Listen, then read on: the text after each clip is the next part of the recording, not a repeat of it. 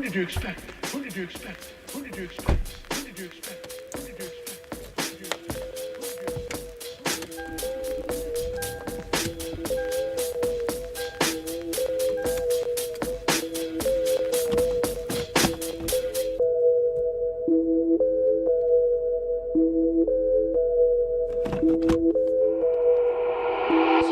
Welcome to the east side. We don't wait for doors of opportunity, we just wait on when we gotta kick them in. Decatur, Georgia, or a den of thieves. Hidden leads just to feed the village. Hidden leads make them feel like ninjas. Niggas always keep the metal tucked till you run up, get your face cut. Got your brookins on the back end. Though too many niggas trapped, they be stuck in genjutsu. They see the world from a different view. Shadow clones cause they silhouettes. Hard to point out when they robbing you. You never know what be inside of you. You never know who you be talking to. Till it's 2 a.m. on the east side. Black as shadows in the nighttime. They don't wait on nothing but the right time. He ain't come around the corner. Shots fired, that's a nigga down. Sad, but this is normal around this town. I've been crying for my niggas found. I've been praying for my niggas down. Always looking for some progress. Try a nigga, he gon' regress. Locked and loaded that nigga rate. Turn your brains into red spaghetti. I be looking for God here. Hopefully see that I'm trying here. Save my niggas cause they really lost. Tell that my niggas before you write them off. They say, Vic, don't you move on that side, boy. Both the crime rate and junkies stay high, boy. Scary niggas, they ain't see my vision, and they see it, they want on the convoy. Stop by the corner store, know that it's kissing, and let them watch windows pump gas for a bag of chip shot with the water. But no, they got size, I don't need no patchouli, I just want water. Start bitch with my brothers like Pops and Earl. We gon' turn Keller Road right into a Melrose. I might turn Wesley Chop to a motherfucking church, and they got my people and teach them their worth. I don't need no appraiser, I'm knowing the worth of my property. They just owns out the cap, always a lot in the world, and I'm winning it all that construction on this side. I'm taking my time, now it's 2 a.m. on the east side. Up as fuck, no I'm writing rhymes. Late night, not an early morning, like an alchemist, I'm turning into something. Shots fired, that's your nigga down. Sad, but it's normal around this town. Cause I'm calling, say you beat the charge. He can't wait to come back around. Other cousin Carly, almost out. Say he heard prices went back up. I confirm they gassed up. Told him chill, though, cause we next up. People be looking for God here. My job is to teach them look in themselves. Say my niggas cause they really lost. Spitting for the ones they breaking off.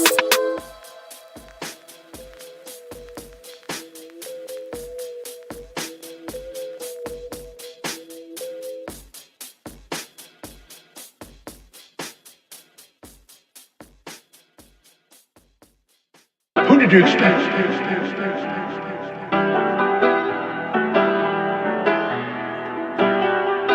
Big as the what? Big as the what? Big as the what?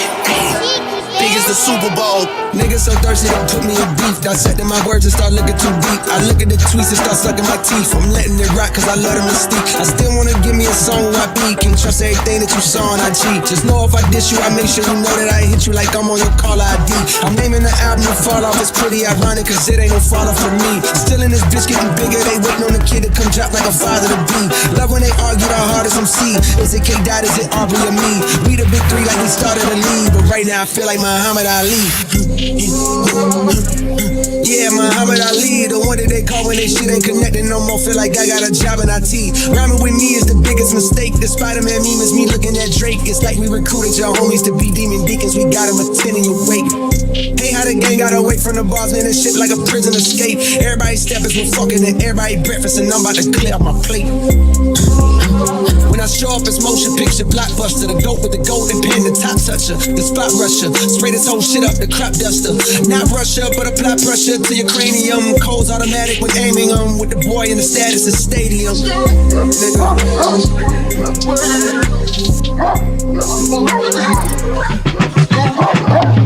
Big as the Super Bowl, but the difference is it's just two guys playing shit that they did in the studio. Niggas usually send their verses back to me and they be terrible, just like a 2-year-old. I love a dinner with some fine women. When they start debating about who the GOAT, I'm like, go ahead, say it then. Who the GOAT? Who the GOAT?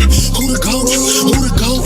Who you bitches really rooting for? Like a kid that had been from January to November, nigga, it's just you and Cole. Big as the what? Big as the what? Big as the what? Big as the Super Bowl.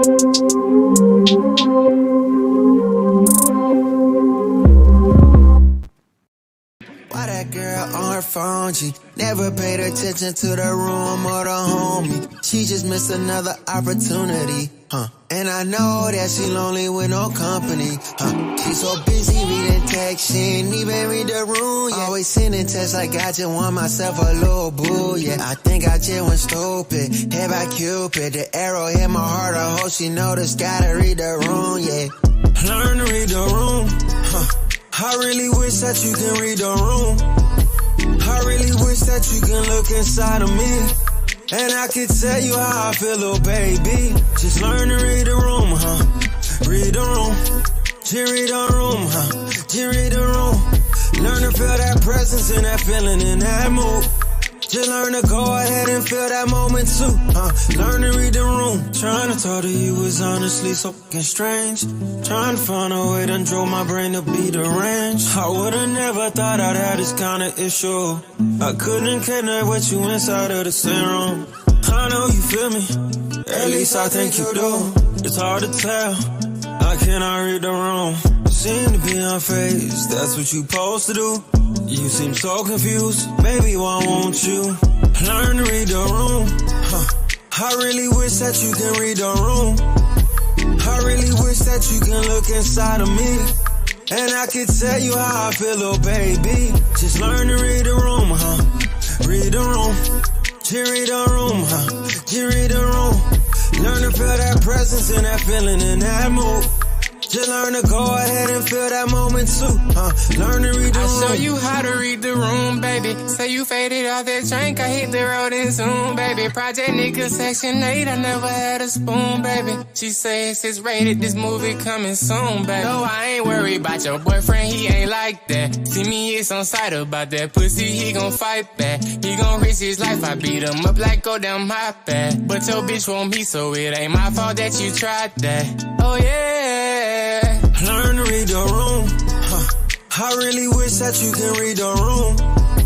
I really wish that you can look inside of me, and I can tell you how I feel, little baby. Just learn to read the room, Read the room. Just read the room, Just read the room. Learn to feel that presence and that feeling in that mood. Just learn to go ahead and feel that moment too, Learn to read the room.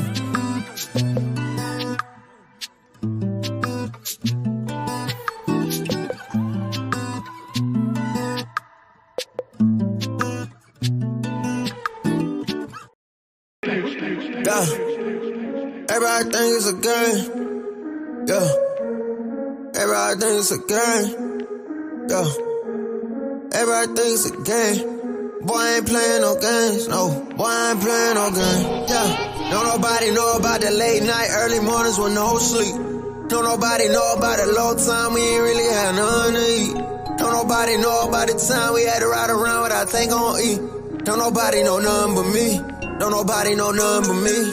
Don't nobody know about the grind that it took. Don't nobody know how many times we put ourselves out there and got overlooked. Don't nobody know our pockets was low. Don't nobody know they think what they know. Don't nobody got love for a man, especially when a man hitting it low. Everybody got words of wisdom. Who putting in the work though? Everybody wanna get a trophy, but you ain't make it to the ship though. Better stick to your sailboat. I know you love to ride a wave. I see you really love to follow. Should've said it was over here though. Whoa, everything seem like a game until you get played, yeah. Everything seem like a game until you get played, yeah. Everything seem like a game until you get played, yeah. Everything seem like a game till you get played. 2K. Pat me the pressure, I handle the rock. Stay on the ground till I shoot to the top. Harder than lava, I fired the op. Stay back and shoot, my heart is just hard. I don't miss nothing, my shot can't get blocked. Bust in my face like I'm Curry on God. My mentality win at all costs. Snakes in that grad, had to cut a few off. Keep my head low, my focus is people. The confidence is key, don't let haters get to you. Critics always wanna say something negative. I can't mind them, I know that I'm better than them. I just know I gotta grind for my team. Take the title home and be MVP. Once I do, I'ma show on the king. Finger to the left, so quiet my demons. Everything seem like a game until you get played, yeah. Everything seem like a game until you get played, yeah. Everything seem like a game until you get played, yeah. Everything seem like a game till you get played, yeah. Who did you expect? Yeah. Everybody think it's a game, yeah. Everybody Everybody thinks it's a game. Yeah. Everybody thinks it's a game. Boy, I ain't playing no games. No, boy, I ain't playing no games. Yeah. Don't nobody know about the late night, early mornings with no sleep. Don't nobody know about the low time we ain't really had nothing to eat. Don't nobody know about the time we had to ride around without tank on E. Don't nobody know nothing but me. Don't nobody know nothing but me. Don't nobody know about the grind that it took. Don't nobody know how many times we put ourselves out there and got overlooked. Don't nobody know our pockets was low. Don't nobody know they think what they know. Don't nobody got love for a man, especially when a man hitting it low. Everybody got words of wisdom. Who putting in the work though? Everybody wanna get a trophy, but you ain't make it to the ship though. Better stick to your sailboat. I know you love to ride away. I see you really love to follow. Trendsetters over here though. Whoa, everything seem like a game until you get played, yeah. Everything seem like a game until you get played, yeah. Everything seem like a game until you get played, yeah. Everything seem like a game till you get played. 2K, pat me the pressure, I handle the rock. Stay on the ground till I shoot to the top. Harder than lava, I fire the op. Stay back and shoot, my heart is just hard. I don't miss nothing, my shot can't get blocked. Bust in your face like I'm Curry on God. My mentality, win at all costs. Snakes in that grad, had to cut a few off. Keep my head low, my focus is pivot. The confidence is key, don't let haters get to you. Critics always wanna say something negative. I can't mind them, I know that I'm better than them. I just know I got that grind for my team. Take the title on me, be MVP. Once I do, I'ma show on the king. Bring it to the left, so quiet my demons. Everything seem like a game until you get played, yeah. Everything seem like a game until you get played, yeah. Everything seem like a game until you get played, yeah. Everything seem like a game till you get played, yeah. Yo, well. Welcome to another edition of the Aaron O Show. Ladies, gentlemen, good evening from the West Coast. Apparently on the side of victory as it currently seems, but we will dive into that. Welcome. I appreciate you guys being here. It's important that I mind my manners. As you know, West Coast people are extremely respectful and considerate. Okay, so let me give a big shout out to the Drizzle man himself, Drizzle Jack. Shout out to you. Drizzle Jack was the sponsor of the last show. Now, Drizzle Jack been sponsoring a lot of shows. So shout out to you, Jack. But we back at it again. And you tagged me in the video. I haven't had a chance to watch it, but I shall go back and watch that video. People don't tag me in videos. I don't want to have to go and watch them, and most of them I'm not going to watch. But for Drizzle Jack, I shall watch the video, okay? Now, let's just say this. It's been an exciting day for me. Listen, I got out of work on time, but I still started a little behind because, listen, this streaming is very, very difficult, people. I want you guys to understand the people that stream in front of y'all day in, day out, it is not an easy task, okay? Especially if I want you guys to enjoy it, be entertained by the show, and be engaged. So it's not an easy thing, okay? So just give a little grace to your favorite content creators, okay? And plus, we got this whole Kendrick Lamar, Drake thing that's going on. It's taking over the airwaves. I mean, every single content creator is talking about it. I'm talking about it, and I don't normally even talk about the current topics. I usually stay far away, but this one is hitting on the West Coast. So I'm actually interested a little bit in it because Drake is actually one of my favorite artists. So that's something I have to say. I never listened to Kendrick Lamar very much at all. I don't know none of his songs. I can't rap none of his verses, but I can acknowledge the greatness by acknowledging everybody else that sees the greatness because that's the market. So in listening to this battle or this back and forth, he has definitely surprised me. He has definitely showed me he is a force to be reckoned with. He is very skilled. And I'm not somebody that's easily impressed because I don't even like rap like that. I like R&B. But it has been going down and a lot of things have went on. And I'm not going to lie. I had Kendrick Lamar up after he dropped that last one and Drake didn't drop yet. I said Kendrick is up because he the last person to actually, say something. In battle rap, I used to be on battle rap heavy. I'm talking Tay Rock, Murder Mook, Loaded Lugs, Kyle, watch it heavily, right? I haven't been watching it for the last few years, but I used to watch it heavily. Okay. That's how I got introduced to a lot of stuff. So it's been crazy. So I'm engaged, but Kendrick was up, Drake dropped Family Matters, then Drake was up, and then Kendrick dropped You Not Like Us, or You Not Us, or something like that, and then he was back up, and then Drake dropped that last song, and it's got everybody torn. Everybody is a little torn by what's going on. So I'm not gonna front. I have to discuss the truth. Okay, so we're gonna get into it today. We want to discuss, is it over for Drake? Is it over for Drake? We're gonna get into that. And then also, we're gonna get into Team Fatty and Drake. Are they colonizers? Are they culture vultures? We're gonna get into that as well. All right. I think that's important. So we'll get into that. I appreciate y'all for being here. It's a Tuesday. It's probably one of the few times I'm gonna stream this week. May is an extremely busy time for me, so it's harder and harder to stream a lot of it. It's just a busier time for me. So I'm trying to make sure we enjoy the show. So we're not gonna get too far off into it. And Fantasy Island Girl, shout out to Fan. I told y'all last time, Fantasy is one of my favorite. Okay, I be seeing you comment on everybody posts. I swear, Fan, she will comment on anybody. She don't care if you're Drake. She don't care if you're Kendrick Lamar. She don't care who video it is. She gonna comment and she gonna speak her mind. I'm reading this comment and she like, yeah, that's an L. You got to take that. I'm like, whoa. Okay, fam. She speaks her mind everywhere she at. She is consistent. Okay, so shout out to Fantasy. All right.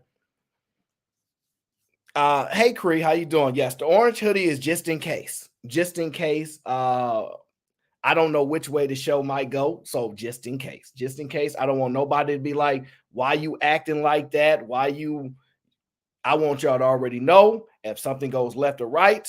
It is what it is. I don't want no problems, but if the orange hoodie is on, it means it can go any way and which way. I mean, it is what it is, right?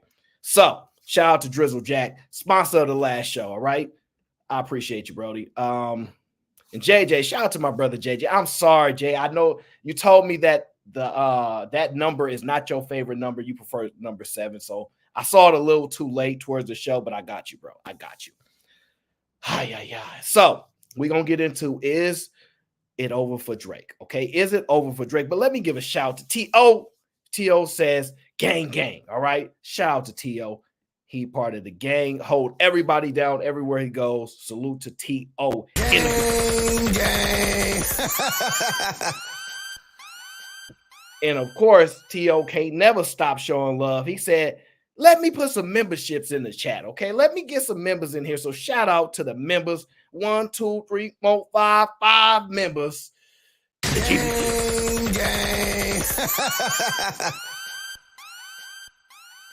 Appreciate you, T.O. Appreciate the support. Shout out to the Water Gang. I know y'all in the building. It's gonna be quite a show today. I'm not gonna lie, y'all. I'm concerned for Drake. I'm not gonna lie, I'm concerned for Drake. And I'm a big Drake fan. I like winners. I don't like haters. Okay, haters bother me. I like to keep them far away from me, especially if I can see the hate in their eyes. If I see the hate in their eyes, I'm like, ooh, get away from me. Y'all notice me. All the people that I see hating, especially blatantly, I push them far away. I keep my distance from the haters. I do. So I love when Drake wins. I love to see Drake win. I do, because the hate is so strong for him. But in this situation, Drake is in trouble. Drake is in trouble. And I'm going to tell y'all why, right? Because y'all missing something, okay? Y'all are missing something that y'all not paying attention to. Hate. I don't like it. I don't like the haters. I keep them from around me. But we have to acknowledge something. Whether y'all want to admit it or not, Drake is in trouble. I'm not necessarily happy to say it, but I can't ignore it. The man is in trouble. He underestimated Kendrick Lamar. I underestimated Kendrick Lamar. And beyond that, I underestimated the internet. I underestimated the power of the digital footprint. You know how they get me on the digital footprint? They play this video, play a snippet of me, and you know somebody just keep rewinding over and over again. So I've been hit by the digital footprint, whatever, right? But the power of it, the power of it. The reason I underestimated K Dot because I don't know him that well. I just know everybody else love him. He ain't my guy, but he was underestimated, and it's going to cost Drake potentially severely, and I mean severely. He's under a lot of fire. The man is under a lot of fire. Okay, shout out to my brother. Shout out to my brother Tone. Tone is in the building. Says for the water bump. Gang. Well, don't you worry. I got enough bottles and cases to survive the show, so we good. Y'all think I'll be joking? I'm telling you, week after week, I get cases drawn in this. I don't never not have no water around. Okay, salute to my brother Tone. Appreciate you. It's about to get a little crazy, y'all. It's about to get a little crazy, y'all. I'm not gonna lie. It's about to get a little crazy. Let me tell y'all why Drake is in trouble. I was watching Auburn Preach. Okay, they popped up and they said Drake is in trouble. Now, Auburn Preach have a nice range of audience. They're from Canada, so they're on the soil. You know how we say on the West, you gotta be on the soil and all that. Y'all probably don't really know the Bay lingo and all that, but they own the soil in Canada. So I was watching it and I'm like, "Ooh, this is not good. This is not good."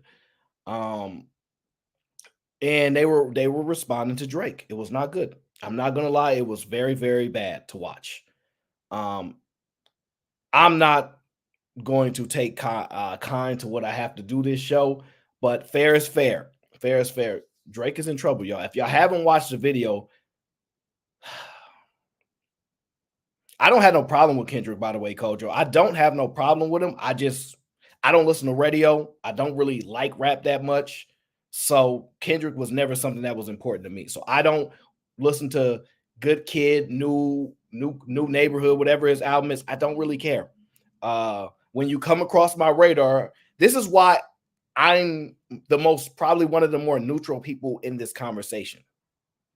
Even though I like Drake, he's not from Canada.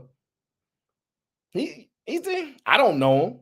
And it's okay that I can't really be biased to him, even though they say how great he is. So, but it's trouble. It's trouble in paradise, y'all. I'm telling y'all now, this is gonna be tough for me to watch. This is gonna be tough for me to discuss, but we can't avoid the power of the internet and what Kendrick Lamar just started. We cannot avoid what Kendrick Lamar just started, y'all. Y'all think we can, but we cannot. Y'all think we can, but we cannot. So we're going to start here, and then we're going to get into the colonizers themselves and the culture vultures, okay? We're going to get into them later. But watching Auburn Preach, they put me on to this video, and this video has an insane breakdown of Drake, right? A very insane breakdown, okay? And let me tell you why this is important, guys. This video is 9 months old. The video is 9 months old, which means this was prior.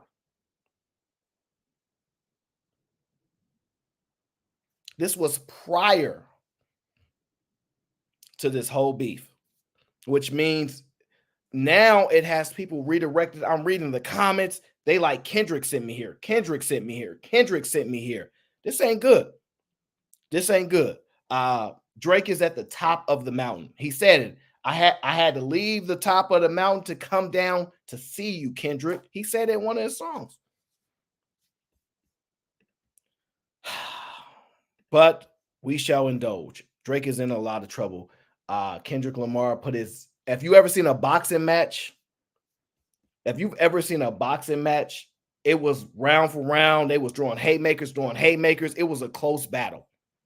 But at some point, Kendrick stepped ahead.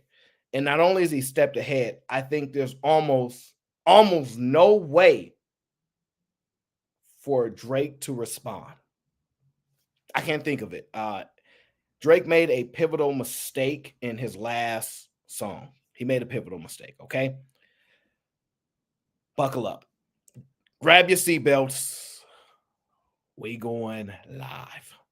Drake's rise to success is nothing short of impressive. With over 170 million records sold and 193 awards, 36-year-old Drake is ranked as the highest certified digital singles artist in the United States. From his radio-friendly hits to his nice guy image, it's rare to hear anything negative about the artist. However, over the past 14 years, a pattern has emerged, leading to some fans questioning what's going on behind the scenes. The conversation started when footage from a 2010 Drake concert began circulating the internet. Now, this footage is some of the things that Drake tried to counter.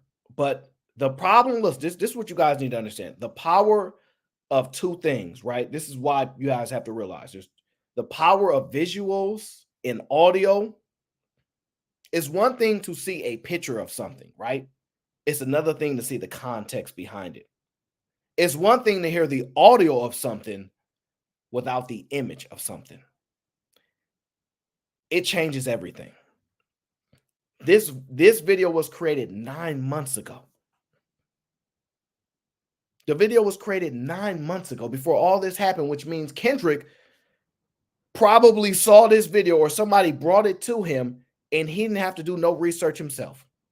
He did not have to do any research himself. The evidence was brought to him and all he had to do was set the play up. All he had to do is throw the bait out there and reel Drake in. Drake was not prepared for Kendrick Lamar. I think he thought that it was going to be a lyrical battle, but I don't think he realized the impact Kendrick really has. The man is in trouble, y'all. Trouble, okay? This video is from a concert back when Drake was in his early 20s. Okay, his early 20s, guys.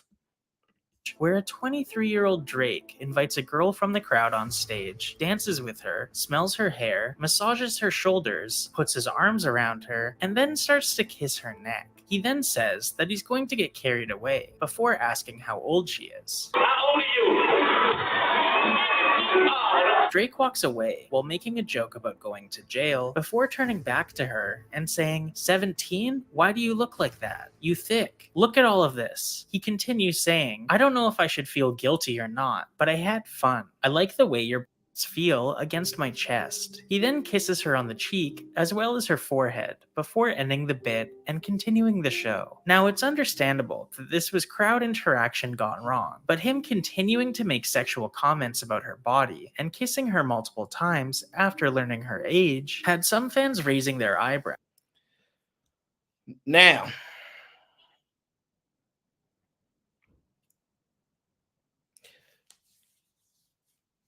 this ain't good. This ain't good. But this was what? He's 37 now. He was 22 or 23 then, something like that. Subtract. So this is over a decade old.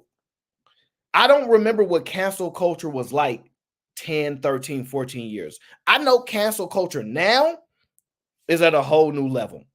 It's at a whole new level. But I don't know what cancel culture was back then, right? People were more quiet. Maybe this wasn't a big deal as far as how the media spun things, or was he too big of a celebrity even then for people to pay attention? But you know how people say one time and one time's a two times, three times becomes pattern based. This was not good for him. This was not a good situation documented for him to get out of at all. I never knew this. This is what I mean by the internet don't bring everything to life. I never knew this video existed. I'm not somebody that watches people too heavily on the internet. I don't really care about. I'm a man. I'm not going to nobody's concert and jumping up and down screaming their name. It's not going to happen. It's not going to happen. I'm not jumping up and down at any man singing and dancing and rapping on stage. I'm not going to do it unless we grew up together. Unless we was on the West Coast and we was young and then you blew up. It's the only chance you got me kind of like fanning or standing for somebody. I just won't do it. Especially not no man. I ain't no hater, but I'm not comfortable doing it. It makes me personally, I feel weird. But so that's just me personally, but I'm not mad at nobody else. That's my personal opinion. You may do whatever you want. You may jump and scream for anybody you want at their concert. It's not something comfortable for me. But I never knew this video existed, right? Kendrick Lamar basically skyrocketing these videos. This video is getting hundreds of thousands of views because of the light that this battle brings, and then the internet becomes the internet. This is where Drake, although he's a better businessman than Kendrick Lamar, although he's a bigger star than Kendrick Lamar because he's more active consistently year after year after year, he has a bigger digital footprint. He has more things on the internet. He has more Twitter tweets, and he has more Instagram things, and he has more social media than Kendrick will ever have. And it bit him in his behind. He was not prepared for Kendrick Lamar. I am a J. Cole fan, so I love J. Cole. I think this will be a much better battle between J. Cole and Kendrick Lamar, in my opinion, because lyrically they're slightly ahead of Drake, but I don't even know if that's factually, because when Drake is just rapping, it's hard to put anybody really over him. But in this, it's difficult. I'm just saying, for me, I would rather have seen those two go at it. But Drake is Drake, so hey, he top dog. It is what it is, and we don't know what's going on now. But after this, it's trouble. After seeing this video surface at that concert, I was like, that's a little wild. That ain't a good look. Now they saying Drake was 22 or something. She was 17. Now here's another bad part. They're saying the girl from the concert, she posted on Twitter or something like that. She posted on Twitter saying this is not a big deal and which is not a good look. The girl went on there and said, y'all doing too much. It was not a big deal. That's not a good thing. She's 30-something now, but it's not a good thing because it makes it seem like Drake told her to say something. That's not good. That's not good at all. Even if she's not. This is what I was telling, like, certain things you just can't just let it be. And she's actually making it worse by telling people it's not a big deal. That she's making it worse because it's like he paid her or he told her like, yo, this is crazy. I need you to go out there and let her. You know what I'm saying? Either way, it was better for her not to say anything than to say what she's saying now. So she's all over. She's responded saying it's not a big deal and all this stuff. It's not a good look, guys. I'm just going to tell you that now. It is not a good look at all. It ain't.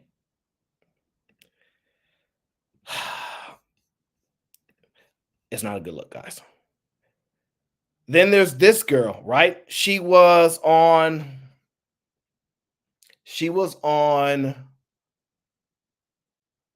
No Jumper.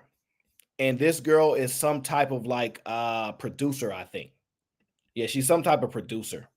Discusses how she first met Drake, saying that in 2015, she was on a high school basketball team. And Drake, being a fan of women's high school basketball, followed both her teammate and herself. I was her teammate, so he followed me because of her. At the time, Drake would have been 29. The same year, Drake would post on Instagram, celebrating the release of Baka Not Nice. Now, I just want to say, I don't know a lot of people that are fans of women's basketball. I cannot knock Drake if he's a fan of women basketball. I can't, because LeBron's a fan of women basketball. Steph Curry's a fan of women basketball. A lot of people may like women's basketball. I just don't know if that was a high school team or a college team. And I'm gonna be honest with you. I don't know. I think it might have been a high school team, because I think they was kind of, her friend was on the team. I'm gonna say it was a high school team. So I think it was the high school team. Her friend was on the team, and I don't know what happened. She said, probably. Now Drake, listen, Drake is an interesting person because he show a lot of love to artists that are unknown. In my opinion, this is what I believe. Drake, what he tries to do is he tries to get in on people before they become stars. He tries to find the newest talent anywhere and be one of the first people to show them love. This is my opinion. That's what I think he does. So he gives them a light, and then it's twofold, because it's like, yo, I was the first one to give you shine. I never tried to, make you look bad. But then he also shines on all their videos. So he always shine everywhere. Whenever he jump on somebody's song, he go crazy. So he give them the light, so it ain't no hate. But he also, because he give them the light, he set up relationships early before everybody else find out about him. But he also kind of can one up them, like, yo, I'm the first one to put you on type of thing. So it's very strategic. And he does that in music and other things. So it's not too crazy to see him trying that with sports. It's just a high school team. I don't know. I don't understand it, but I'm not a celebrity. I want to say that I'm not a celebrity. So I can't speak definitively to this stuff. And one day he's going to have to speak to this stuff. But this was just, they was in school, whatever the case is, and that happened. I know she does beats or music, right? So during her and let me know if you guys have audio issues, because I just got some type of alert that said there's an audio issue. So let me know if there is one. If you guys can hear me fine, just put a 1 in the chat, because I just had the audio pop up. I don't know. Make sure it's good.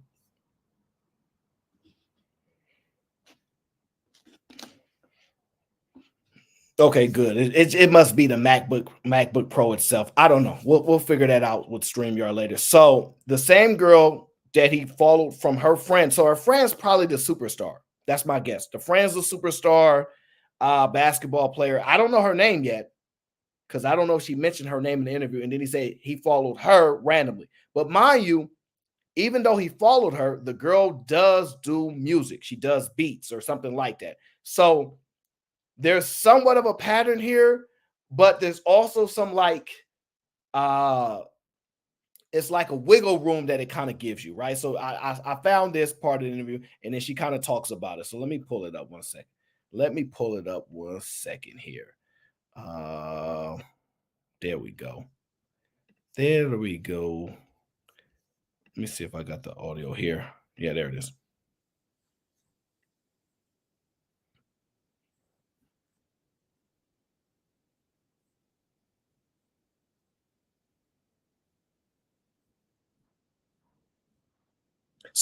So when she say that, in my mind, I'm thinking her friend said, "Hey, can you follow my best friend?"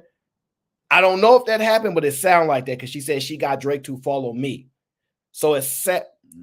See, can't hear. Can't hear. Okay, 1 moment.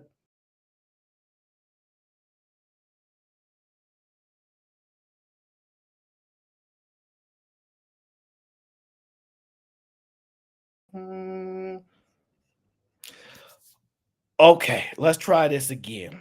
Let's try this again, friend. Let's try this again. Let's try this again, people. Let us try this again. All right, we're going to try this again. If you can hear me, Put a 1 in the chat. StreamYard don't want me to be great. They don't want me to be great. All right, so you can hear me, but not the video. Gotcha. Okay, so let's try this now. Let me know if you can hear the video now when I play it now. I was her teammate, so he followed me because of her. And I was like, oh shit, bitch, you got Drake to follow me? Like, what the hell? Like, that's so crazy. Oh my God. He followed me and I lost it. I'm like, I have to meet Drake. Like, he ends up like right next to me, and I'm like, right along with them. I'm like, oh shit, like what the fuck? And then he was like, Cece, do you still make beats? First thing he says. So it sounds like her friend kind of got Drake to follow her because she said, oh, she got Drake to follow me. That's crazy. Then she said the first thing Drake said was, do you make beats? So it sounds like Drake be trying to find the best talent, and then he be trying to find untapped talent. But it looks a little crazy at the same time. You don't want to necessarily assume bad on nobody, but sounds crazy. But she said the first thing he said was, do you make beats? And she like, yeah, I got beats. You know how people like, I got beats for sale. Hey, you want to buy a beat? Just like when Freeway was battling Cassidy, he was getting destroyed. He was like, put a beat on. Put a beat on. No, Freeway, we're not putting no beat on. Everything a cappella. But it's something to do with music, right? So I mean, I don't know yet. We got one situation so far we got one situation. The girl, stage. He didn't know her age until he asked, though. And now we got him following basketball players and DMing. Now, celebrities are human beings too, but I don't know. Yeah, I don't know. I don't know if I don't know. Like, doesn't even say anything else. Do you still make beats? I was like, yeah. Even though I was just like deep into my modeling career. Because you hadn't like, even met him in real life at this no, point, right? I had never met him in real life. So I was like, oh shit. It's like he skips the introduction and everything. Yeah, I was like, oh, I was so nervous. I was like shaking damn near. I was like, yeah, I still make beats. I still make beats. And he was like, okay, cool, send me some. Walks off. But Drake is really an owl. Like, he's really an owl. So I got a text and I was just like, who is up right now? Like, it's like 3, 4 in the morning. Like, and it was Drake. I was like, oh shit, Drake texted me. Right. I was like, oh fuck. And he was in the studio. He was sending me like a video. And he was like, he sent me a video of this song. Like, not of him, but it was like just, you know, like rocking to the beat. And and it was like a little bit done. And then I was like, oh shit, like this song. And I heard Lil CC let it slap with the bass. I was like, oh fuck, oh shit. Yeah, so he took it serious. Like, oh, you were serious. Like, you know, like I just thought he was just trying to be nice or like, you know, give me that boost of encouragement. Like, oh, I see you, you know, but no, he actually fucked with my beat, you know. And so I have to admit, it sounds like from what she's saying, we got one incident, we got this incident. It sounds like, I don't know if y'all heard it, he kept it pretty professional. Yo, you do beats? I heard you do beats. Yeah, I do beats. Oh, I bet. Nope, she didn't say nothing else. Next time he hit her, yo, send me them beats. I'm in the studio. This what I did. Boom, boom, boom. That's it. So sounds pretty professional to me. Sounds like she wasn't even expecting him to really take her serious, but he was on his professional stuff. That's what it sounds like so far. And he was being professional and he got a beat and he probably got it for the low or for free. Now, I don't know. Maybe I don't know. It's interesting. It's interesting. Because when you I don't know, when you make beats, are you considered a professional? Are you considered an entrepreneur? I don't know. I don't know. Ronnie says not at 3 a.m. to a teenager. Ronnie, listen, I ain't here to defend that. I'm only reporting what happened. Now,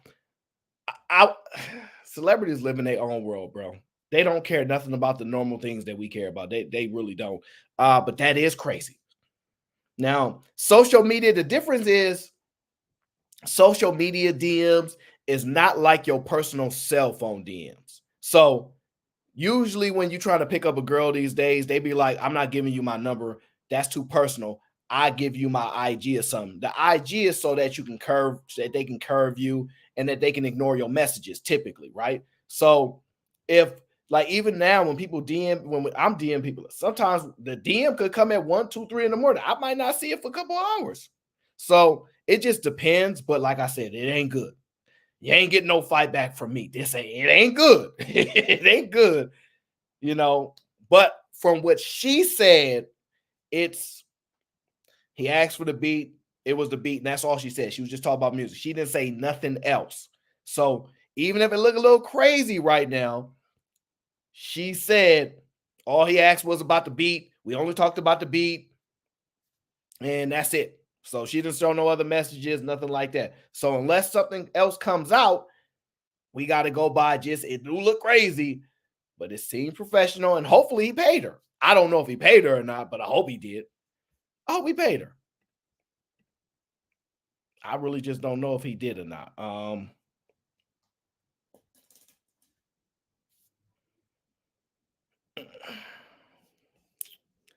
Either way, it ain't good.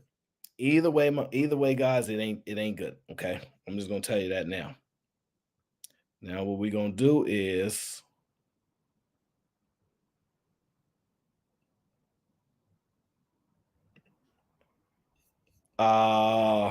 this. Yeah, I don't know.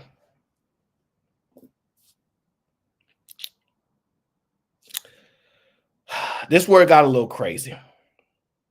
This is one situation, it's another situation, and it's apparently I don't know. I think it was a little bit something about Hailey Bieber. I think she's married now. Right? But there was a conversation about that. That she'd known Drake for around 4 years at this point, meaning that a 25-year-old Drake first met Hailey when she was just 14. A big part of the conversation here is, why does Drake routinely find himself around 14 to 17-year-old girls? What does a 25-year-old man have in common with a 14-year-old? And wouldn't it feel weird to date someone you've always known to be a child right after they legally become an adult? In 2018, that ain't good, because it makes me think about Cash Me Outside girl making like $50 million the day she turned 18. That ain't good. This ain't good. The only thing that I don't know in this part, because he's talking about Hailey Bailey, right? Or no, god dang, not Hailey Bailey. Talking about Justin Bieber's wife, right? The only thing that it sounds like, and this is what I'm saying, is that she said that she knew him, but it could be celebrity talk. Oh, I met Drake 4-5 years ago. I was at a concert. He said, you know, this, that, but they don't really know each other that well. You know, it could be oh, we met a couple years ago. I've been knowing Drake for a while. You know what I'm saying? Like, I'm not sure, but either way, the way this guy putting this video together, this is what I told you. The internet ain't good. It ain't good. It ain't good. Okay. That's all I'm gonna say that now. Right now, it ain't good. It ain't good at all. T.O. it ain't good. I'm telling you, T.O. We just counting the cases, T.O. 1, 2, 3. We just counting the cases right now, T.O. I told you it's looking like it's over. I told you, T.O. It's looking like it's over. I don't know how you rebound from this, right? I just don't. I don't know how you come back from this. I'm just being honest with y'all. There was another conversation about Billie English. There was a conversation about Billie English. There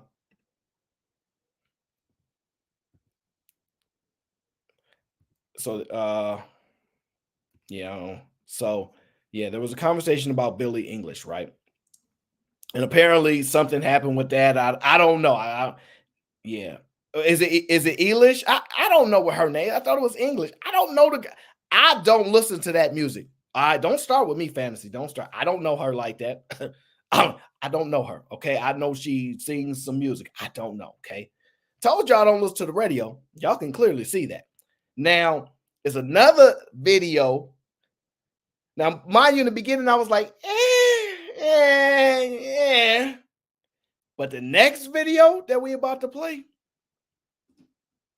Drink y'all water for this. The next video we about to play, this ain't gonna be good. I'm gonna just tell y'all now. Oh Lord, this ain't gonna be good, y'all.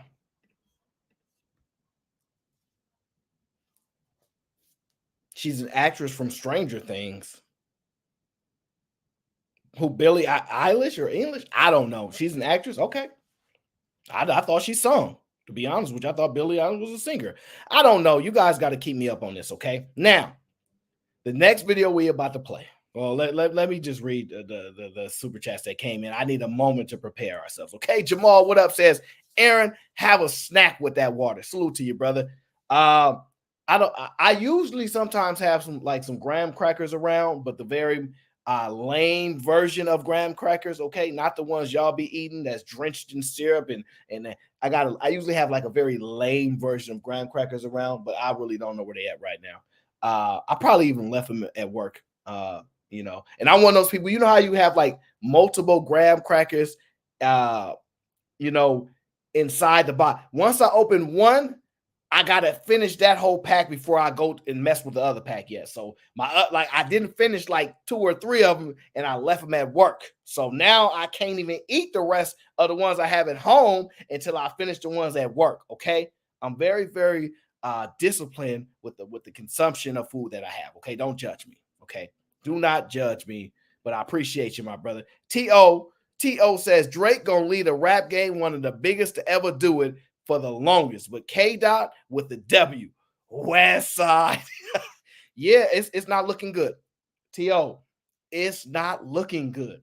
And listen, if Drake get himself out of this, he is going to be, if Drake can get himself out of this, oh my gosh, he will be the greatest man to ever walk the earth.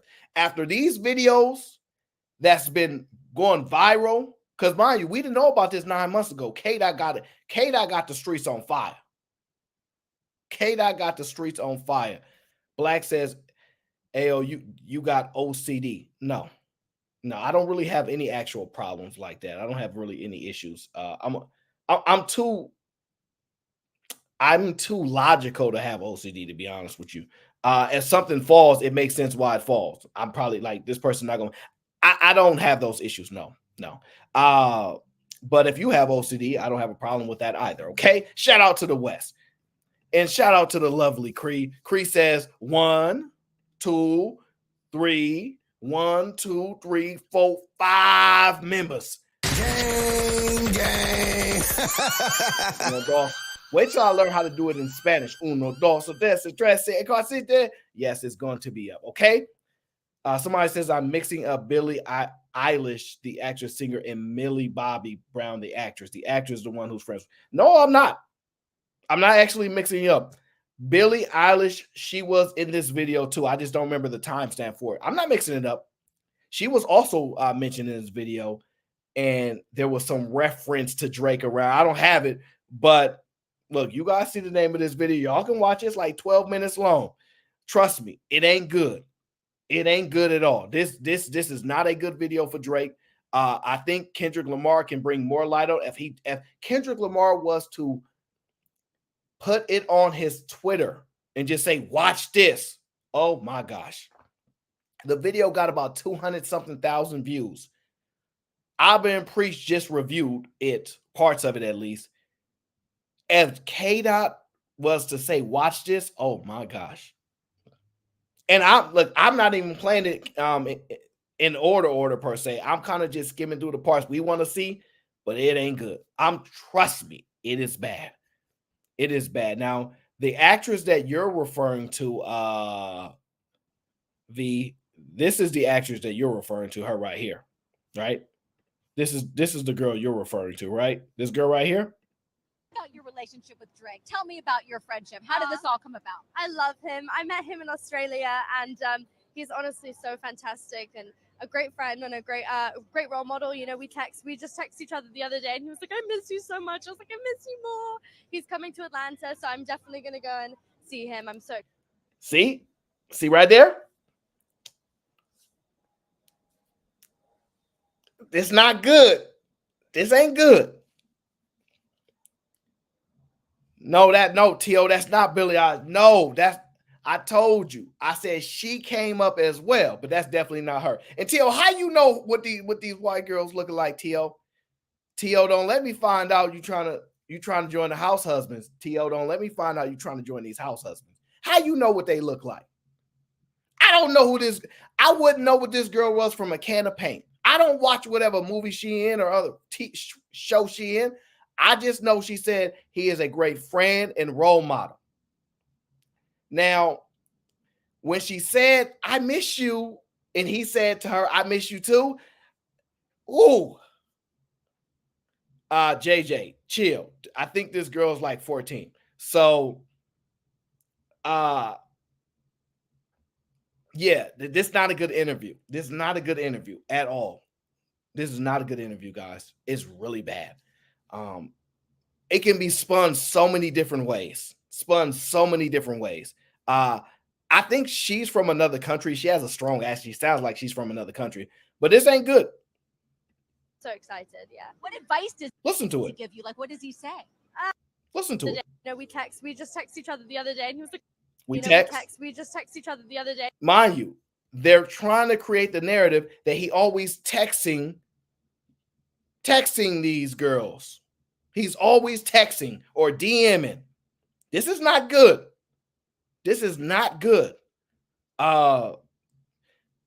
Too many coincidence,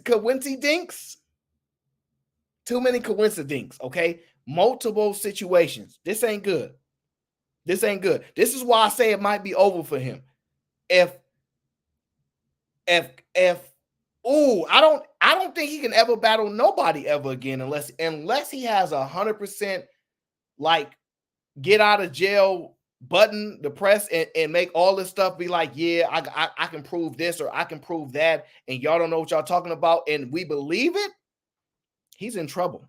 I don't see. There ain't nothing. This is why he don't want to battle no more. This is why he said, I'm done rapping. Because he don't have an angle for this. He in trouble. And he was like, I miss you so much. I was like, I miss you more. He's coming to Atlanta, so I'm definitely going to go and see him. I'm so excited, yeah. What advice does he give you? Like, what does he say? About boys. He helps me. What? Yeah. He's great. He's wonderful. I love him. What's his advice with boys? You know, that stays in the text messages.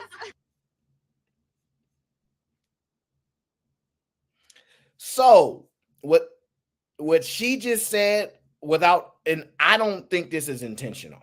I don't think she's intentionally trying to do it.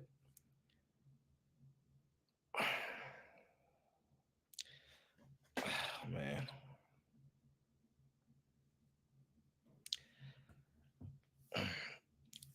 She said, when we text, he says, I miss you so much. And she says, I miss you so much too. So the two part is saying that he said it first. Now, I don't know how much of a crazy deal that is because she's like technically a celebrity, I guess. I don't know. But when she says, what do you guys talk about? When they say, what do you guys talk about? And she says, he gives me advice on boys. You can't beat K-Dot now. Listen, K-Dot can literally do a video, put this in the video, write lyrics around this. You in trouble. You are in trouble. It's one thing to speculate, right? Remember what I told you guys? There's one thing to like record audio of somebody saying something that sound crazy, right? Remember I told y'all, you get some audio on somebody, it sound crazy. Whoop-de-doo. You get a picture, a still picture that don't have no context, but when you have the video and the audio, this is not good. She said, what do you text about? He helps me with boys. Now, people said that, T-Dub, what up? Kazi, hey Kazi. People said that I could be an excellent lawyer. Okay, people have told me this. People say, you know what, you could be a lawyer. I said, I don't know. So when you guys hear me say things, right, let me just tell y'all, I'm not here to defend nobody. However, because I have the thought process of, okay, even though I have to try to argue the counter, even if I don't believe it. So you know how it goes in some debates. You got to argue a side whether you agree with it or not. That's just your position to take. I just be thinking, like, what is the only sensible thing that can make this make sense? Right? You're still in trouble. But in my mind, this is the only thing that can make sense. This is the only thing that can get Drake out of this trouble. All right, Drake, you need to hire somebody that specializes in public speaking, because you told Kendrick when you said he was beating on his or physical with his wife, you said they had to hire a publicist to sweep it under the rug or whatever the case is. Well, now you gonna need somebody. Now you gonna need somebody, and I'm gonna give you a small piece of advice. Okay, I should charge you for this, but Drake, this is the best. This is the best chance you got, Drake, and this is how I'm gonna know if you're watching my show. So if y'all asking me why I'm saying, because maybe he watched my show, I don't know. Drake, this is what you can say, Drake. This is the best chance you got. The reason a lot of these young celebrities or superstars, whatever it was, the reason why y'all have relationships, y'all got to know each other, is because you used to be a child star. You used to be a mini star out in your city, out in your hood on Degrassi.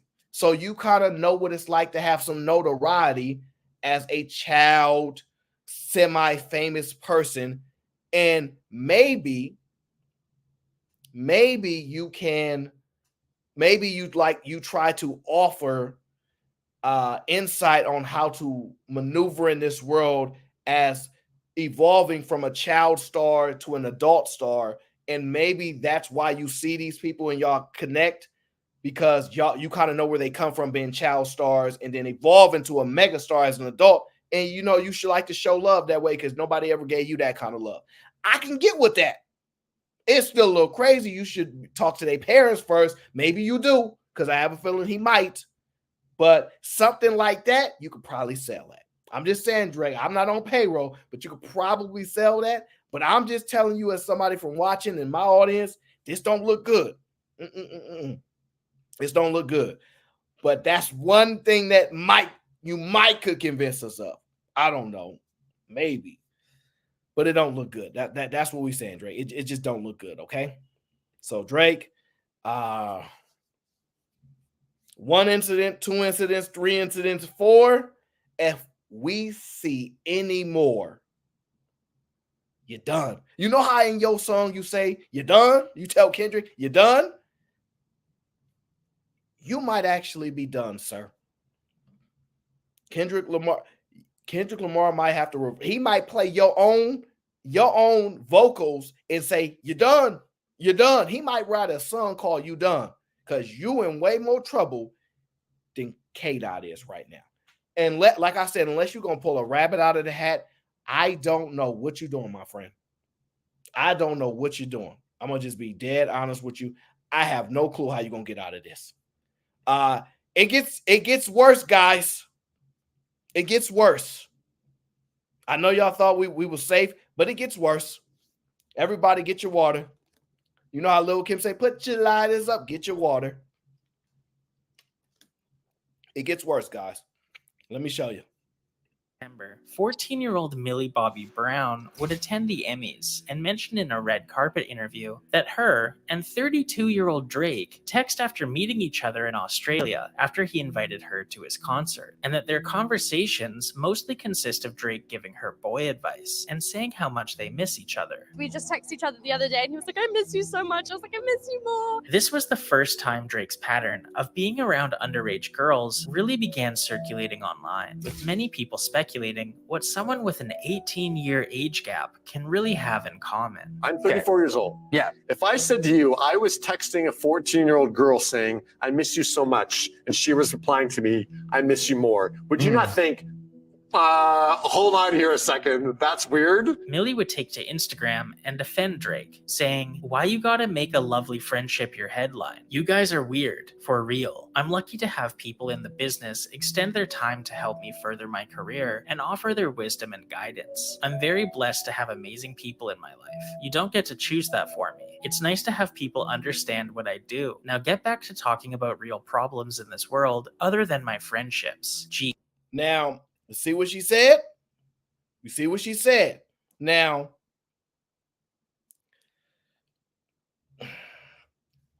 she talked about it's nice to have somebody that understands the business. Like I said, child star, I could, if you play your angles right, I kind of could see it. But in my opinion, you're going to have to get the parents involved. You're going to have to prove that y'all had some type of relationship with the parents and they know you or whatever, something like that. But this is what she said, by the way. Like I said, it don't ever sound good when people try to defend this. When people try to defend something like this and people are adamant. Now, technically it's weird, but there's no claim of anything, right? You guys are going to say, like, there's no claim of anything. It's weird, but there's no claim of anything yet. She says it's nice to have somebody in the industry and have good businesses and relationships. It's hard to come by, and she appreciates somebody that understands the business and all this type of stuff. So, like I said, some situations make sense. He was a child star, and sometimes you just meet people and, like, you know, remember Lil Bow Wow was a superstar. Bow Wow was hanging out with all kind of people. So, like I said, I'm being open, like, I'm trying to understand because I don't want to just, once you throw that jacket on somebody, you probably should be sure, but it is alarming because it's not a one-time situation. If it was one time, we'd be like, ain't nothing crazy happened this one time, but 2 times, 3 times, 4 times, it's hard to justify something not just being awkward or weird. It's starting to be a consistent pattern. It's not good.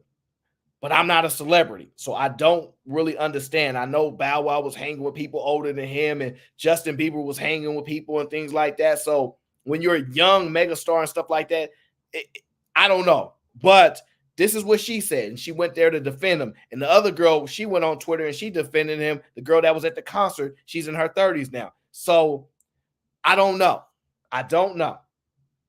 But it don't look good. That's all I'm saying. It don't look good and gives Kendrick Lamar an immense amount of ammo. It gives him an immense amount of ammo. And with his penmanship, because, man, the boy can really put these bars together. I didn't know how good he was until I started listening to what he really can do and the angles that he can take. I didn't think he was this good, but he is that good. So, and Drake is good himself as well. It's just, you can't see, this is the one angle that you can beat anybody with. You start calling somebody that name, no, like, you can't beat nobody after that, because all you got to talk about is that. Proof or not, say that right there, and then the video evidence, and then the occurrence happening so many times, you start to get in trouble, guys. You start to get in trouble. You see what I'm saying? Hey, Sherelle, you get into so much trouble, right? So I don't know. I'm not his lawyer.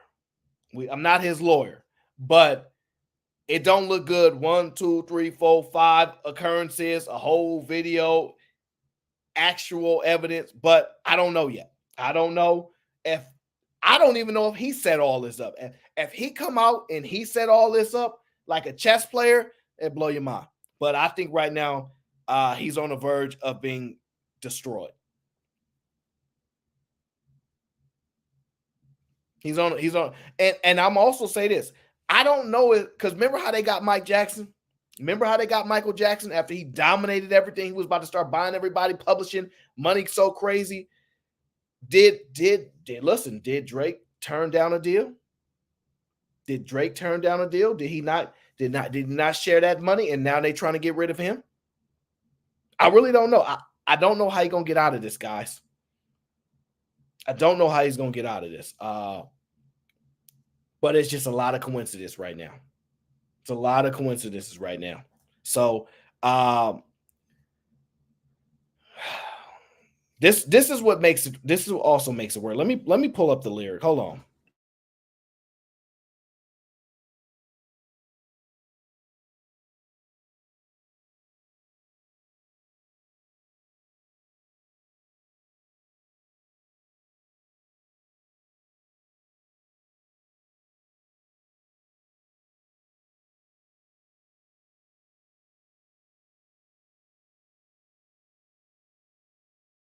Yeah, we gonna pull up the lyric that I think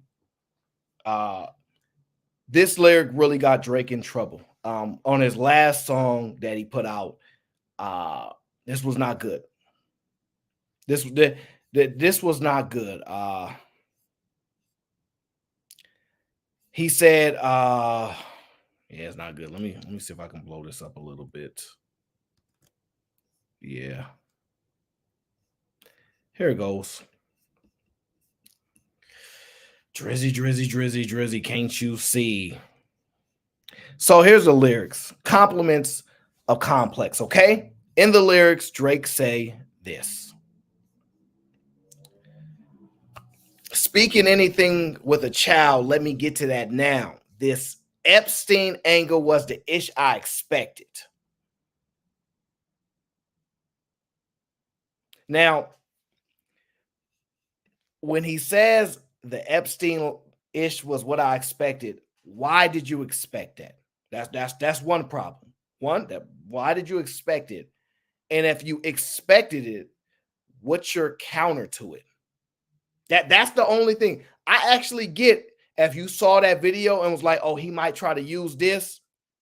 He might try to use this. And so I expect this to come out. But if you expect it, what's your counter? And the problem is, after you scan through the lyrics, his counter was not very strong. I'll say that. His counter was not very strong. I'll just say that. His counter was not very strong, and that was the problem. He didn't have a really good counter to it. He kind of just went on Kendrick Lamar talking about experience when he was younger, and maybe that's why he did it. It's cool, but it ain't enough. Y'all know how sometimes they like somebody got a bar, but that ain't enough. You be like, this ain't it. This ain't it. Not enough. You know how they be like, he needs some milk. Yeah, it's one of those. It's not enough. So I was very concerned. See, my thing is he should have never responded to it at all.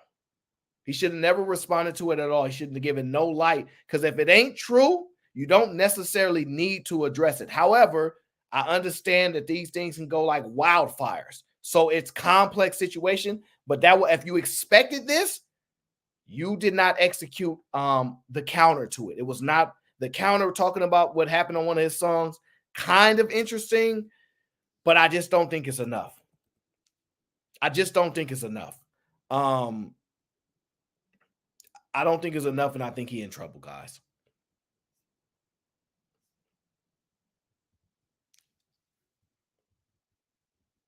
Yeah. I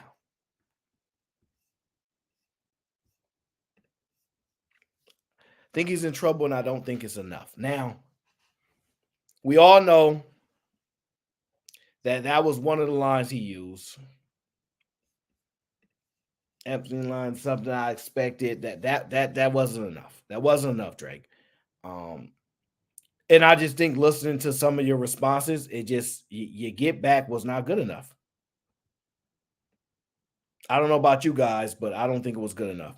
The song was decent. The song was decent. But he said, I don't want to dish you anymore. He said, I don't want to dish you anymore. So he's bowing out. The problem is, I think Drake personally, I think he ran out of angles against Kendrick Lamar. To me, I was telling somebody earlier, Kendrick Lamar and Drake is kind of like LeBron and Jordan right now. Every time Kendrick drop, he take over the game.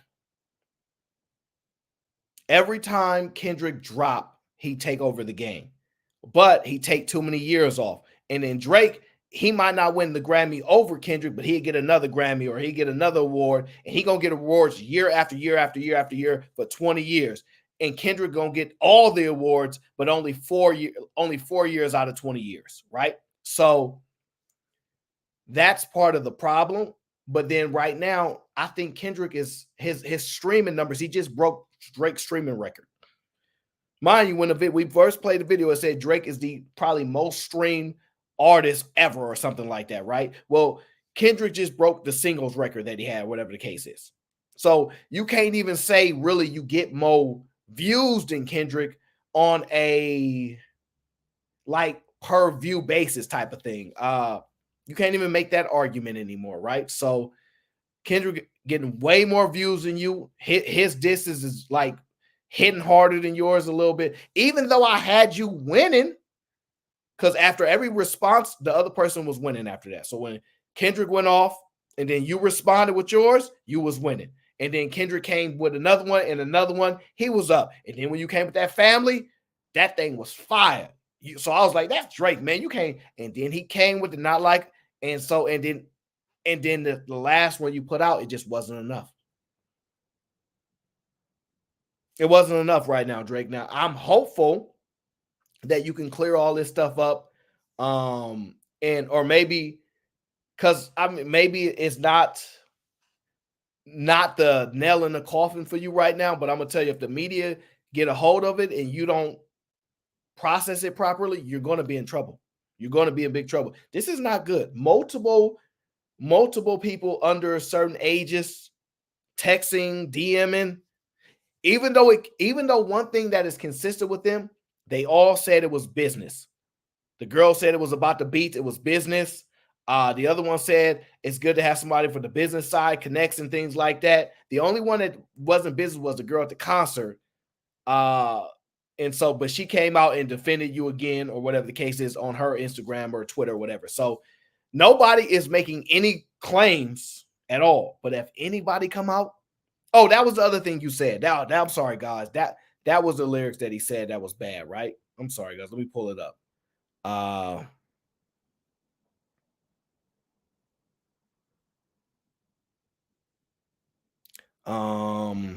He said, what did he say? You could drop 100 more records. I see you later. No, not that one. He said, what did he say? He said, I'm too famous. I forget. I can't find the lyric right now, but he said, I'm too famous for any of this stuff. This is the problem. When he said he's too famous for any of that stuff, that's where he was in trouble.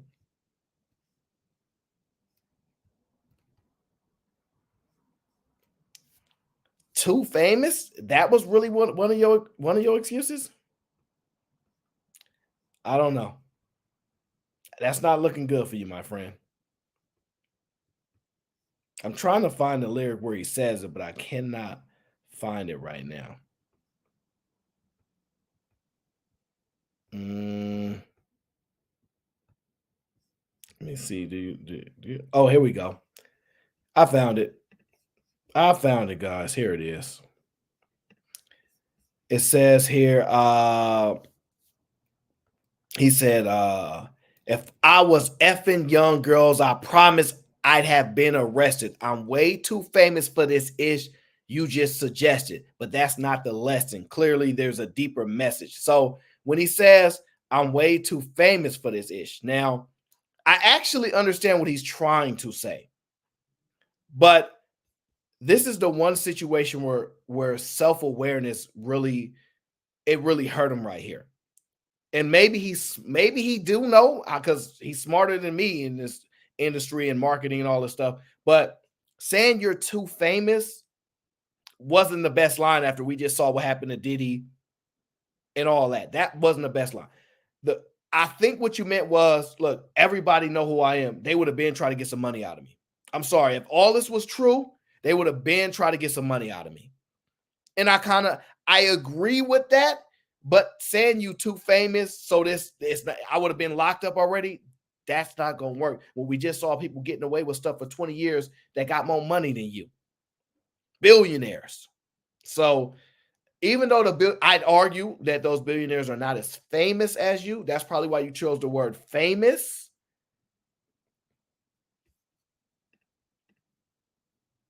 Because notice he didn't say I'm way too rich and famous. He said famous. So that was intentional, but I'm sorry. I get it. They would have been told on you. They would have been trying to extort you for the money, but you could have been paying people off. We don't know. It could come out late. So that was a bad angle again. So like I said, it might be over for Drake, guys. It might be over for Drake. Just might be, okay? Shout out to Grizz. Grizz in the building says, Drake can't win this. People don't want him to. But the ace isn't just a rumor. It's that people have the perception that they're smarter for liking Kendrick's music. Metro got a bunch of... Oh, he got a bunch of pedo tweets. Okay. I don't know much about Metro at all. So I know he does beats, but I don't know nothing. But if his timeline got some things, I'm sure Drake and his team got that already. If his timeline has that, Drake and his team definitely got that already. And so I'm pretty sure they're not going to make a mistake by letting that go past. But realistically, that's probably true. People see that being with Kendrick Lamar, it's more real, he's more authentic, it's more rap, and they don't feel like it's soft that be on like his side. Is more hardcore to be on Kendrick's side, and it might be soft to be on Drake's side. So people would rather like smarter music. I agree with you on that. I don't care. I'm still more of a Drake fan, no matter what just happened, because the hate that's coming with this even proves my point. However, if what the man has been kind of flown out there, if this stuff become easier, like more information, he in trouble. I think it could be over for him. This could be his fall from grace. Some people can't. How many people do you see actually get to the top, stay at the top, and never fall? This man been on the mountains for a long time.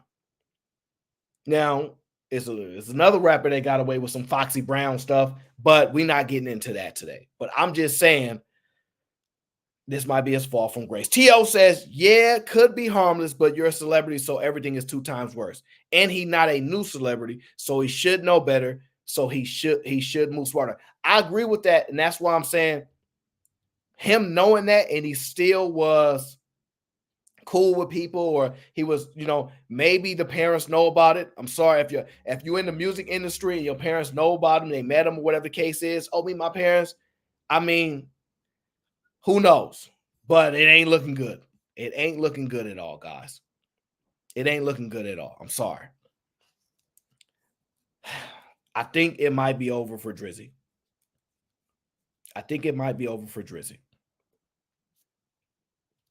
I'm hopeful that I'm wrong. And let's think about it.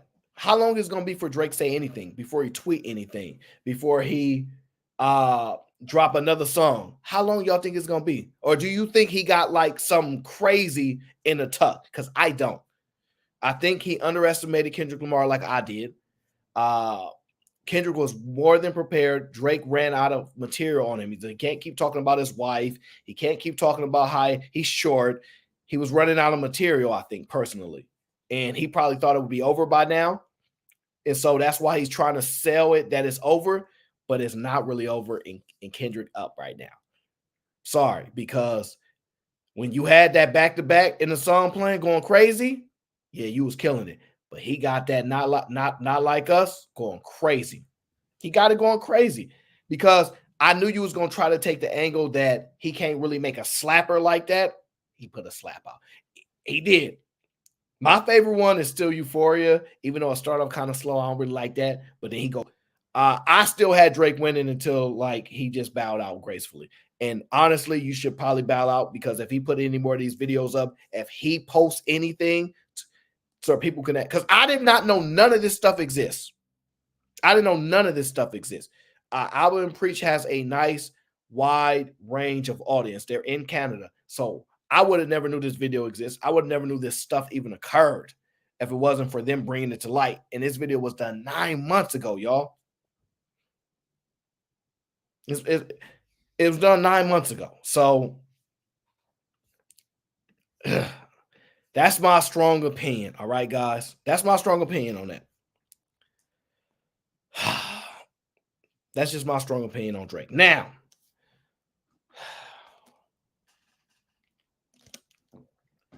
Now, it's time to get into the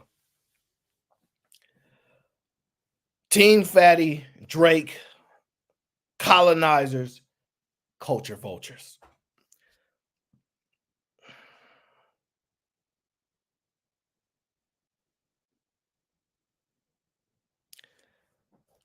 You know, I was watching.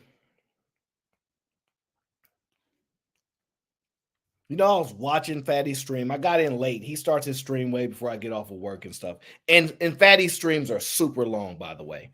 And he needs to stop that. Fatty, stop taking so long with the streams. All right, get it down. Condense some of this stuff, okay? And I got in real late, but I was hearing some things about colonizing and culture vulture and how Drake is a culture vulture. He's from Canada and things like this. And all this stuff is going on.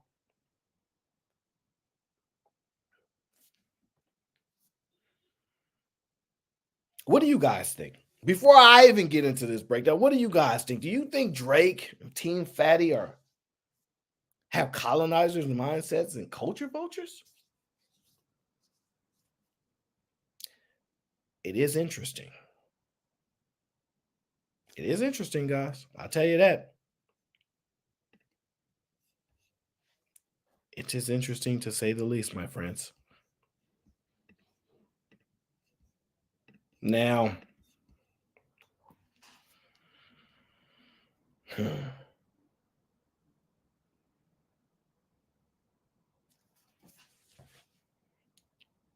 we have to start by one, being honest and objective. We got to be honest and objective, all right, guys? That's just the truth. We can't be biased. We have to be honest and objective, all right?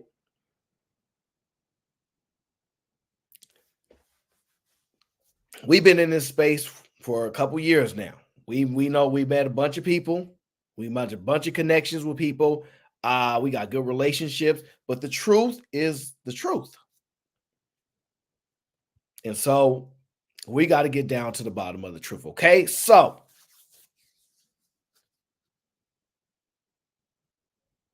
let's break it down. Okay?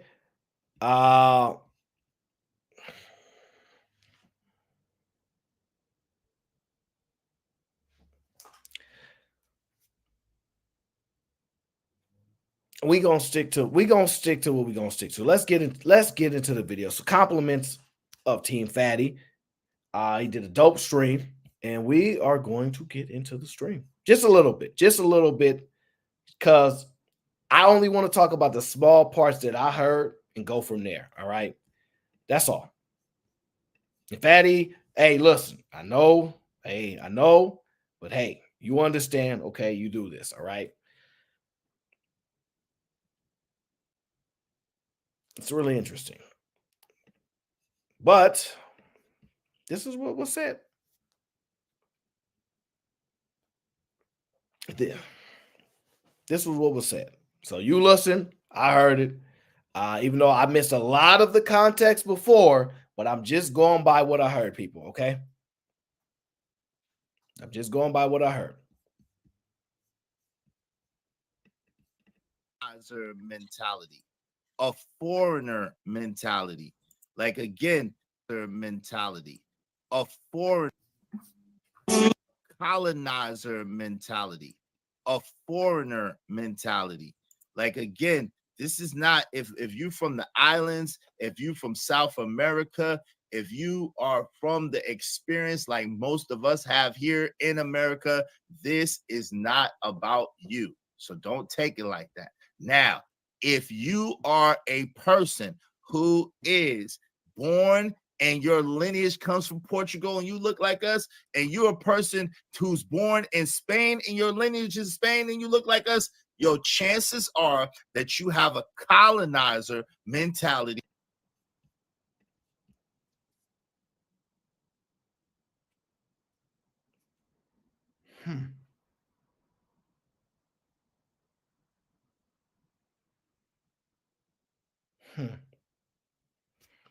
I do find it interesting that if you're from Portugal in particular,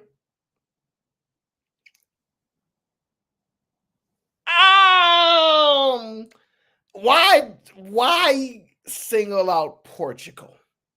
I don't get that part, but okay. I don't get that part, but okay. It's a lot more than Portugal. It's a lot more places in Portugal, I must say. That's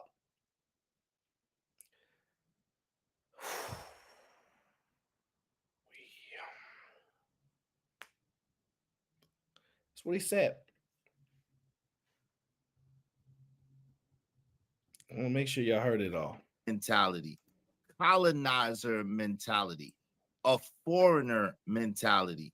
Like again, now the colonizer mentality and the foreigner mentality, I'm not sure what that means. The colonizer part I get, but the foreigner mentality, I don't understand that part. That part I don't get yet. This is not if you from the islands, if you from South America, if you are from the experience like most of us have here in. So he gave some specifics. If you're from South America, if you're from the islands, he's given a pass for that. He's given a pass for that. Now, if you have the experience, that's a vague statement. I know what he means, but if you're going to say this, you're going to have to be a little bit more specific.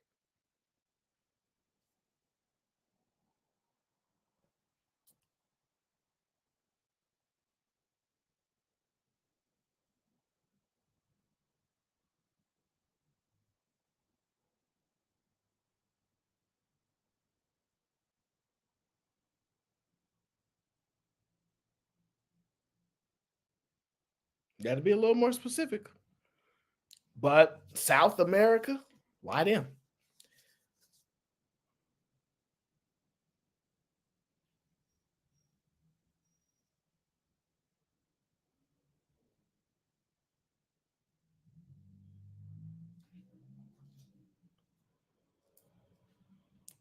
Oh, is here. How shocking. It says, hey, Aaron, how are you? Would you like the actual content or would you like to just paint a narrative? Now, I'm not actually painting any narrative so far, sir. But if I was you, you spend your time focusing on battling Fatty. That's your problem. I don't have a problem with either of you. I could care less. So I'm not painting a narrative. I'm actually approaching the conversation based upon the term colonizer and culture vulture. I could care less about whatever battles you have with Fatty. That's between you. If you beat him, you beat him. If you don't, you don't. It's on you. Now, salute to you. Appreciate you coming out the clouds. I know you be in the clouds, but the context is fine as far as if the context behind why you say South of America and the islands and the experience. If you talk about the context about that, cool. But I'm focused more on the colonizer mindset and the controversial aspect that has been pushed out there about Drake and Fatty and things like that. That's it. Anything else that y'all have going on between y'all, everybody knows I don't care. Everybody knows it's nothing to me. You guys will be battling to the end of time, okay? Now, hopefully, whoever wins, wins. Whoever loses, loses. And y'all still do y'all thing like otherwise. That's all I'm getting into right now. So I'm not going to be painting a narrative about you. If you think that I am, you're wrong. I have no narrative to paint about you. I have no narrative to paint about anybody. I'm just speaking to those two particular things because lately they've been attributed to Drake and Fatty's in the space, and it's been somewhat attributed to him. That's it. So don't worry about it. I'm not going to paint no narrative to down you or this, and that. That's not what I do. I don't do content like that. That's for y'all. That's for y'all, okay? Now, let me see here. In America, this is not about you. So don't take it like that. Now, if you are a person who is born and your lineage comes from Portugal and you look like us, and you're a person who's born in Spain and your lineage is Spain and you look like us, your chances are that you have a colonizer mentality.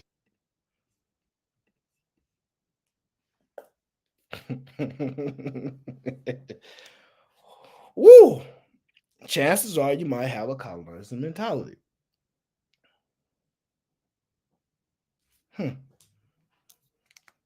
Now, mind you, this kind of ties into the whole Kendrick Lamar, not like us.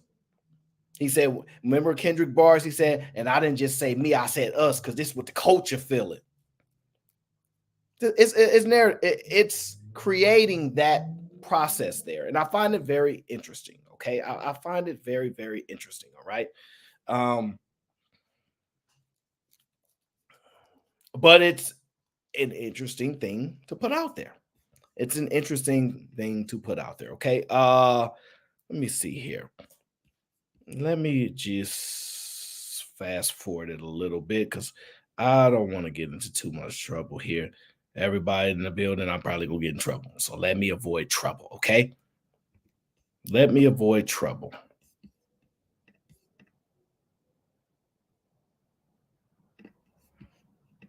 All righty.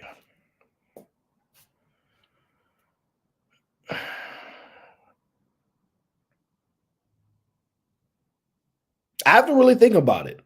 The islands, y'all good. South America, y'all good. At the experience, this is the key, because he also said the experience like us, it's not about y'all. But if y'all come from Europe, now I actually understand the Europe line and what Portugal play in all of that. Why attach that there? I'm just wondering, okay?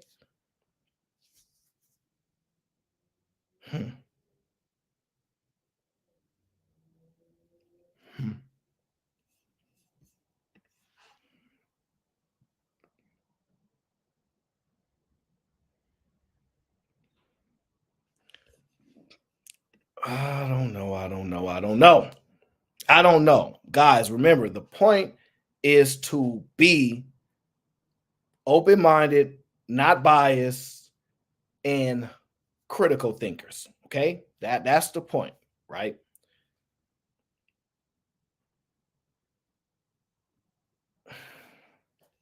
There's a question here. But we know how you colonizers do. You come in and you infiltrate. So let me tell you this. And this is what Kendrick was talking about, and why I said this is so poignant on the Kendrick Lamar and daggone Drake beef. So Drake is from Canada. Okay? Y'all know that. Drake is a god doggone culture vulture. Drake is a culture appropriate. Drake is a god doggone culture vulture. Drake is a culture appropriator. He talks down on the people from America and the artists. He don't pay his ghostwriters. Y'all see what?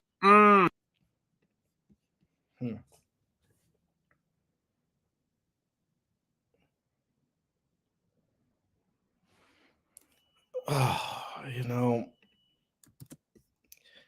Mr. Is says he wants to explain it. So Is, I will drop the link for you. You could I'm glad to hear your perspective about it, because I'm just listening to what's been said. But I will hear your, since you don't want no speculating. Boy, you content creators are something else. Y'all the biggest speculators in the world, but y'all don't want no speculating. Well, I tell you.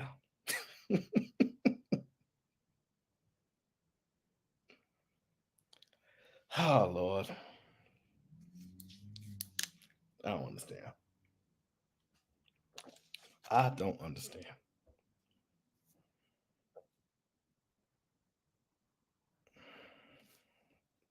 It's up to you. Is if you want to explain, I will allow you to explain. Otherwise, I just go down with the breakdown. Of course.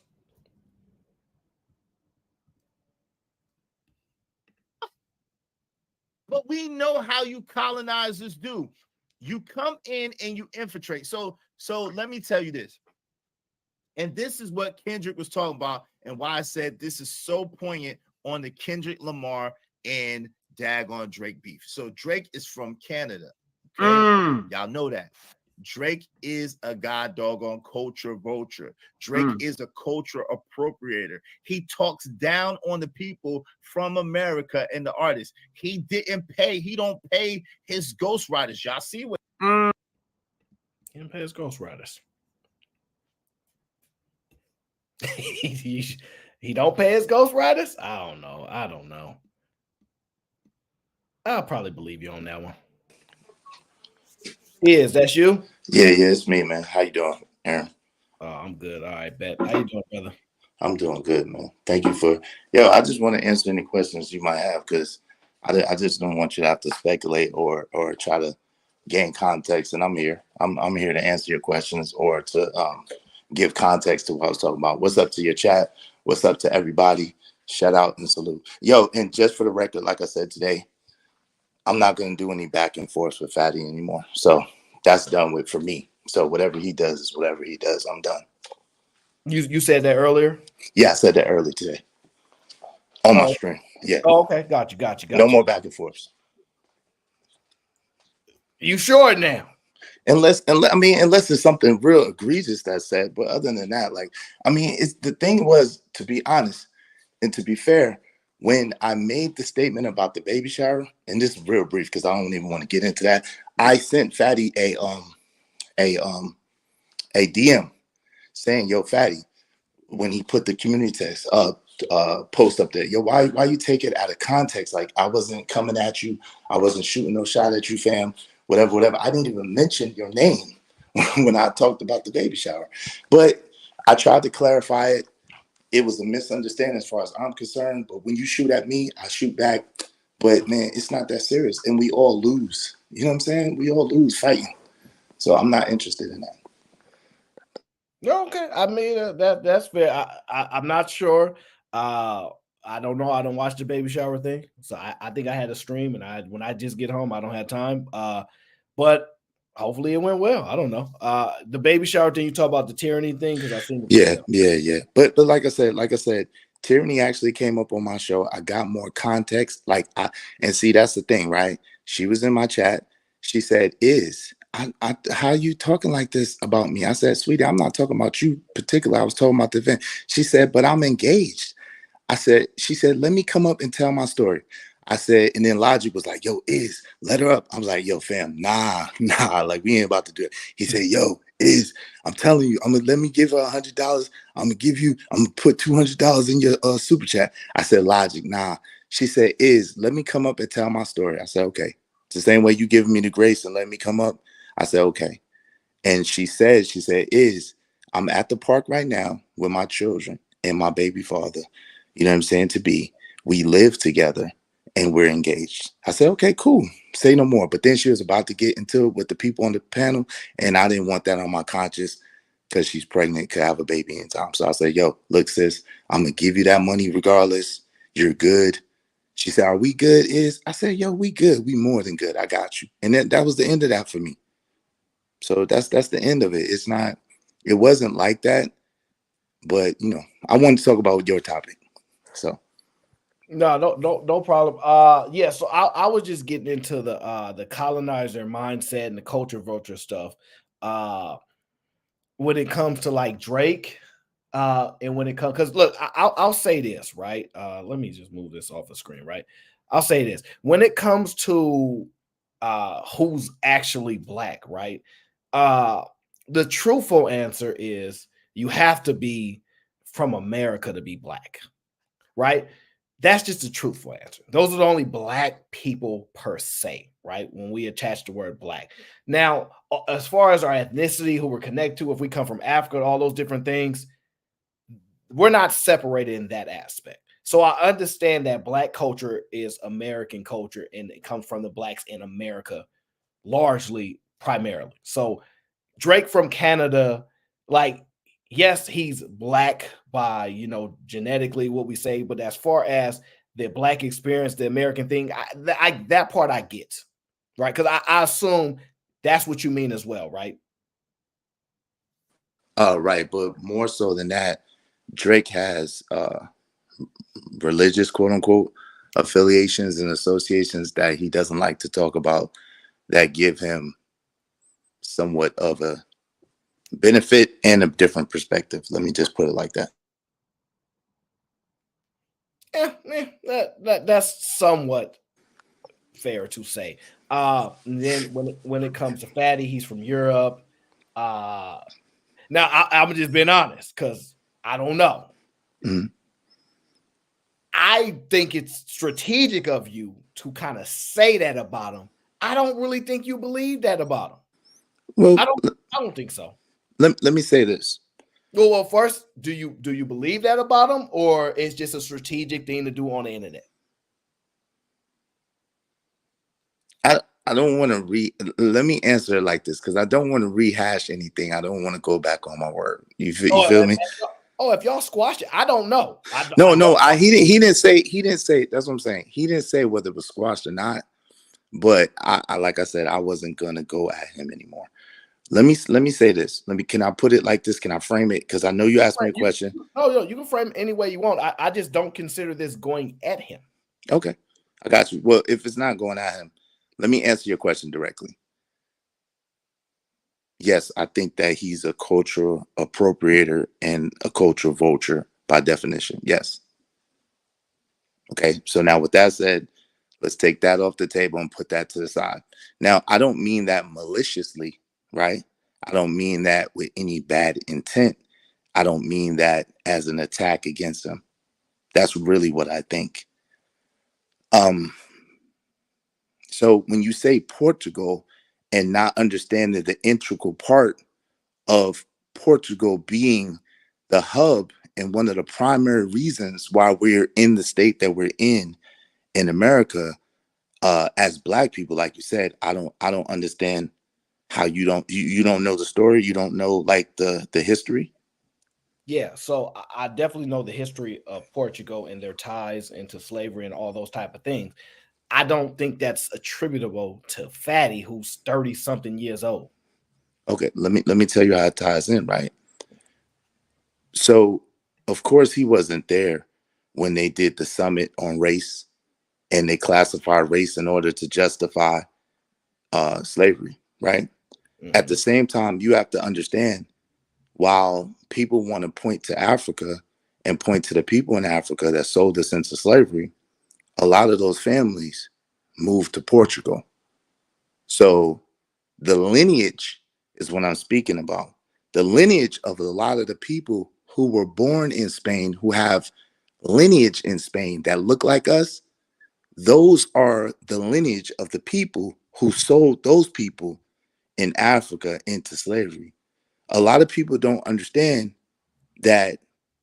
A lot of people, I think, believe that the people just came in and took over. That's not what happened. There were arrangements in marriages, and people who look like us who came back and were able to get the favor of the people because of the way that they looked. And those people opened up their particular country or their particular section to them. And then other people used those relationships in order to learn the geography, to learn the history or whatever the case of that area, and therefore take over and therefore colonize. So that's what I was talking about when I said that.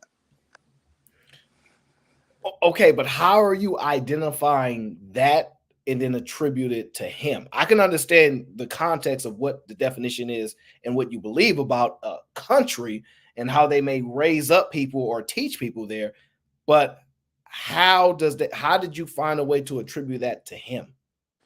To the colonizer mindset? Yes. Okay, very directly. 9 out of the 10 beefs, skips, scurries, or things that happen in the space, Fatty is in the middle of it.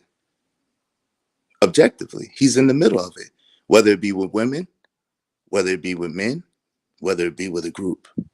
Then we both know, even though sometimes I haven't been necessarily there, we both know in the back channels, Fatty does a lot of maneuvering. He plays chess with people. So there's a lot of maneuvering. There's a lot of arrangements made, a lot of agreements made to maneuver people around. And the truth of the matter is, again, this is not coming at him, but it's the truth. The truth of the matter is he's even said as much on multiple streams. He's looking to procure a certain amount of power on YouTube. Now, how he yields that power remains to be seen. At the same time, that's what I meant when I said colonizer mindset is really what I started out by saying, colonizer mindset. And what does a colonizer do?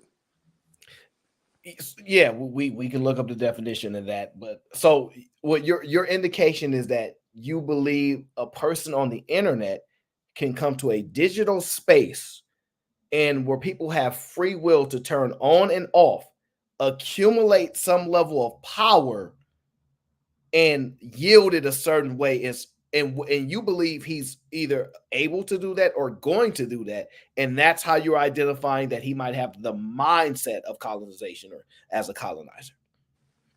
I believe that his intention is to do that.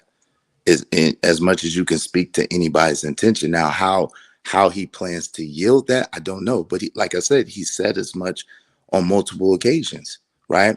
But this is the thing. Absolutely. What do you think I mean, you know this. What's an influencer? Why do they call them social media influencers? Why do people pay millions and millions and tens of millions of dollars to quote unquote content creators or media outlets in order to get their message out? Because they have a certain level of influence, and a certain level of influence indicates or equals a certain level of power to a certain degree. Now, am I saying that he's going to achieve world domination on YouTube? Absolutely not. Am I saying that he's going to be czar and king? Absolutely not.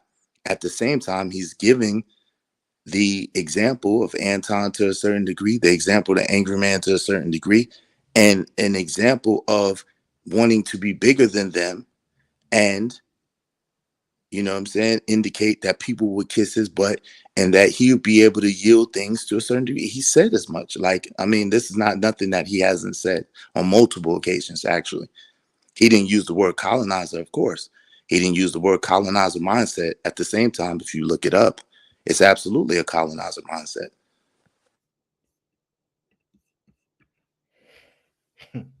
Okay. So, I mean, someone can put the dang definition in the dang chat. I'm not about to do all that research. So that's the colonizer mindset, right? You also made an indication of the culture vulture aspect, right?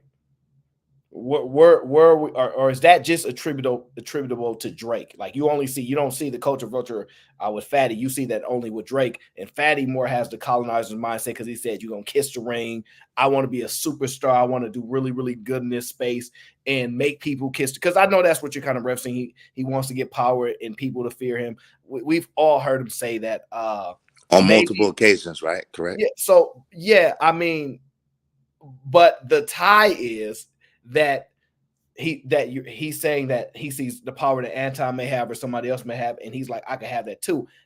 I don't know if that's colonizing wise, but I'm trying to follow you of how you attribute that to, because anybody wants to be more of an influencer, more someone that be able to have been able to be powerful, to be like, hey, support my show, put the streams out, and have that level of influence. I don't know if that's extreme of the sense of colonization where you kind of come over and kind of take over somebody's land or space to that degree. So that's why I'm like, colonizer mindset. Okay, so let me be a little bit more clear.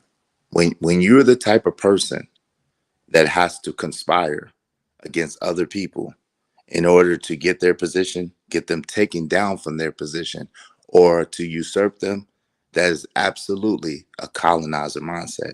So it's not just that he wants to be YouTube famous or whatever the case may be, or have 1 million subs or 10 million subs. I mean, that's a great aspiration. There's nothing wrong with that, right? At the same time, if you are the type of person that believes that you have to step on other people in order to get to where you're at, you have to, there's not room for everybody. You have to knock people off the board, so to speak, in order to get to the space. And we both know that I'm not lying. We both know that I'm not making anything up, right? And so with that being said, the thing is, right, I've heard him on a tremendous occasion say, if you're rocking with me, we all going to the top together. I'm not trying to necessarily be above them. I'm trying to be up there with them. I'm trying to be up there with the Antons and Amy. He didn't say I need to be above them. He says he want to be in that space. He want to put the work in and get up there. And if you rocking out with him, he try to bring everybody along with him that's rocking with him.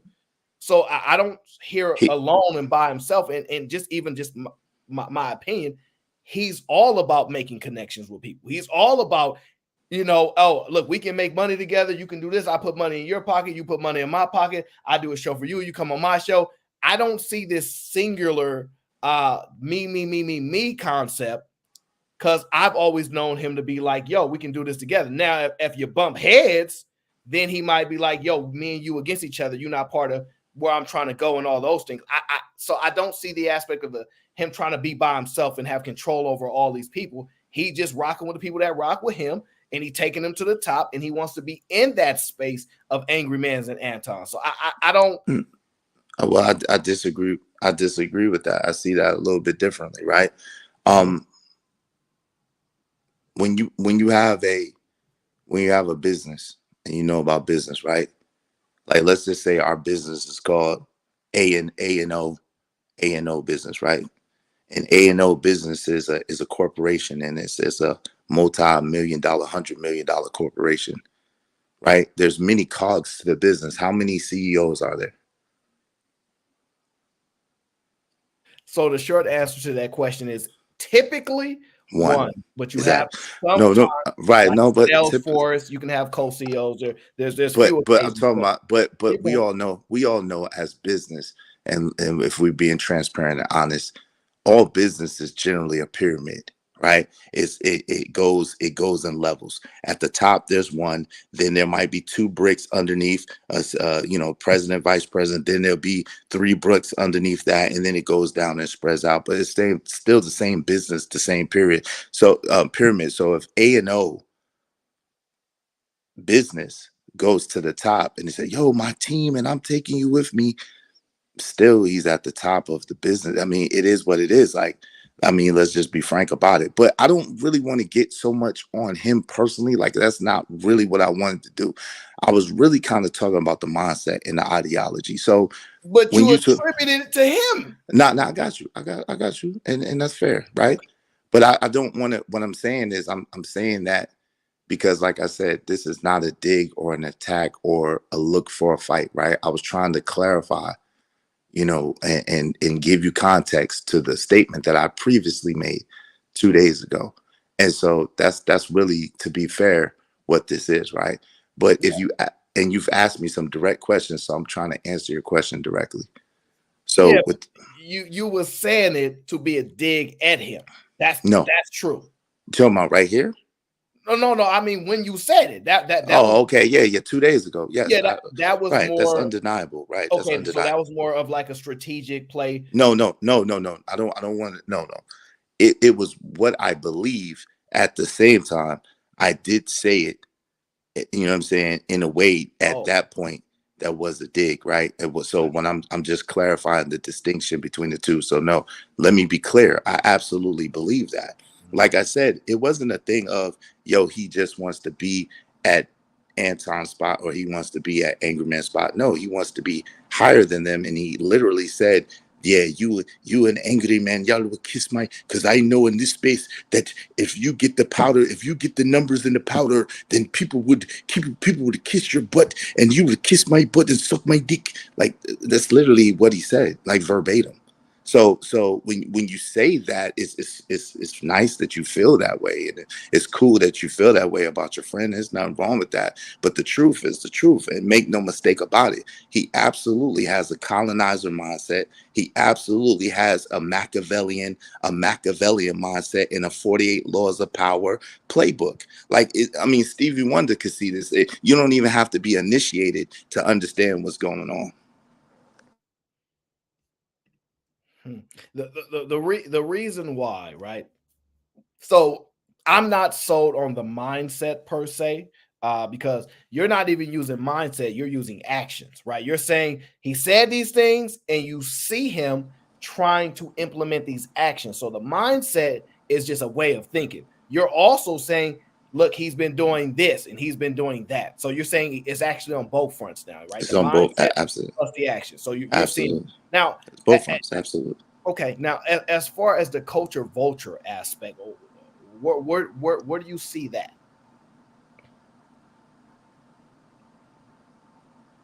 So let's look up the definition of culture vulture. My understanding of the definition of culture vulture is someone who is outside the culture, who profits from the culture. That's in that's a culture vulture. Someone who's outside of the culture, who makes a living inside of the culture and profits off of the culture and that they're not from. That's a culture vulture, literally. From my understanding of the definition of the word. Okay. So now culture, we're like, what are we tying culture to? Like a tradition, and like an action. The problem is culture is extremely vague. Uh and I'm just going to be honest with you, right? Because I'm genuine in my conversations. When you say culture vulture, it's like this is really a black space. This is our struggle. This is ours, and you ain't experiencing this, but you profiting from it. That's what the angle you're trying to say, like, right? Is so I don't know if it's culture or so much more of an experience, right? And the problem that I would have with this is the ironic part is when you look at Just Pearly Things. They said similar things about Just Pearly Things. You're a culture vulture. You know, you're trying to take advantage of people and things like that. And I'm just like, well, I don't know if that's the case, because the only time that they brought up her being a culture vulture is when she started making money, right? Making money, outperforming, things like that, right? So the problem that I have with culture vulture is this. I don't even really think it's even really possible to actually be a culture vulture. And the reason is because this. If you look at a video game called FIFA, right? The soccer game. It's not soccer's not American, right? But you'll have Americans playing that video game on a Twitch or on a YouTube, generating money from things that are not necessarily attributed to the Americans. Would you agree that that occurs? Yeah, I would agree that's possible. I'm not really aware of that game or the culture of that, but I could see how that could be possible. Yes, I can see that. So then you also have Black Americans wearing Gucci, wearing Louis Vuitton, influencing people and profiting off of that fashion that is not theirs all the time. Where besides Virgil Abloh, who passed away, God rest his soul, where are Black people profiting off of Louis Vuitton and Gucci? Please point that. Kanye West, easy, still He was. Huh? That was through Virgil. That was through Virgil Abloh. I understand that's through Virgil, but let's be honest. If you look at just the entertainers, they don't have their own fashion lines. Like it's not theirs. Ralph. It's not Ralph though. It's not Ralph Lauren. Like they don't have their own thing. It's two people that have it. Kinda P Diddy. Kinda Sean Carter. Kinda maybe G Unit. Fubu. Kinda nobody really rocks with it.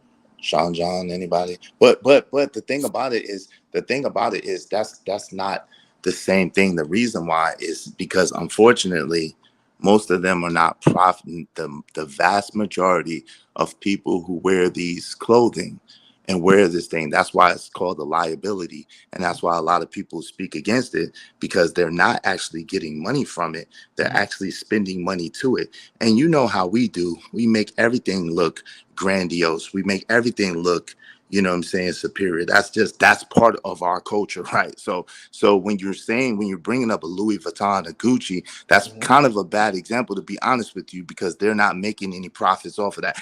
Case in point, so Diddy had Ciroc, right? And allegedly Ciroc was Diddy's, but no, Ciroc wasn't Diddy's. It was someone else's. Diddy was just the face. And so Diddy was getting a small piece of the pie on it, and he didn't own it. Another case in point, Patty's Pies. Did you know that Patti LaBelle doesn't even own Patty's Pies? She don't even make it or manufacture it. It's I wouldn't be shocked because Black people culturally don't do good business. Right. And so that's the point, right? So we agree on that. Unfortunately. Well, unfortunately. I don't necessarily agree, but culturally it's perceived that way or deemed that way, that Black people don't do good business culturally. Overall, right? But see, the thing is this though, Aaron. Patty's Pies that's why Patty's Pies, even though it has a Black face on it, that's one of the only Black companies that's in the front of Walmart. The reason being is because Walmart is actually the manufacturer of Patty Pies. Do you know that last year Patty's Pies made over $220 million? Guess how much Patty got of that $220 million? Yeah, I can't count for her business acumen, but I'll say this. There is a level of gain when we think Diddy actually has his own business. Like he actually gets more eyes and influence on him, because now we're looking at Diddy. We're like, man, we finally got a Black guy that know how to do business, getting money. He's in this business, he in this business. And just perception wise, because it's part of influencing and building your influence, them using foreign brands is to their benefit, even if they don't necessarily profit off that brand. But it's not. That's the problem. The problem is, did you know? Wait. Did you know? And I'm sure you brilliant dude. You do the money. First, I want to ask you, Aaron, like seriously, just objectively, how could someone count what I'm saying as hating? Like I need to understand how could someone count as what I'm saying as hating? I'm giving my opinion. I'm analyzing the situation. I'm looking at it. How could this possibly be hating? By stating facts. Well, I'm not sure what you're referencing to, but if you're talking about the clip that he played when you were talking about how much money Tyranny got for that stream.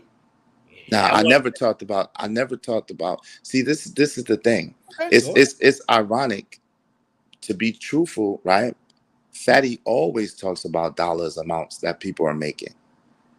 And I gave a roundabout figure. I said, yo, for us to spend X, like in that, for that particular thing. So again, like I said, my whole thing is I thought that this space was about procuring the family. It wasn't for making or celebrating single mothers. I thought that we was about trying to bring the family together and marry before you carry, right? That's a heavy one in this space. If you feel like you're gonna do your thing, make sure you protect yourself, protection, right? Because I thought in this space, we're not for bringing babies in without them having another father, or a father or a mother in the mix together, right? And so I thought that that's what we spoke up on. Like I spoke to this earlier, but again, so if I misspoke, I misspoke. But what I'm saying is, as far as right now, right? I already conceded earlier. I already apologized for the misspeaking, right? Because what I really was talking about was the idea of having single mothers. And I thought that we wasn't for making, creating, or celebrating single mothers. I thought we was for trying to build back the community, make a community, create our communities again, and go forward. That's what I thought we was about in this space. So, but that was a misspeak. I already apologized. I'm past that. What I'm saying is this. I'm talking about, unfortunately, to your point, we don't make the money off of this. Diddy actually had 8 mortgages on his homes, on 3 homes, 8 mortgages. So he wasn't really making the money off of the thing. Unfortunately, we are the type, hold on. Can I bring it home? Go ahead. What I'm saying, what I'm talking about is refinance. I'm talking about he refinanced his homes. He got 8 second mortgages on his homes. That's what I'm talking about. Mhm. However, what I'm saying is this: unfortunately, our culture in America is that of symbolism and not substance. So we'll be the face of something and not have little to no ownership of it and barely profit at all. And so it's not at a profit to us. It's not as a everybody else profits off of us. Everybody else gets money off of us. Everybody else takes our talent, takes our gifts, takes our intellectual property and what we create, and they be the ones that create generational wealth for their people. While meanwhile, we're still stuck in a rut. We've seen it time and time again. There's no lie that I'm telling. It's no hating. It's the truth, and it's unfortunate. Like we have to be at a place where we start building with one another. We start building each other up and actually getting some substance, not just symbolism. So I understand that part. The that happens, but the Diddy part I don't know, because that's common practice for people of higher net worths to take out debt so that they don't cause a taxable event. So they rather borrow against asset as many times as possible than to actually liquidate something in which would occur a taxable event for capital gains or something of that nature. So that's not uncommon, but I understand your point. You would think he's more successful than he might actually be, but I wouldn't necessarily speak to someone taking out debt that's not taxed and then utilizing that to get advantages and get more homes and stuff like that. So I don't really know Diddy's aspect to that. That's a common practice. But But eight is not though. Remortgaging Robert your home. Kiyosaki will tell you he got like $1 billion of debt. Now I think he's capping personally, but Right. it's very possible. And so I'm just saying that's common practice among people with higher net worths to constantly not try to trigger taxable events and try to utilize debt to acquire and control an asset and so on and so on, and keep rolling debt and keep revolving. And that's normal. Unfortunately, what happened allegedly is that they called in the note for 3 of those mortgages. That's One was what Dave 100. Ramsey said happened to him. Right. So One was 100. that can happen. Right. And one was 150 million, and the other one was about 120 million, and that's why he wasn't able to pay the suit. So but the point is, what I'm saying is, you and I both understand, and I'm sure a lot of people in the audience understand the difference between having liquid money and having net worth and having assets, right? And to be able to pull from your assets and use your assets in order to leverage and to earn other money is what you're speaking of, which you're right. You know what I'm saying? The wealthy do that. Unfortunately, if you're a person who is not really getting the lion's share or not really getting the royalties from your products that you produce, then you're in a rut situation, right? So okay, well, let me push it back to where we're speaking on. So you believe because Fatty makes money on YouTube that he's a culture vulture? Because I heard the colonizer mindset earlier. I'm still not. So you don't think he's a culture vulture? No, that's not. Aaron, that's not what you just asked me. Let me tell you what I just heard you ask me. You just asked me what I thought I heard you say was, do I think because Fatty makes money from YouTube, he's a culture vulture? Is that not what you just asked me? That's what I asked you. Okay. And so what I said is, no, it's not the fact that he makes money from YouTube that makes him a culture vulture, because YouTube, as you and I both know, is not a Black-owned business. So that doesn't even make sense, right? That's not what it is. So again, and I really, even though the statement was made, I'm not I'm not trying to make it personal, right? And you're asking me questions, but I'm not trying to make it personal. I was really trying to speak to the aspect of why I brought in Portugal. And no, I'm talking about right now. I know it was personal then, Aaron. Come on. I know it was personal then. Aaron, come on, family. Come on, family. Don't do me like that. Cool. I know it was personal 2 days ago when I said it. It absolutely, positively was personal then. Okay. Right? There was a lot said, a lot done on the other side. But again, like I said earlier today, I'm not gonna make any more videos. I'm not gonna say anything else about it. I'm moving on past that. I just wanted to give you context and to answer your question so that you wouldn't have to speculate on the context of what I was saying. Okay, got you. So like my thing when it comes to Drake and people making money off of so-called black culture, the issue that I have is that it's business. And in business, right? We want the best of the best. So for instance, when it comes to music, right? The black people don't own the music industry in any way, shape, or form. Drake's music, most people will tell you the people that consume hip hop the most are white people, right? So his music touch a whole bunch of different people, but it's more actual the fact that this is a business. And a problem that we have is that we like to whine, complain, be victims instead of dealing with actual business. America sells their products in other countries, and other countries sell their products in America. It's business. Drake is a businessman, and he does music, and he generates money through the business of music. He's not culture a vulture, culture appreciate, none of that stuff, because we all have the free will to say, oh, we really like this guy. His music is dope. The reason we listening to it is because we like it. People buy things that they like. Nothing is forced. It's free will totally. That's not true. That's not true. No, especially in the music. No, that's absolutely not true, especially in the music industry. So if you're talking about the music industry, that's why they had what's called the machine. Okay. And so what happens is they have certain people that they put out and they really literally force it upon the people. You know what I'm saying? It's in a subtle way, but they'll make something hot that they want to be hot. They'll make someone hot that they want to be hot. And even if they have to buy their own records, it's been shown over and over again. So that's literally not true. So what happens is the masses, what happens is the masses of people, this is how people are. And this is the truth. People like what's hot. So if I, let's just say, this is how that's what payola is. That's why there was a lot of money laundering in the music industry at one time, because what they do is you'll have these dudes who have this money and they need a way to wash their money. So what they'll do is they'll attach themselves to an artist.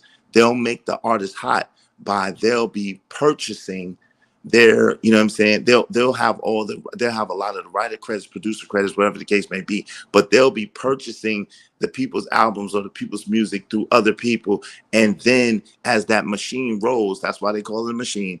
Then everybody else starts to, oh shit, this person must be dope. They got 10 million views, or they got 100 million for God, don't like, and then it begins to kind of spark and take off. So it's not necessarily a free will thing per se when it comes to the music industry. It seems that way, but that's not really how the music industry works. But I digress. Okay, well, listen, if children are being controlled and influenced to buy things, that's one argument. But grown adults that are saying, I saw a million views, and now I think it's cool, so I'm gonna buy it. That's on them. You're an adult now. You're supposed to think for yourself. If you can't think for yourself, that's a you problem.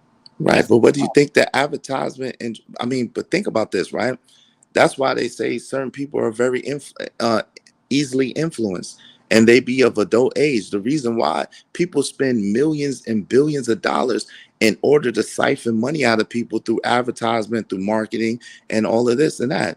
So a lot of it's psychological, and a lot of people are not aware of actually what's going on, but it's absolutely not really their free will that's doing it. I mean, if you watch TV, if you listen to the radio, if you watch social media, they call it ad placement, television, and programming for a reason. Oh, well, I've heard of that, and I understand the business side of it, right? But that's business once again. This is not culture vulture things. Like, this is victim minds. Oh, they're preying on us and our intellectual property, and we don't have the business acumen to procure our intellectual property. And so in business, whoever does business better, whoever outsmarts the others, typically tends to win. And then in this case, the guy is from Canada. We know he's from Canada. He ain't lying to us. He not pretending that he's an American or none of that. He makes it very clear. I'm the sixth God. So there's no lying. Black people know what's real. We the ones that know. We the one that create the culture. We pick who are the culture. Or maybe people so smart they know what we like and they give us what we like. So we mad that they give us what they like. We are still making an informed decision to rock with Drake or not. I don't see any culture vulture aspect to it. Oh, really? So let me ask you a question. Do you ever watch WWE and WWF? Yes, sir. Okay. Are you about the age? You familiar with John Cena's journey? I don't know his journey, but I'm familiar with the wrestler and some of his beginnings. How he started, was that the same way that he finished? Do you remember when he started around? John Cena, basically what I'm trying to say, and to just wrap it up in a bow, John Cena is a perfect depiction of actually what happened with Drake. Drake, if you remember, Drake was a vanilla dude from Degrassi High. Very vanilla, very plain, very not cool, very just. And what they did was they did a Malibu, like he said, they did Malibu's Most Wanted. They did a John Cena, and they cooled them up. They did the machine cooled them up so he'd be palatable for the people in order to extract funds from the people. Now, do I like Drake music? Yeah. But if you got Daylight writing for you, if you got Quentin Miller writing for you, if you got all these people writing for you, and then you don't give them no producer credits, you don't give them any money, you robbing them, whatever the case may be. Yo, I mean, you got Weeknd, you battle them with Weeknd because what he wrote, like it's a lot to it. So I hear what you're saying. He don't write his raps. That should tell you something. If he has ghostwriters, this for a reason. There was a group called Milli Vanilli back in the days, and they got caught for lip singing, Vanilla Ice. Like it goes on and on and on. But I mean, but here's the problem. If we like what he says, why does it matter who wrote it? Like this whole authenticity is all cat. We've been hearing the music industry is fake for 20, 30 years. This ain't new. We have the knowledge. We have the information. He did not do nothing wrong. We decided that we like what he did and we rocking with it. And here's the worst part that make it worse. We're not the biggest consumers of this. We're probably the lowest level consumers. We always trying to get away from paying them anyway. We probably never really going to concerts because we ain't got money like that. So they're not taking money from a specific group of people. They're not targeting black people. They are targeting everybody. And in business, you want everybody to give you money. Fatty, when he does his shows, he doesn't go, hey, if you're black in the audience, if you want to send me money, only you can do it. They go, anybody rock with the show, like my show, you support it, send the money, it's good with me. I don't see the targeting aspect over here. So that's why everybody gets to consume or not consume. They don't just pick like specific groups because white people are the biggest consumers. So it doesn't make sense. Okay, so if you had to classify, I hear what you're saying, right? If you had to classify this space, would you classify this space if you had to? If someone put a gun to your head and said, yo, Aaron, you got to classify it. Would you classify this as a white space or a black space? Black space. Okay, definitely, unequivocally, right? Yep. Okay. I mean, like, there you have it. Like, first and foremost, right? I hear what you're saying as far as, and that's incorrect. Black people absolutely buy tickets to go to concerts and all that. So, stop. Wait, hold on. What do you mean stop? Are you serious? You saying black people don't buy tickets for concerts? What I said was we make it seem culture vulture as if they're targeting us, and I'm saying they want everybody's money. Everybody that want to go to shows, we want your money. And I understand that, but you're missing the point, Aaron. You're missing the point because you're saying it again, but you're missing the point, right? If Aaron, if I take your swag, if I take your style, and I basically become Aaron O, and then therefore I'm taking the money that you get, I'm taking the whatchamacallit. It don't matter who's buying my product. It matters the fact that I appropriated your swag, I appropriated your culture. I had people from the culture to help me get to be Aaron O, and then I profited off of it without giving back to the culture. That's the point. So he gives back to the culture. How many people he got? He took number one. He didn't put out so many number ones. And listen, number ones, how much money? See, bro. Again, you're talking about. See, this is the issue, right? And think about. I want Aaron, really, honestly, because you're a brilliant dude. I want you to really think about what I'm saying objectively, right? Not emotionally, but really think about what I'm saying objectively, because I know that you can see it. What we're talking about, number one, is really symbolism over substance. TLC was number one and went bankrupt. Tony Braxton was number one and went bankrupt. There's been so many countless artists that were number one and died broke. Number one does not mean anything if you don't have any money behind it. And you said it best. Go ahead, because you look confused. No, well, I'm not confused. It's just like that's not his fault. They have no business acumen. That's not his fault. You miss it. I'm not missing it. You want them to get the number one and have the money behind it and all that. And I'm saying, like, no, you got to still be smart on your own. You have to come in. Who was that artist? But the point is, no, but Aaron, you was the one that made the point was that they were number one. You know how many people he took number one? You know how many people he took number one? And what I'm saying is that's empty calories. That doesn't add up to anything.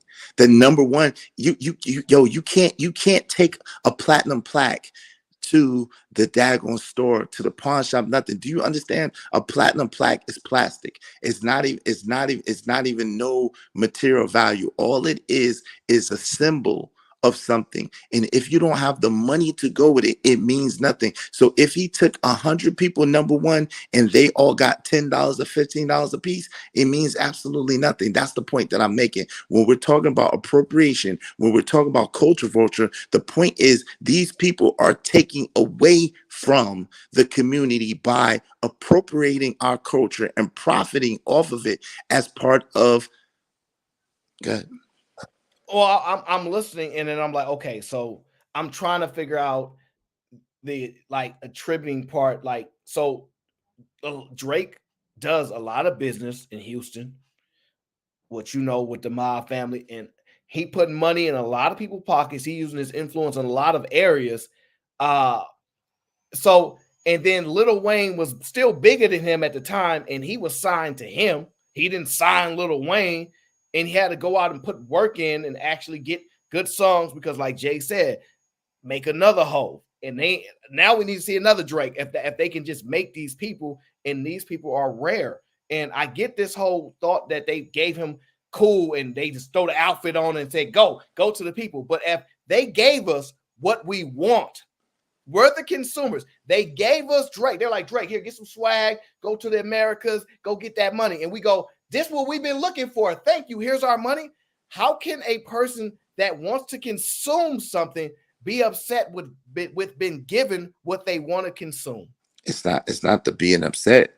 That wasn't. Now you changing the complexion of the question. That wasn't the. No, I'm removing the victimhood. I don't like. But it's not victimhood. You asked me what is a culture vulture. Why would I say is a culture vulture? Because you just gave the answer.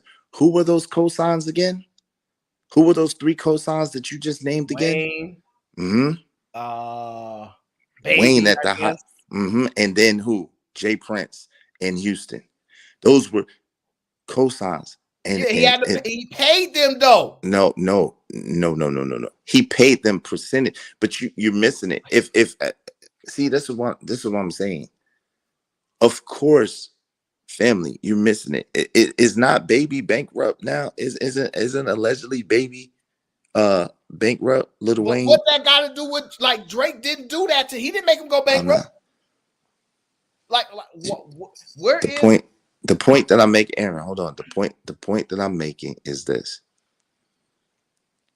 if what people don't understand is that.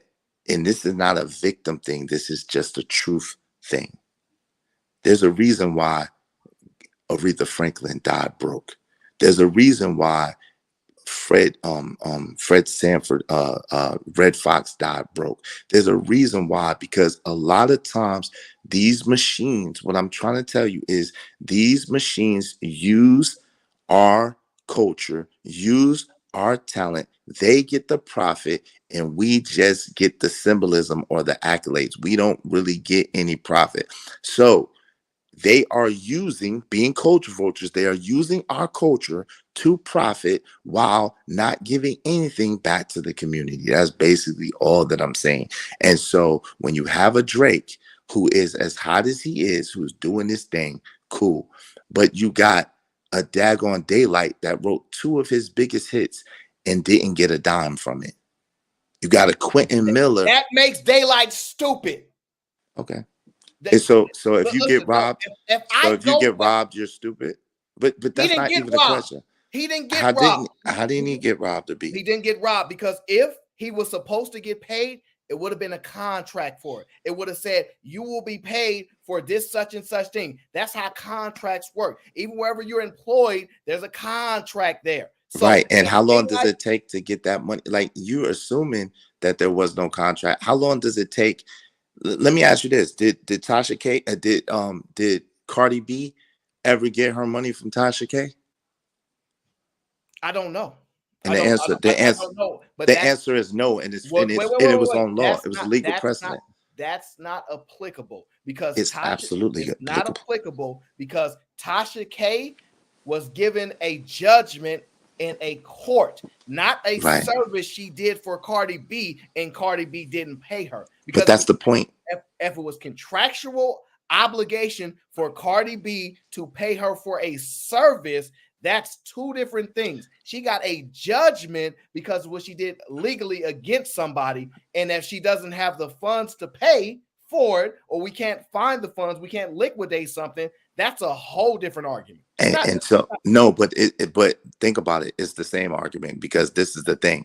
If we have a contract, right, and I don't pay you, I got robbed, but I have to go where in order to get it enforced? I have in order to get my contract enforced. What do you mean? No, what do you mean? Wait, hold on. Listen, I'm gonna tell you. In my contract, it says I will not perform said work until I get payment up front. For example, when they go to the club, they go, I need my first half up front just for me to show up in the building. And then I need my second half after the performance. So if you're telling me he ain't got no money and no escrow to write that song, that's bad business on him. If he understands it could take years for you to get paid. The example given in the insurance industry, when your car could have a problem or something, they could take years to give you a judgment. And it don't matter the race. That's common practice. With your contract, right? That's the point that I'm making. So, but what I'm saying is this: so he can have a contract. He could have did good business, but generally speaking, you don't get paid up front unless you're a big celebrity on the front end of doing a song. Daylight is not a big enough celebrity. They probably had points on the album. He probably had producer credits, whatever the case may be, and he gets paid on the back end. But contractually, you have to wait until the contract gets adjudicated in order to get that money. So that's the whole point. It's not he got beat. He didn't get his money. Drake didn't give him the money that he agreed to give, regardless to what the contract was. Quentin Miller, the same thing, regardless to what the contract was. So now they have to go through litigation in order to get their money. So, but the whole point is highly unlikely Drake is the one writing up contracts, putting people on the contract. If he's signed to a label, they usually would go through the label. What kind of idiot would go, hey, Drake, yo, you got the contract for me to sign?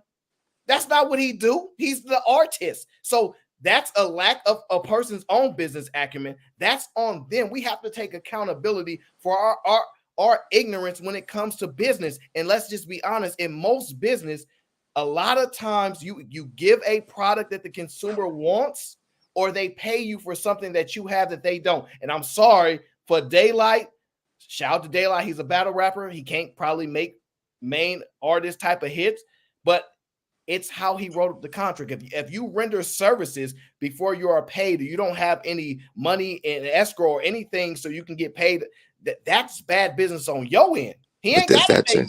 He don't have to pay you a thing if the contract say he ain't got to pay you a thing. I got you, but I don't want to really change. The point was about Drake being a culture vulture. So that's not culture. Daylight writing no, I'm not culture, and that's not what I'm saying. What I'm saying that is culture vulture is the fact that Drake, Vanilla came outside, didn't come up in the community, went and they went and brought him through Jay Prince, which he probably had whatever needs he had, and Baby and Lil Wayne, in order to make him cool, to make him palatable, to make him Drake that everybody knows and loves, even though that is not Drake. When he goes home at night, that's not. We don't know none of these people. But hold on. Okay, the point. But hold on, before you get so frustrated, Aaron. The point is the fact of the culture vulture, not the fact of what I'm saying is he's putting on a mask in order to appeal the culture, and he's not from the culture, profiting from the culture and not giving back to it. That's a really succinct point. I don't understand why that's an issue. So I give you simple answers, right? This is why this is not attributable to Fatty or Drake. See, Drake does music. If you like said music, you can determine that, and then you can consume that. Fatty does YouTube. He make people laugh. He connects with people. He do all kind of stuff, rocking out with people. And in return, they go, we appreciate your service to the work that you do to entertain us. I'm an entertainer. That's what he says. And then after he entertains you, he's like, hey, support so I can constantly do this and keep you entertained. And people make their own determination if they want to participate. So his actual service to the people is entertaining them, giving them content, making them laugh, what they requested of it. What we request of Drake is what? Him to be real? No, we request him to go out and make them hits, make that music fire. All that other nonsense is us being victims and mad because he's stunting on everybody. He's doing things better than anybody else. He got a bigger audience. He didn't have to go the same pathway other people had to go, and he ain't whining and complaining the same way. This is insanity. That's not. But see, that's the issue. Like, I see how you can see it that way, but just because a person sees a thing that way does not mean that that's how it is. And I mean, listen, at the end of the day, again, I was talking about Drake. You started talking about Fatty again. I was talking about Drake, right? And you just did a whole soliloquy about Fatty. And I wasn't even talking about Fatty. I was talking about Drake and Drake. But you said that's true about Fatty as well. You said that. So I'm tying the show that I was reviewing. You made reference to Drake and Fatty. So it's not shocking that I tie my statement to both of them. Right. But what I'm saying is this. Again, if you're not from the culture, you're somewhere else, you're overseas, you're coming over here and you're causing problems, you're causing division, you're setting people up to be shot down behind the scenes, you're making agreements and arrangements with other people to destroy other content creators, to sabotage content creators, or whatever the case may be. However you want to get emotional about it, however you want to say it or spin it, that is a culture vulture.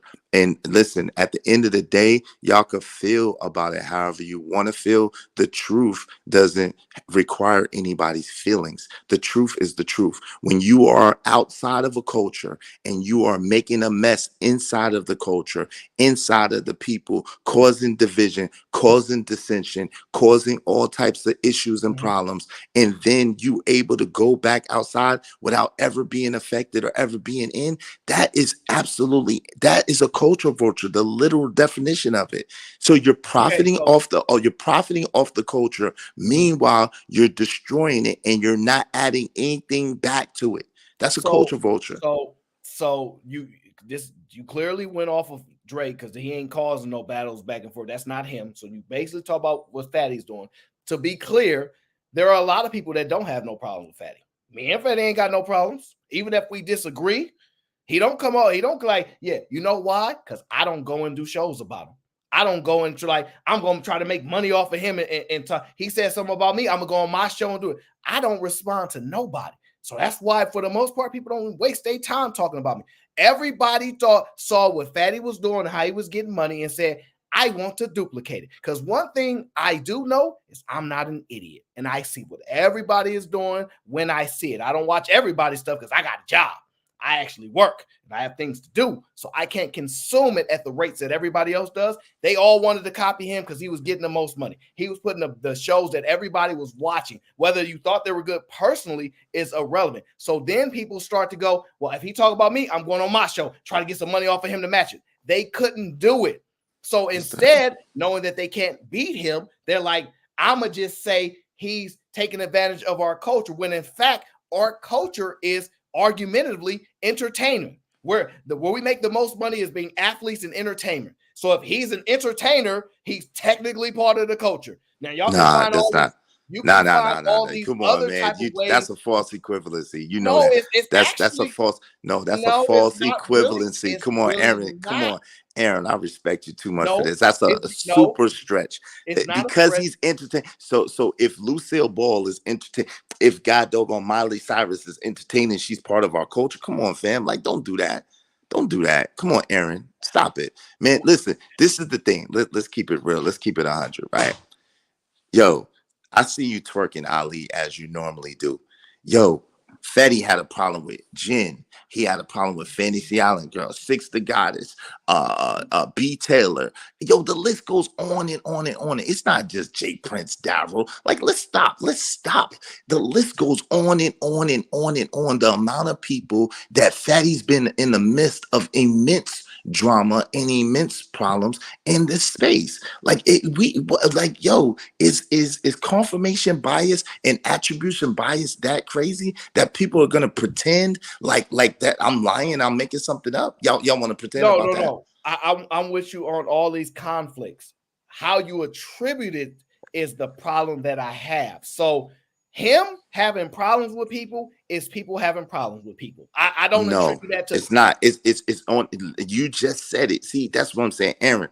I respect you too much, but this is seeming a little disingenuous. I'm gonna be honest, because you literally just said it. He stirs up trouble in order to create content and have content strategy. He stirs up trouble within the community. And listen, at the end of the day, I'm not mad at whatever Fatty makes. I never talk about what Fatty makes ever. I've never once said, yo, Fatty makes 200 on the stream or 500. He does that. I don't do it. What I'm saying to you is this: let's be honest and let's be objective. No matter how shitty the culture is, no matter how horrible the culture is, the truth of the matter is he is however hundreds or millions or thousands of miles away, coming within our American gates, starting trouble, starting real life consequences of real life conflicts with people and using it as content strategy, therefore taking away from the community and not adding anything of real value or substance to it. That's not hard to understand or hard to see. So that's not hard to understand or hard to see. The difference is how you attribute it to being culture vulture, as opposed to him. He's messy, which he says, I am messy. Yes, it will be entertaining. But the problem is people go to watch that. How would any of these people ever know what he says unless they go to his show to watch it? Bro, that's not the point. That's not the point, Aaron. You know this. No. Yo, Aaron, if a million people. Let me tell you how I know. Let me tell you if a million people, listen, a million people, a billion, listen, Aaron, real quick, a billion people, let's say a million people bought crack that they put in the community. Does that mean that crack was not put in the community in order to destroy the community? It was. So to say that, yo, because a million people went and bought crack, that is something good, it's not. No, I did not say that. So what I'm saying is the people that have issues only have issues if you watch his show. If you don't watch his show, how can you have an issue when he, like, for example, if I don't like Jay-Z and I go live stream every day and talk about Jay-Z every day, how does that change his life if he never watch or never respond to me?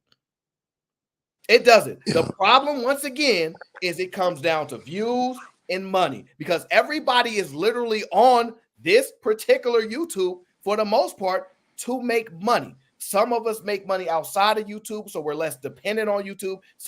People are dependent solely on YouTube. But at the end of the day, this has nothing to do with him being a culture vulture. Yes, he might get into battles. He might use that for content. However, you don't have to give them no content. You don't have to let them on your panels. You don't have to do none of these things. These are things people do because they actually like some of this stuff. Some people like it less. They found out they lost. They thought they could make fun of him doing this. It didn't work. And all these things. This is all that occurred. It's just No, what that's not. At the end of the day, again, like, and the crack analogy is the best analogy. no, And that see, that is a good analogy. But but let me finish because this is the thing, Aaron. Again, I don't know what it is or how we got here as a people, but all of a sudden, because something is popular, because a lot of people do it, we automatically think that that's the right thing or the best thing for us. And why that's so, and why this herd mentality and this group think is like it is, I don't know. I don't have no control over that. What I can say is this: the exact analogy is when they dumped crack off in our community. Millions of people got strung out on crack. It destroyed lives. But guess what? People made a gang of money, and people were shining and doing their thing. And but make no mistake about it. The people that dropped the crack off in the community were culture vultures. They were not from the community. They dropped off the crack in the community. And even though it was very popular, and even though it was heavily used, it destroyed the community. It's a culture vulture situation. Aaron, let me address it real quick, right? You ain't even been watching. That's fine. Crack was already on the streets when I got here. People were fighting already. It's called Fight Club. Anton had already fight with 1,000 people. Angry Man had already fought with 1,000 people. J Prince already fought with 1,000 people. First time I got on this place, I was like, what the fuck are you guys doing? Everybody accused me to be nice. Everybody accused me to be the moral police. Everybody accused me of not going along to get along and always trying to split fights and say you shouldn't be do this and you shouldn't be do that. You guys were already dealing crack way before I got here. So my question to you is it's kind of contradictory, right? You say a culture vulture take advantage out of the community. Let's go this YouTube community. But I was actually trying to help a black woman that is going to have a black kid on said community. And you got a problem with that.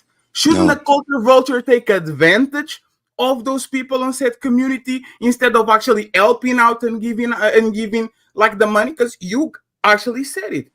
And the last question I have for you is, before I actually had a YouTube channel, I worked for free for a lot of people. I lost Israel, with no joke, more than $70,000. Me, like 30,000, it was about some situation that happened on the back, and from free labor with the money that I'm doing every month, the fact that I gave 7 months for free to that asshole, actually, I work for, like, again, I'm the colonizer working for free like a motherfucking slave, right? My question to you Israel is this: do you want me to work for free?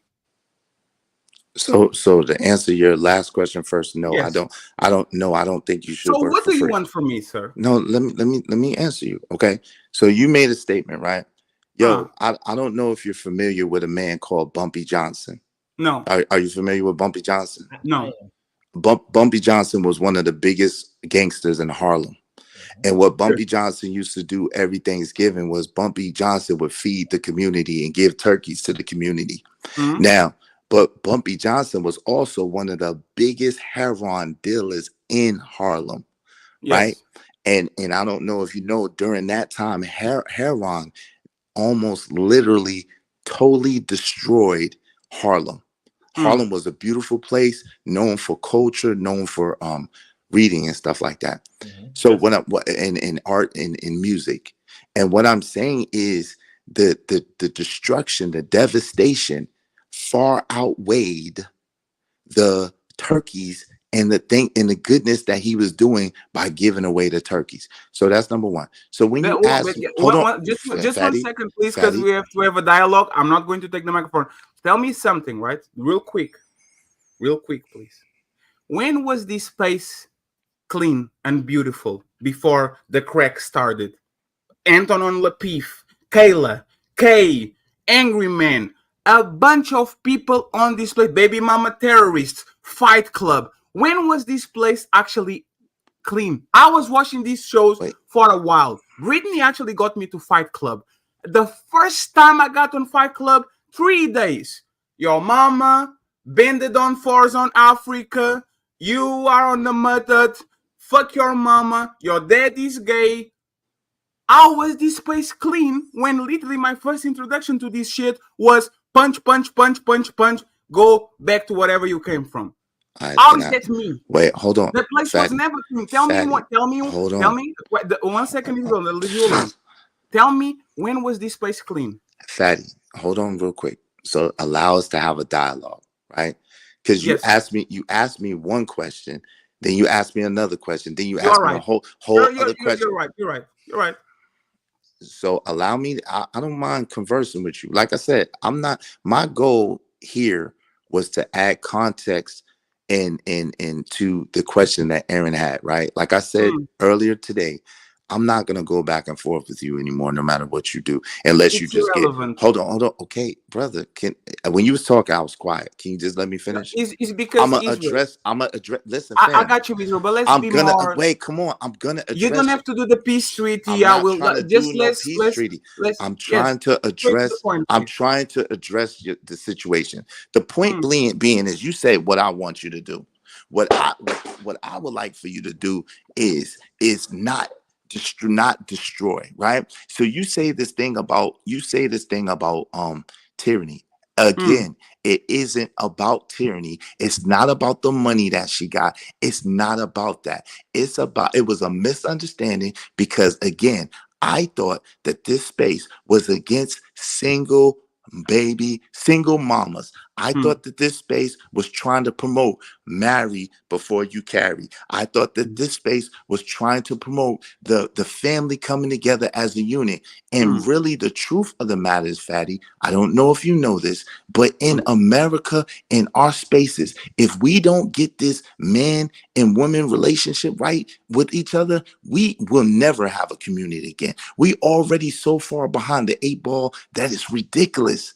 It's ridiculous. So my thing is this: you can listen, you can spin it how you want, you can say what you want. My mission statement has been on my damn community tab since day one. My mission statement has been for men and women to come back together and to get our families together, to like each other, and for us to build a community. That's been my mission statement. Now, if I got detoured along the way, I have. If I got caught up along the way, I have. What I'm saying, at the same time, what my mission statement is the same. Yo, I'm gonna be honest with you. These conversations is what made me bring my son back into my home, right? What made me get back with his mama and put our differences aside and raise our son in the same household. Hold on real quick. Hold on, Aaron. Let me just finish. Aaron, let me just. I've heard you broke it down. I've heard it before. Jesus. No. You didn't hear it before, because I just said it for the first time today. I never said that before today. I've never said that these conversations before today. I said it earlier, but I'm saying these conversations in this space, even if they haven't affected other people, they have affected me in a positive way to say, yo, let me try this a different way. Let me do something different. So the point that I'm answering, Fatty, what I would like you to do, Fatty, is not destroy. I don't think that y'all should be calling police on people. I don't think that y'all should be calling CP. Hold on. You asked me a question. Wait. Let me answer. Jesus. Who called the police on who? I'm not. Listen, what I'm saying. Can you No. Answer that. I don't know. Who called the police? No, answer that. I don't know. You can bypass that. The answer Who's is calling the police on who? Yo, all I know, I don't know who actually did what. All I know is the threats that was made to people. What I'm saying to you is, yo, you're not listening. What I'm saying to you is this: the things that you do over there have a different implication on you than when things are done over here. So what did I do wrong? No, I'm not. It's not about your Fatty. Tell me. You said call the police. I didn't do that. Christ. Tell me more things that I did wrong, please. I'm not telling. It's not. No, Israel, please. I want you to do it. If you are going to do a blanket statement and you failed on call the police because I didn't, please go ahead and tell me what I did. Did you threaten to call the police on somebody, Fatty? Who did try to call the police on? You're talking about Prince one second. Sir. No, sir. This is what you have to understand. J Prince actually called the cops on me. J Prince called the cash app shit on me. IRS on me. He doxed my address. He doxed the fact that I have a dead sister. He said he was fucking my mom. He said I was a pedo. He said my dad was an abuser. He said I'm gay. He says I fuck trans. Sir, you can use J Prince for nothing. You literally have a fight with Angry Man for less. You and Angry Man are 30 years friends. You and Angry Man are 30 years friends, and you guys don't see eye to eye. And you are talking about me and J Prince? No, but hold on. We don't, and that's true. But guess what we've never done? What are you talking about? Guess what? No, you're right. Right? You're right. We don't see eye to eye all the time. But guess what we've never done? I've never called the police or threatened to call the police on Angry Man. I've never threatened to call CPS or call a CPS on Angry Man. I've never threatened to get his business shut down or tried to get his business shut down. I've never tried to take $1 out of Angry Man's pocket and told people not to mess with him or not to take to give him no money. I never shitted on his business or shitted on his money. I never did it. From him. Your family. See, no. Yo, Answer the question, please. Did Angry Man told that you were stealing from him? Man, you just want to argue, man. You don't want to really get a resolution. Answer straight. You don't. You just want to argue. No, 1 second, please. Israel, answer a straight question. I've been answering straight questions the whole time. You just want to argue. Did Angry Man told you that you were stealing from him and that you were grooming his daughters? No. So you need to leave that shit alone for a second, sir. Okay, cool. There's nothing. That man tried to ruin my life for multiple times just because he's jealous. And you were on my camp and on my side for months. You actually were on my side for multiple times on toxic stranger shit. I remember you being on my side, and all of a sudden, no, that's not true. Fatty, hold on. Listen, the thing about it is, the truth about it, Fatty, is I don't have nothing against anybody personally. Now, everybody knows I don't like Ali. And the reason why I don't like Ali is because Ali, to me, when it comes to me, is fake. Wait, hold on. So fam. So listen, he could bring up J Prince and talk all this stuff. Come on, you talk about J Prince, it was you. Yo, fam. You said calling the cops. Fam, if we're not, listen. What I'm saying, I'm just clarifying. Oh my God. Fam, it's an easy thing if you just allow. You talked, I listened. You went on and on and on. You are and right. I listened. I'm going to start to make notes. You got this. Yo, the point that I'm trying to make is I don't have nothing against you, Fatty. I don't like some of the things you say. And if you come at me, I'm going to come at you back. But as far as having anything against you, I don't.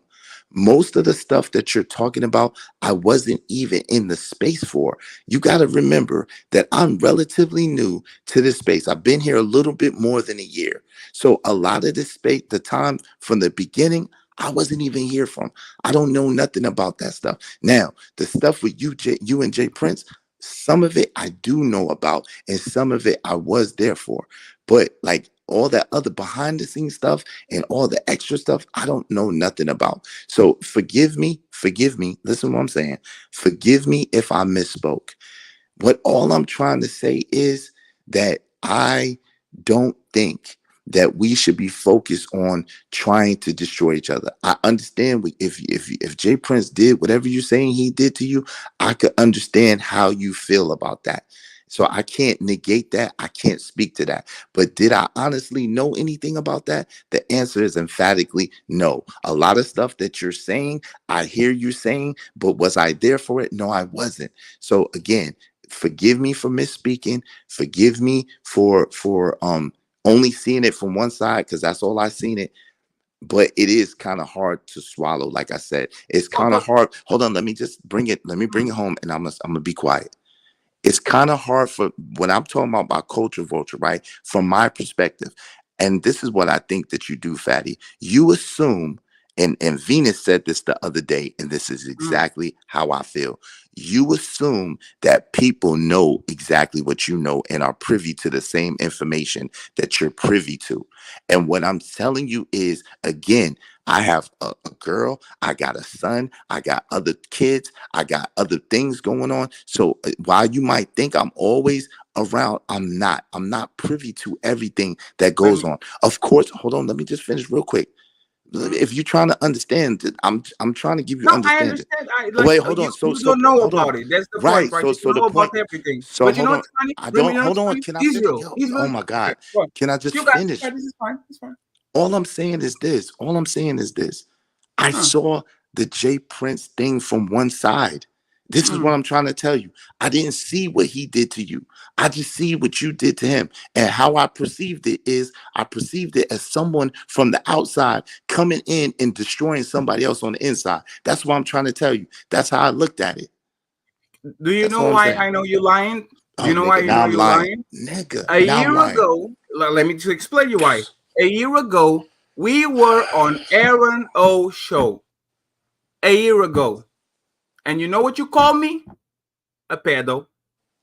No, I You didn't. were Yo, stop there. that wasn't a year ago, though, fam. Remember the exchange between me and talking about your daughter, and you talk about me. I said, Israel, you go there, I'll say something that is going to hurt you. Okay. And the first thing you did was you are a pedo. This was 1 year ago, meaning you know about what he's doing to me because you used that shit against me. Yo, This no, is no fam, stop. stop it. I let you talk. But that's not true, Fatty. I'll That's let not you true. talk. I'll let you talk. Okay. You are going to stop. The person that literally imploded that campaign against me and Aaron was Jay Prince for president, and he was literally on Aaron's show. He was on. Hold on, no, it was. That's not who I heard. Yo, I'm telling you. Hold on, that's Aaron. Aaron, hold on one second. See, this is crazy. This is the crazy thing. Hold on, listen. I'm not. Yo, JB is who I heard it from. Where was JB? Hold on, JB listen. JB doesn't have a channel. Where did you hear it from? Yo, I heard JB say it on fucking Fight Club, man. And so stop. Chill.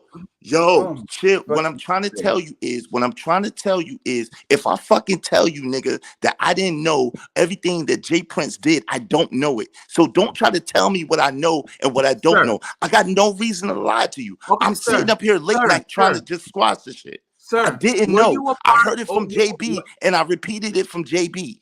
That's what I did. Was you a part of the Toxic Avengers when you guys reviewed me and Jay Prince and the P allegations? No, I didn't review. No, I don't recall. No, I don't recall so that. So you weren't a part of the Toxic Adventures when you guys put me and Jay Prince on the thumbnail and reviewed that shit, and it was P for this, P for that. You weren't a part of that. Wait, you weren't hold a part on. Of the deal. Hold on 1 second. Huh? Let me say this. I did a show on Toxic Avengers, and when I did a show on Toxic Avengers, I did a show because I heard you say something about Jay Prince's kids. And I said something, hold on. And I said something to you then. And you said, yo, Israel, don't get in that. Yo, Israel, don't get in the middle of that. I didn't hear everything. That's what I'm trying to tell you, Fatty. You assuming that I know what you know. And I promise you I don't. If you remember, I was defending Jay Prince because I thought that you was going at his kids. Remember that. Think about it. So I didn't say nothing about the pedo. I didn't say nothing about the pedo stuff. So what we're going to do is I'm going to give you the benefit of the doubt. I appreciate it. A better question for you, right? You said in this show that I told everybody that I want to have Anton power. That's what proves that I have a colonizer mentality, is that I want to get up there and I want to have power like Anton. Are you telling me that Anton has a colonizer mentality? No, that's not what I said. So what about Angry Man? Does Angry Man has a colonizer mentality for being hyper successful and going to the top? No, see, again, you twist. You don't have to do this, man. You don't have to twist. Twisting Hold on, you are. That's not you. You use because you want me to not interrupt. You're not okay, but you asking me a question. Okay? Does Anton has a colonizer mentality? As I want to be like Anton, right? Does he has a colonizer mentality? That's not what I said. So you heard a piece of what I said, and you didn't hear all of what I said. But you still answer the question. No, I'm not. Listen, no, because again, I can't answer. I can't affirm a negative. What I'm saying is, if you let me say it in context, the context of what I said was that he said that he wanted to be like Angry Man, and he wanted to be like Anton, and he wanted everybody to kiss his ass and suck his dick because with the power. That's what I said.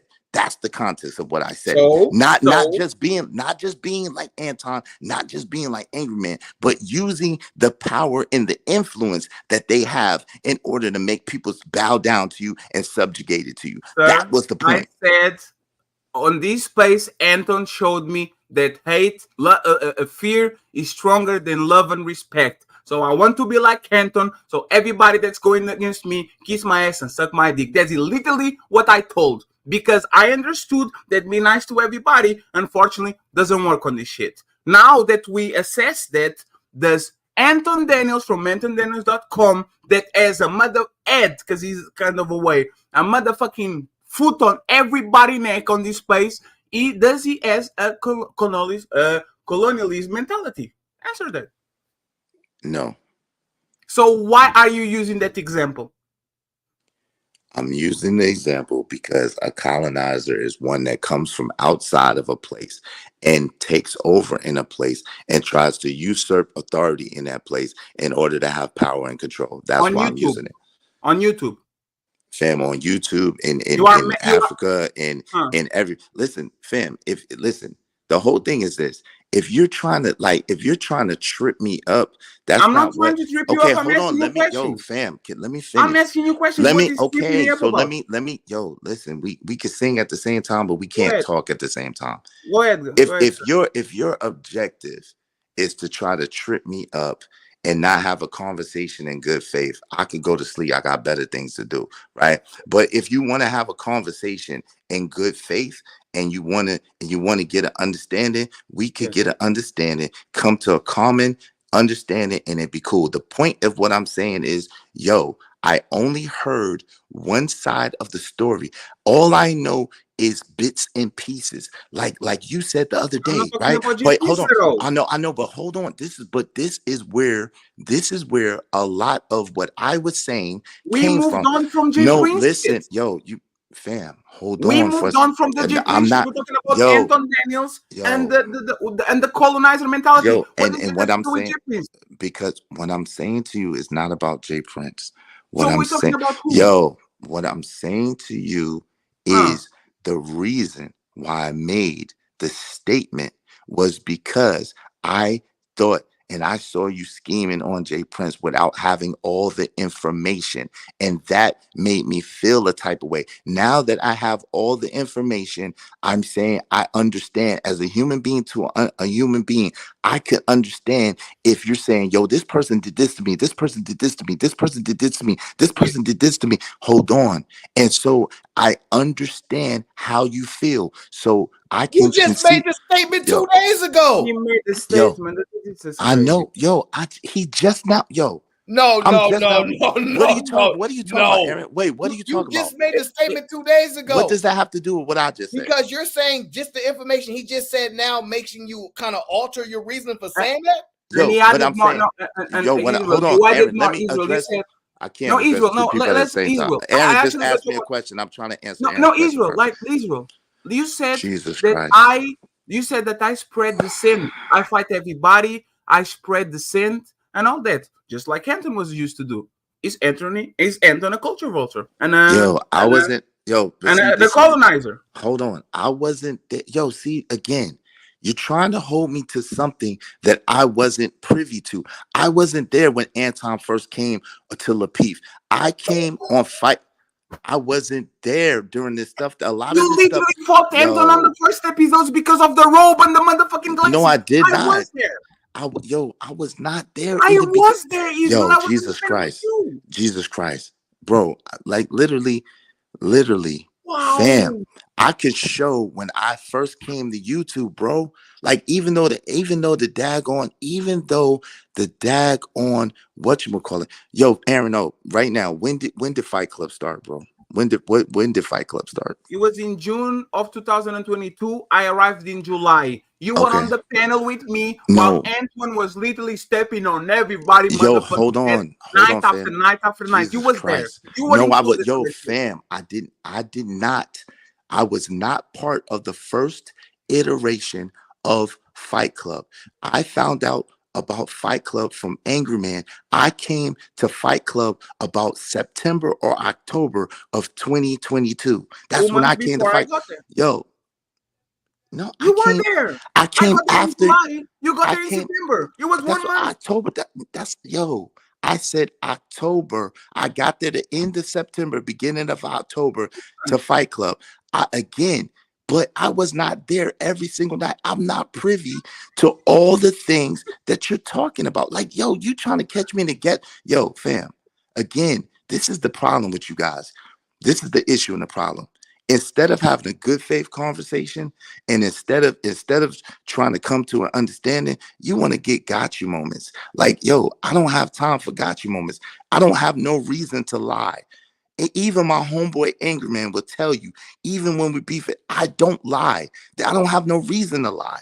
What I'm saying to you is there's certain stuff I'm privy to. There's certain stuff I'm not privy to. I don't have a team. I don't have a bunch of people. If people mention my name, some people will hit me with clips and stuff like that. But if they don't mention my name, unless it's something important, a lot of times I don't be around for it. Like, you assumed that I knew what was going on with you and Sharon, and I didn't. I did not. So you don't know nothing about it, but you have strong opinions about it. I'm not saying no. No. Listen. Listen. Like, the thing is, and let me ask you again, because you are just missing the point. No, let me ask you something. Israel. If I'm a culture vulture and I'm taking advantage of this space, why did you accept multiple invites from me to come on my show? Yo, I had strong opinions based on the recent thing that I saw you conspiring with fucking E Black and daggone Voice from Venus on This Is Not for Humans on Jay Prince. That's what my strong opinion came from. I literally played that clip, and that's where my strong opinion came from. You say he's on. You literally say he's on. Yo, sir, they were fighting one another. You literally say he's on the ropes. Yo, I need you. Yo, Fatty, please don't make. Yo, Fatty, please don't make me go back on my word and have to play the clip. Yo, what I'm saying to you is this: they were fighting, and you told them to have peace because there's a bigger mission at play. You say he's literally. Yo, you say he's literally on the ropes now. What is the mission? Yo, you said he's literally. Yo. You said he's lit. See how you keep trying to filibuster? No, Israel, I need you to talk.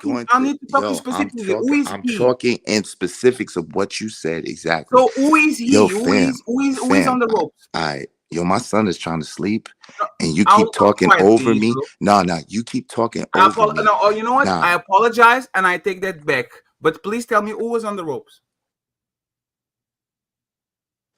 I'm repeating what I heard. I know, but who was on the ropes? Yo, I'm repeating what I heard on the show. And what I heard on the show. Yo, matter of fact, Aaron, let me sing. Yo, Aaron, you keep filibustering. You keep talking over me. I said that. I agree. I said that. There's no need to verify that. I said that. You are telling the truth. Who was on the ropes? Tell me the name. Yo, fam.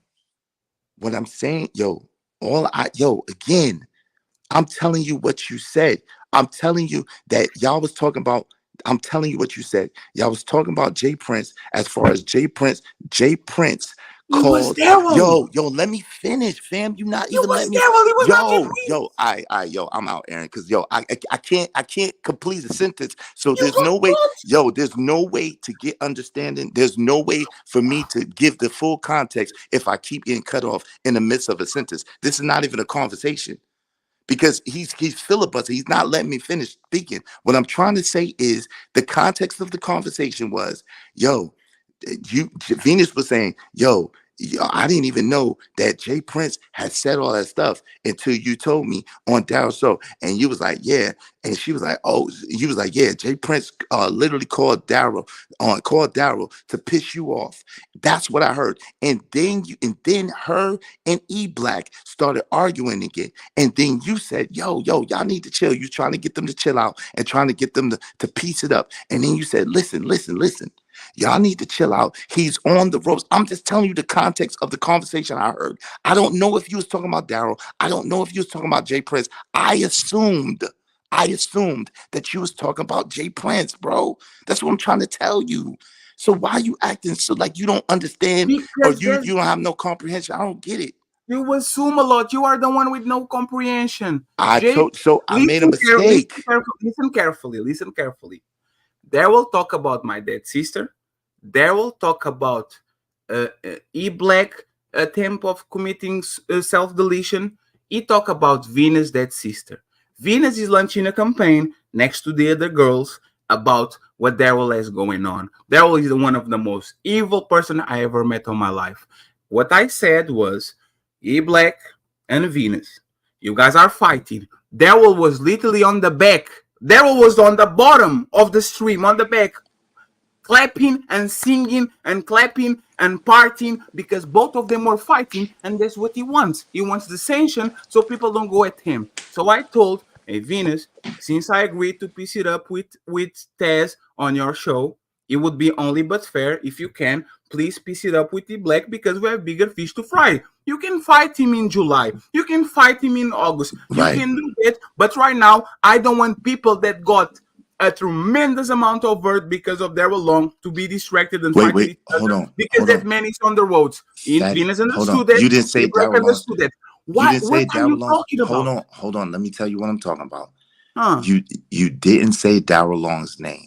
And so therefore, again, with the name that I heard you mention about Jay Prince calling Daryl in order to piss Venus off. So again, Fatty, the truth of the matter is a lot of this stuff is misunderstanding. And I could be man enough to say, again, my whole position was I thought, however wrong, however mistaken I was taking it like you from the outside were trying to destroy someone over here. And I took offense to that. I didn't think that was cool or okay. That's why I said the culture vulture comments. That's why I said the appropriation comments. If you think about it, the Not for Human stream was just Saturday night. So, and if you look at it, if you look back at my stream and look at the context, the clips that I was playing from the Not from Humans conversation. Remember when you told me to suck your dick and all that? That's what I was playing, nigga. So stop playing, man.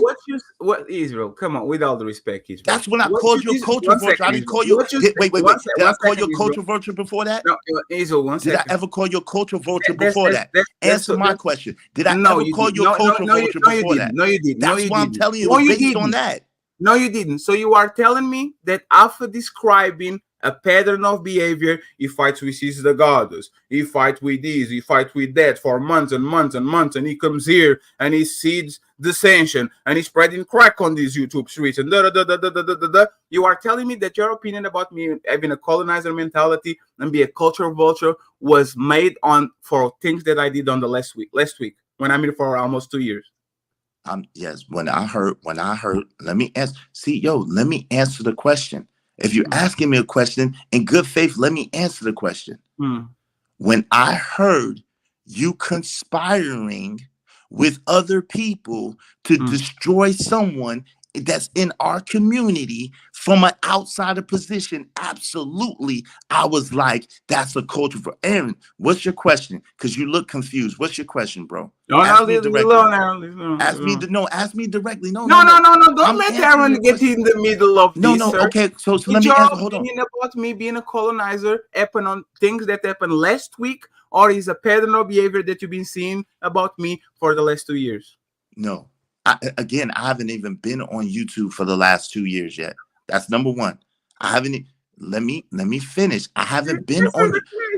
I'm answering your question. So the first thing is I haven't been on YouTube for 2 years. The second thing is, again, what made me call you a colonizer, what made me call you a culture vulture, largely was attributed to me seeing you scheme on a Black American person and conspiring to destroy that person. That's what largely made me say that. I've never called you a culture vulture. I've never called you a colonizer before that. Okay, so let's do this. Do you think Daryl Long and Jay Prince are good for the Black community in the United States?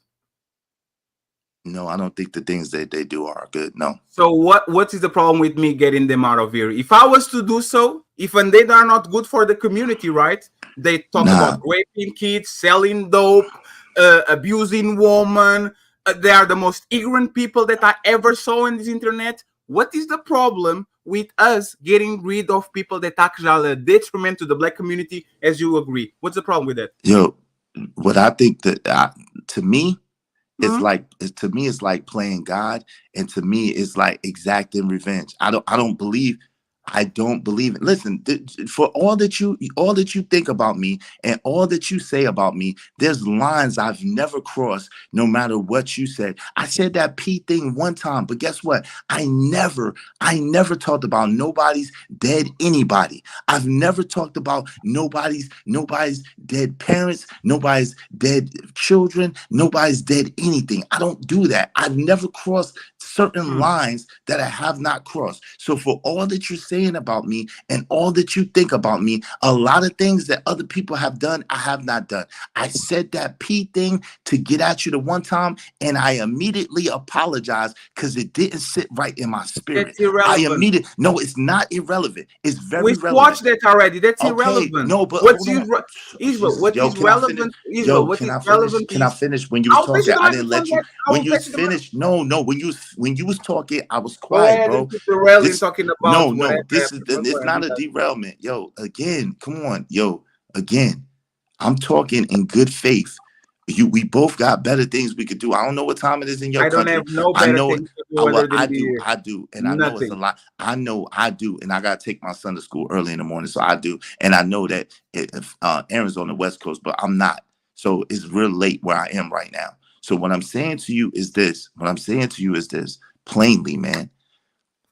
Plainly, the truth of the matter is, I can say I assumed. I can say I assumed that you was talking about Jay Prince. And to me, especially with what was done, and I talked about that too, and I know that was Black Hawk that did it, with the thing with his father and all that, and then conspiring to take him off YouTube and stuff like that, and conspiring to, in my opinion, that's why I thought it was, that was a lot for me, especially for someone who is not from this culture.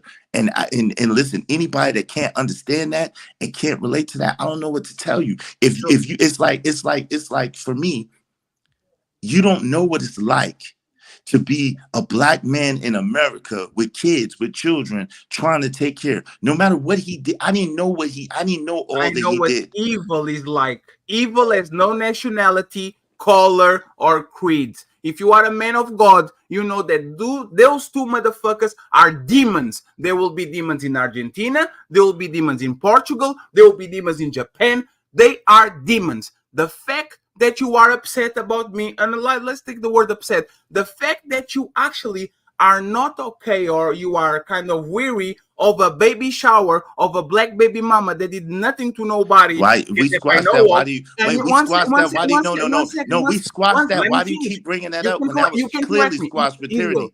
That was clearly squashed with tyranny, but I can't bring up that. But you can keep bringing up that. That was clearly squashed. Israel. That was clearly squashed. Okay, so let me ask you something. So stop bringing that up. Oh no, okay. Oh, Israel. So you're not upset with what I did, or not upset? You don't see nothing wrong with what I did about tyranny, right? I never said that, fam. Okay, no. It's a question. You're not upset with the baby shower I threw at tyranny. You understand? I was never upset about it. What I said was that it was a hypocrisy. That's what I said.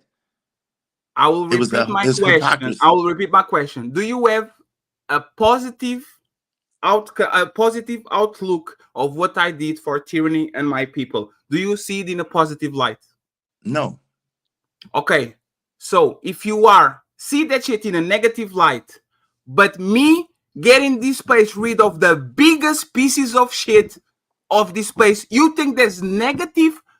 Please explain me. Oh no, 1 second. Please explain me. How do you see me doing a baby shower for a Black woman, something that you see on a negative light, but me trying to actually get rid of these two individuals, that didn't just against me. Again, you filibustering. You taking a long time filibustering. Ask your question. Can you get to the point?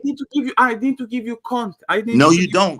Just get to the point. You filibustering. Get to the point. No, I'm not, because I need to simplify my point. You filibustering. Yo, you filibustering is interrupting. You literally doing the thing that you asked me not to do. You keep trying to bring it back. You keep trying to bring it back to tyranny, even though that situation is squashed and been squashed. I didn't is a correlation. When I was trying to correlate, you said it's irrelevant, right? When I was just trying to correlate, you said it's irrelevant. I'm trying to Come get on, man. somewhere. Let's have a good faith conversation. Yes, I'm trying to get somewhere. You saw our community, because I am included, because I'm inside of it. No, you're not included in the community. That's a lie. Don't say you're not in our community. That's a lie. So no, listen to this. This is a YouTube community. I don't talk about in our listen, please. I don't talk about black women. I keep emphasizing that white women on my country are exactly the same. I say that divorce rates are 70% in my country. I talk about relationships. I don't talk about black issues like that. And my first introduction to motherfucking so you didn't talk about B. Teller and her kids and her being a baby mama? Stop.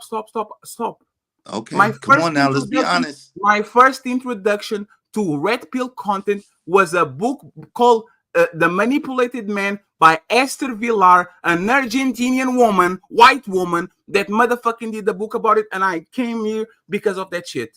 There's nothing black culture, music, hip-hop, nothing about it. I dress like this because I like the Lakers. I'm sorry. I was a Laker fan before I actually got here. I will repeat it again.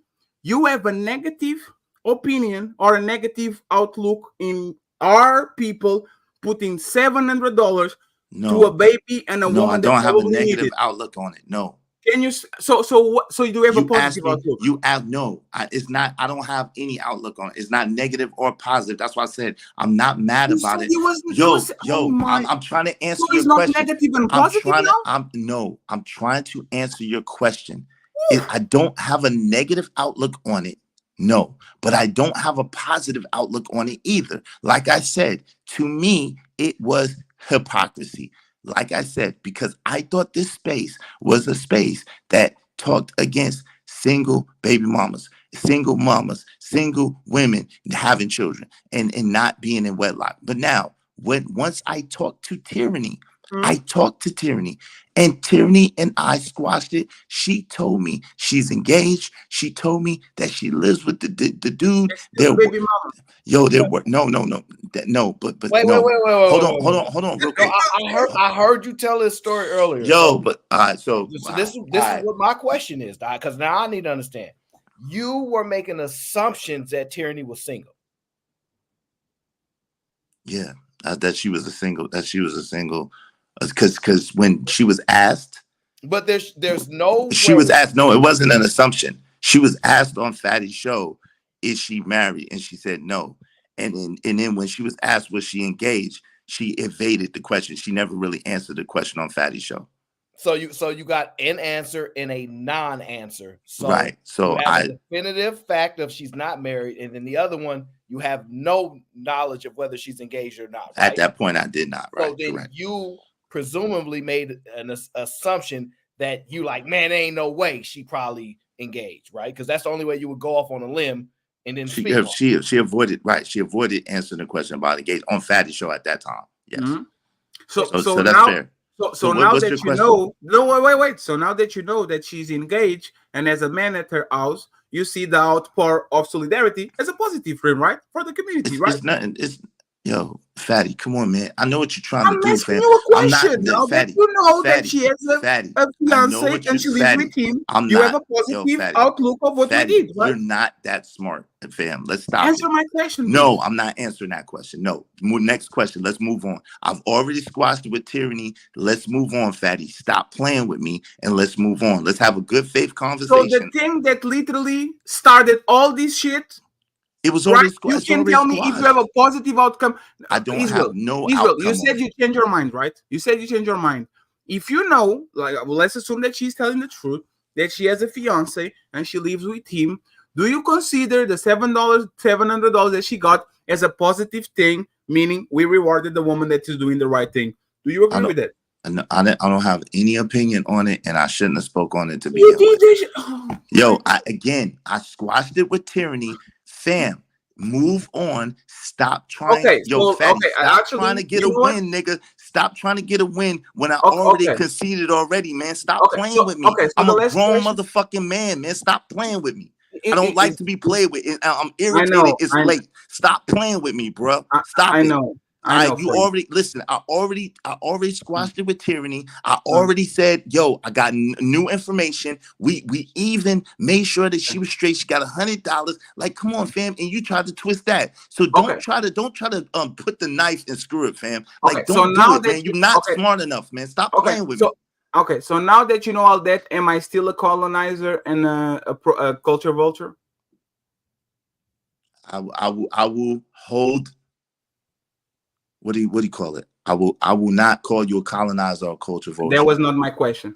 I know it wasn't. So my question was, do you think I'm a colonizer and a culture vulture? Now that you all of a sudden you want now have more details, do you think I'm a culture vulture and a colonizer after all this information was poured in on this show?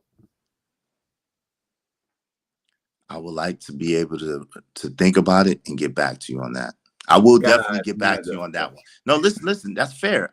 Let me assess all the information and I take that off the table. I'm not gonna call you. Hold on, what I'm saying, hold on. I'm gonna answer you. Let me tell you. Again, this information is not new to y'all, but it's new to me. Yes, it is. Yes, it is. No, it is. Okay, so show me the video that I have. Show me the video. This video right here today. Hold on, Aaron. Let me finish. Show me the video that I have in my possession with proof that Jay Prince said all the things that he said. I don't have any proof. I just got to go off Fatty's word. That's irrelevant. No, it's not irrelevant. What are you talking about? You want me to make a declare? Hold on, real quick. So tell me what video you want. Hold on, real quick. Hold on, real quick. I probably have it on my computer. Tell me what video you want. Play it for me. What video do you want? Video called Jay Prince calling me a pedo? What video do you want? No, not that one. Not that one. This video today. No, hold on, real quick. No, you want me? Hold on, no, Aaron. This is disingenuous as hell. You want me to make a declarative statement about something that I only just got information on right now from his word. Like what I'm asking for, hold on real quick. What I'm asking for is I'm saying, give me a moment to be able to research it for myself. And if I find that what he said is true, I will absolutely retract the statement. I'm already not going to make any more streams about him. I'm already not going to call him that again, but give me a moment to research for myself and get the information. And then I will make a declarative statement. But y'all trying to force me into a declarative statement. Hold on real quick. Y'all trying to force me into a declarative statement without any proof? I don't have any proof. I only have his word. No, I don't need to force you into a declarative statement because earlier on this show, you came up here and doubled down and said, yeah, he is a culture vulture. Because based on the information I had at the time.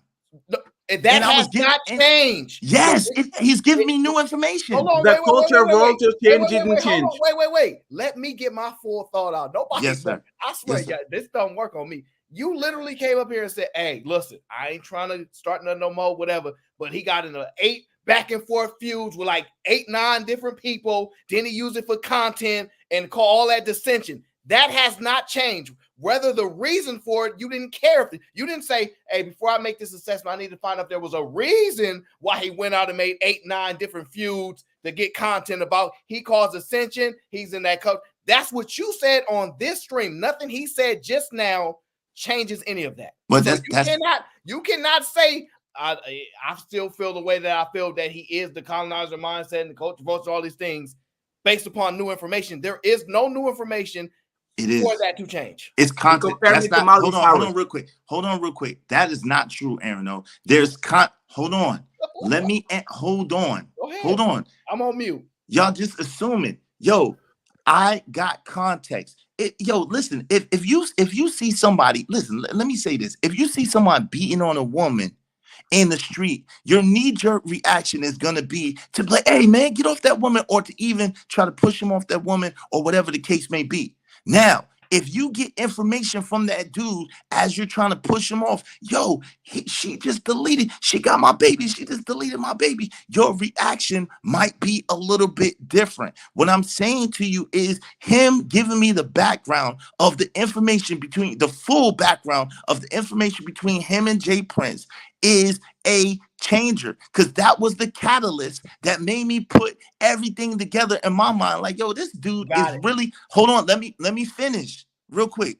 That is the catalyst that went in my mind that was like, yo, this dude is from the outside really trying to destroy us from the inside. That was that catalyst that was like, yo, he's a real colonizer and a real goddamn culture vulture. That was it. Those other things are just supporting details to the frame that I caught from that perspective. So what you're saying is if Fatty goes back on all his streams where he talked about what happened, he breaks down the origin and all those things, you not gonna pop up in that stream hearing about all the things that happened to him and how he's done so many streams saying, look at what this guy did. Look what he says. Watch. No, I won't be on the stream where he's breaking. No, I won't be on the stream while he's breaking all of that down. No, he won't find you in the chat or nothing. Yo, fam, again, I won't be. Listen, again, Aaron, no, y'all got to stop the bullshit, man. I got way too much respect. Let me speak real quick, because this is some bullshit, right? Because again, y'all know that even with Fight Club, God doggone Fight, how long will Fight Club streams? 12 hours plus, man. Come on, fam. Let's be honest and let's be genuine. And we know there'll be 1,000 conversations in that 12 hours. So if I was on the stream at, let's just say 5 o'clock, but at 1 o'clock he spoke about that, I would have no knowledge of that. Y'all got to be able to give some grace and have some perspective, man. This is ridiculous what y'all trying to do. I'm giving you my word as a man. Let me just tell you that this should be good enough. I'm giving you my word as a man standing before you right now that I did not have all that information about. Hold on. I did not have all that information that I had about Jay Prince till right now he said it to my face. He said all that information. So now this is the first time I might have got beat. I had bits and pieces of it, but I didn't get the full picture till today. So as a man, since you want to try to use that and not like in this conversation, come on, man, y'all stay trying to twist stuff up, Aaron, man. So going y'all forward, some slick dudes, man. So I'm not slick at all. I'm very straightforward. So going forward, since you want to say as a man, you give me, don't make no assumptions about anybody unless you get the full information. Because as a man, you realize that's a mistake that you've made multiple times. So as a man, you're going to stop doing that. Is that what you're saying? Yes, absolutely. I can concede to that. Absolutely, without question. You know it, you know it's crazy, and I'm not going to pursue. I'm going to leave it right here. You are requiring time to assess the situation with acquiring new information, but you told that I was blackmailing Venus because you heard the 5-second clip and you thought I was at something against her. You literally said it. Yeah, I said that. Something against Venus. He's trying to blackmail her. Look at what he's doing to bring another black man down. You don't have to like you. This is the filibustering that you're talking about. I'm trying to. Yo, listen. You're right about that. You're absolutely right about that. You don't have to over pursue. I can concede to that, and I can say, yo, I was wrong for that. Because again, that was an assumption. So I can concede to that, and because I don't know, I wasn't behind the scenes. At the same time, it was based off of. Can you not understand that if in all fairness, man, yeah, as a human being to a human being, can you not see that if you see people conspiring on somebody and one of the people is from somewhere else, and you like, God, dog, they coming in here and they doing their thing, and then they still trying to destroy people in here. You can't see how that might make you feel the type of way as a person. Like, damn. Y'all can't see that at all. Absolutely like, Aaron, not. Aaron, Because absolutely wait, not. I'm asking Aaron. Aaron, can you see that honestly? Oh yeah, no, absolutely. Especially somebody like you that has a little more insight about history and things like that. You can see that stuff. You're like, oh, I've seen this before. I get it. Yes, and that's the and Aaron. If you watch my stream, that's the exact framework I came from. Like, yo, this is the same play that they always run. That's exactly where I came from. Okay. So it was really about the fact that, yo, I'm looking at this and I'm looking at somebody. Forget it's Fatty. I'm looking at somebody somebody from the outside of our culture, and I'm perceiving it like they're trying to destroy somebody in our culture, and they're profiting from the culture. I'm like, yo, come on, man. We cannot stand for this. If you watch my stream, I literally said that. So, so what I'm saying is, if I get more information, it's a little different thing. Like I said, if you see someone beating on somebody in the street, your knee-jerk reaction is going to be to try to protect the person getting beat. However, if in that process they say, "Hey, man, he got my kid. He got my kid. He just tried to delete my kid," you're gonna have a different reaction. Yes, Come Israel. on, family. But you know what's funny, Israel? Let me tell you this secret, and I'm not going to tell this again, right? And this is the fucked up part. You were there when we were building the Black House. You were there, right? You saw this foreigner, Ilkan Ali, Lou, Marcus, Ches, giving a tremendous amount of time, money, and patience to get their shit forward, right? No. See, Fatty, again, hold on, Fatty. You were there, Israel. You were there. Wait, but you asked, hold on, Fatty. See, this is the unfair part. Why are you stopping me? Wait, because this, let me, hold on for 1 second, please, brother. Please. Let me tell you the end of the story, and then you can, I'm going to tell you the story that you don't know. Right? Go ahead. Because I didn't know about the, what I'm trying to get you to No. Let me tell you this. Let me tell you this story, right? And I promote everybody on the show. Every time when Aaron comes, I drop this link. Every time Israel comes, I drop his link. I make sure that people know who are the people on the panel, right? And it got popularized. One time you came on the show and you were having a conversation, and I was like, "Hey, J Prince, we are going to put Israel link multiple times on the chat because that's good for our business, and he's giving his time, so we are going to actually compensate him from his time." Nah, Fatty, he's a cloud chaser. I don't want to promote the link for nobody. Jesus came here to steal clout and to steal views. I'm not going to do so. And I had to double down, triple down, and quadruple down the fact that we need to do good business by these people, and if they come to support us, we are going to give back. Certain things you guys don't see. Just because I'm a foreigner doesn't mean that I don't give back.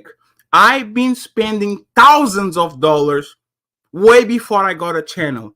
I've been on Britney show in the morning, Shiki show afterwards, Aaron show afterwards, Fight Club, Island Girl Q, for hours and hours and hours for no money, just because they support me, I support them. The Black House for free. I literally, you can have like the community tab. I'm Peneloping like crazy to try to actually get us out of this motherfucking hole so we can actually eat.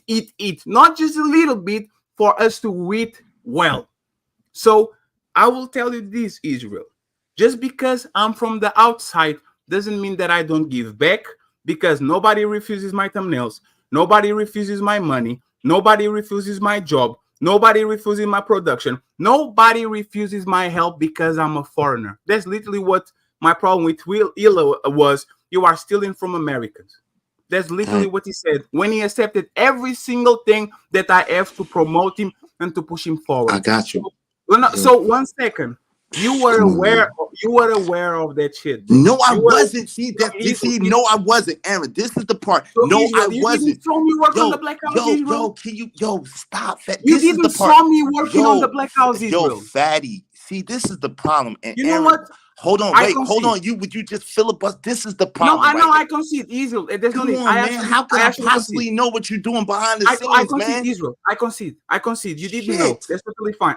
You concede. You didn't know because you weren't going on the Black House with me having the controls. No, see, that's no. Hold on, no, that's not. Yo, hold on for a second. Hold on, bro. If you're just trying to paint narratives, then you could do that by yourself. But if you're trying to get understanding, then you have to allow for conversation. Yo, Aaron, be objective and be fair. How fair is it for me to say, yo, Aaron, you know what I do. You see me every day. You know what I do with my son behind the scenes. You know how I take my son to school. You know what route I take. You know how much money I spend. How can I possibly know how much?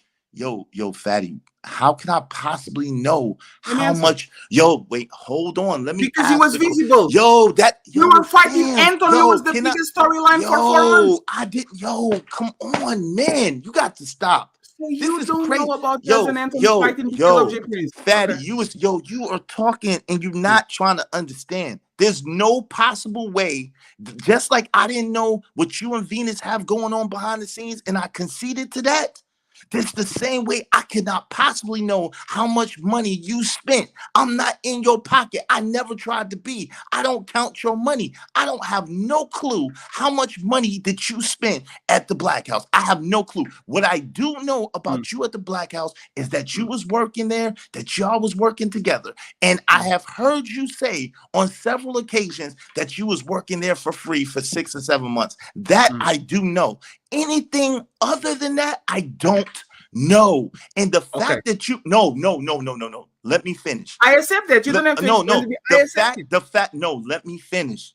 Yo, the fact that you keep trying to tell people what they know and that they know what you got going on behind the scenes and that they know, like, they following you around and like they your parrot and just everything. These shows be long, bro. These streams be long, and I don't follow. I got a life.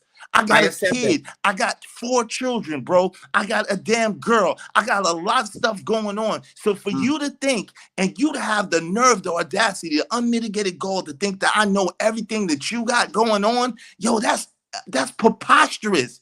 You getting mad on the assumption. You getting mad at me for assuming, and I could be man enough to say, yo, bro, I assumed here and I assumed there because I didn't know. But then on the very end, you're assuming that I know some shit, and I'm telling you, I don't know that. No, that's fair. And you know, it's funny. There's a person called Angry Woman on the chat, aka Sexy Red. She literally got monetized because I stopped the show on J Prince, and we said everybody to go there, and she got 70 followers or something like that. What's that got to do with our conversation? Oh, no, one second. No, this is the colonizer. But I will accept that. I would just ask. This is the last question I have for you, Israel. Jesus Christ, a big headache. Why did you say that I was the new Derek Jackson? Yo, fam, why did you say suck your dick? Why did you lie? Why did you lie? Why did you lie? And why did you lie? Why did you lie and say someone gave me $700 knowing that they didn't? Why did you lie and say someone gave me money that you know that they didn't give me? Why did you do that? Why would you do that? No, it's not a deflection. See, yo, fatty, again, you're not having a conversation in good faith. We could do this. I said, let me answer that. I said that because I believe in that. Now that but it's not true. No. I said that because if I believe in that, if she didn't send you $700 and it was $200, $400, she didn't send me nothing close to that. She supported like everybody else. Okay, $10 at a time, $20 at a time. You know what? Give me time to get the information because they're both sides of the story. And then if there was law, I will retract my statement. That's fair. That makes sense. That's fair. So now that I answer your question, why did you told that I was the new Derek Jackson? Because I believed that at the time. Yes, but can you elaborate on that?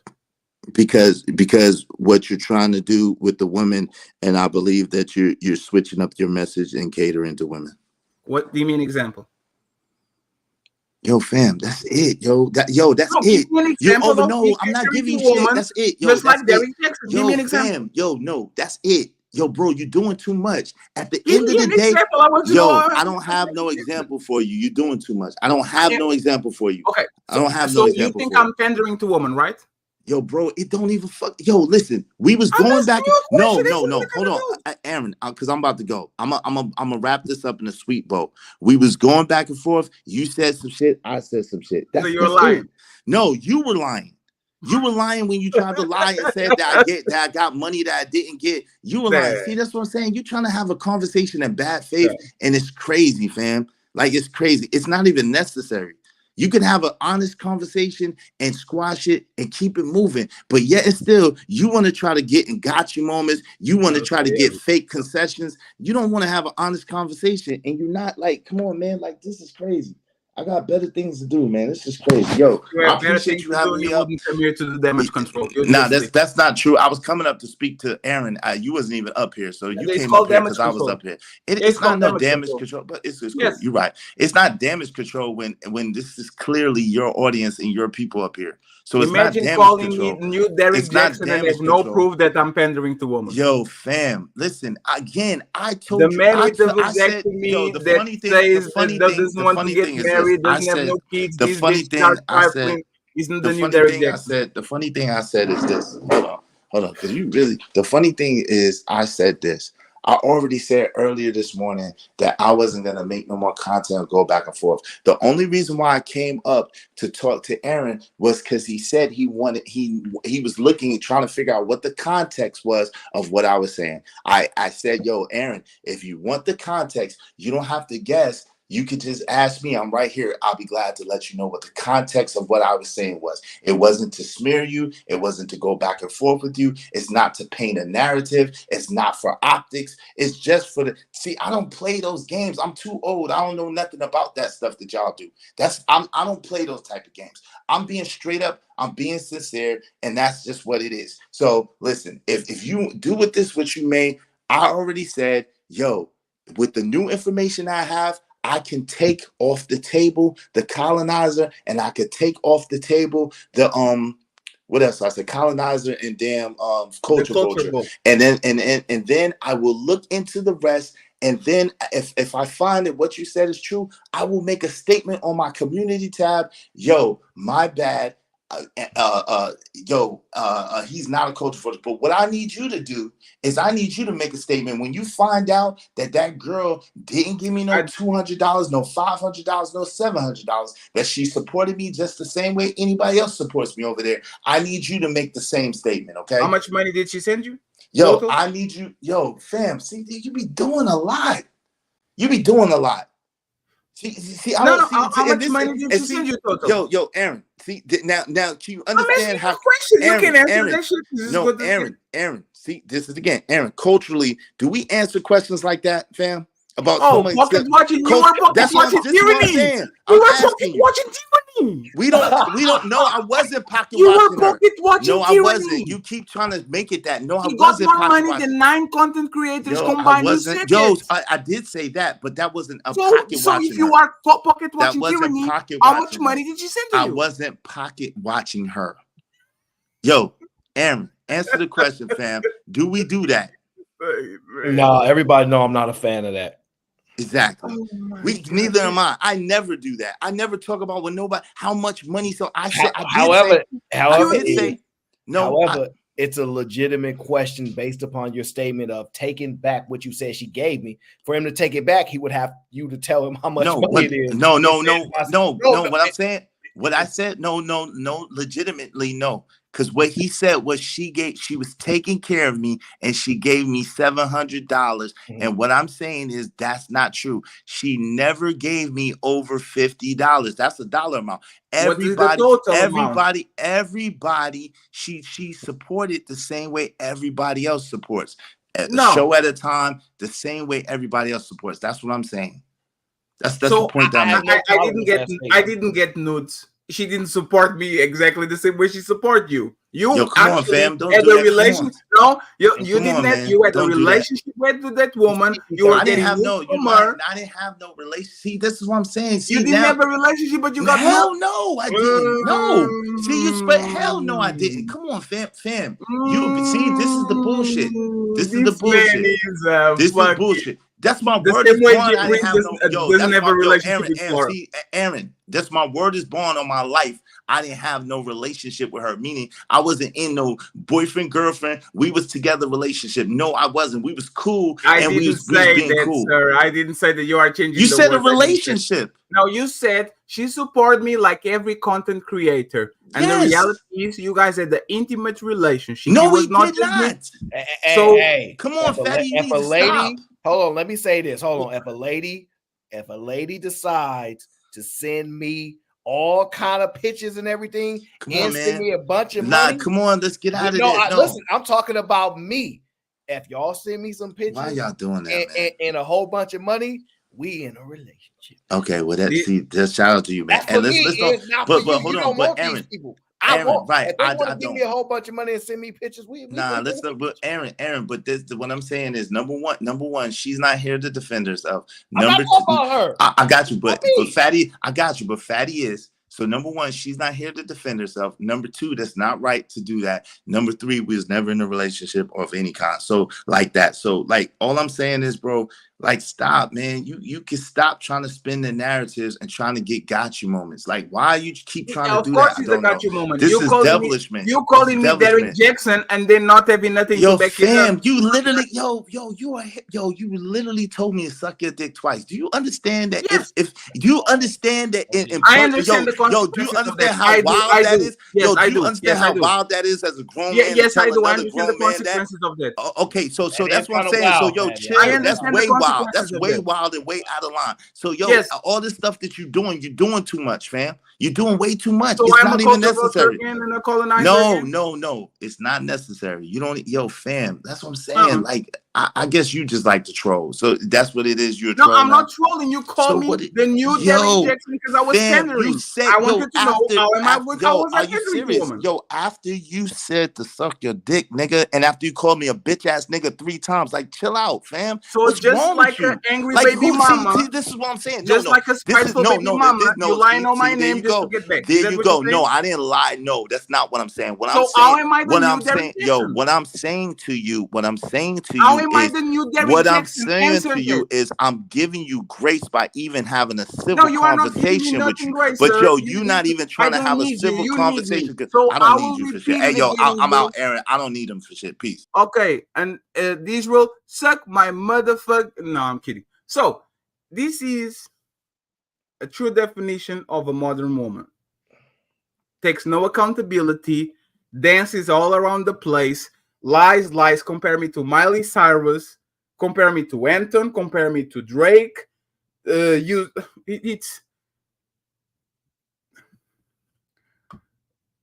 when people get mad at you, they'll say like, "This is a scorned baby mama." He didn't needed my side to make conclusions about what he heard J Prince say. But as soon as I say my piece, I need to look into that. I don't have enough data and enough material to talk about that shit.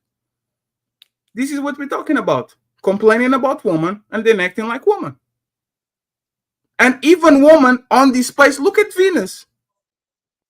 Fighting E Black in the middle of the battle. You know what? My bad. Let's move forward. This man has 10 years on Venus, as a gray beard, experience, friend of one of the biggest manosphere content creators of all time, can't take accountability, can't say I'm sorry, can't say, oh, now that I got information, I take it back. Made a statement about me and said that it was based on last week. Can't even tell, now that I know that Tyranny as a fiance and a key and lives with her, something that I think is a lie. But hey, Tyranny, you do what you say, right? You got hey. I think it's a lie. I just like Tyranny, so I'll leave it alone. Right? Chill, I like her.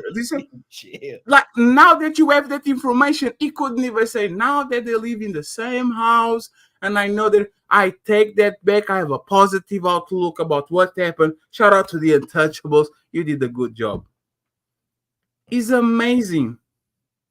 Like this is, and again, it is all about money. And Aaron knows it because Aaron been probably the best, has probably the best outcomes in terms of money on this space on since the beginning until now. As soon as they see the money pouring, hate. It wasn't about the views. It wasn't about the baby shower. It was not about baby mamas. It was about money. Because he even said, I don't like people coming here and taking advantage of the culture and giving money. What culture do I talk about?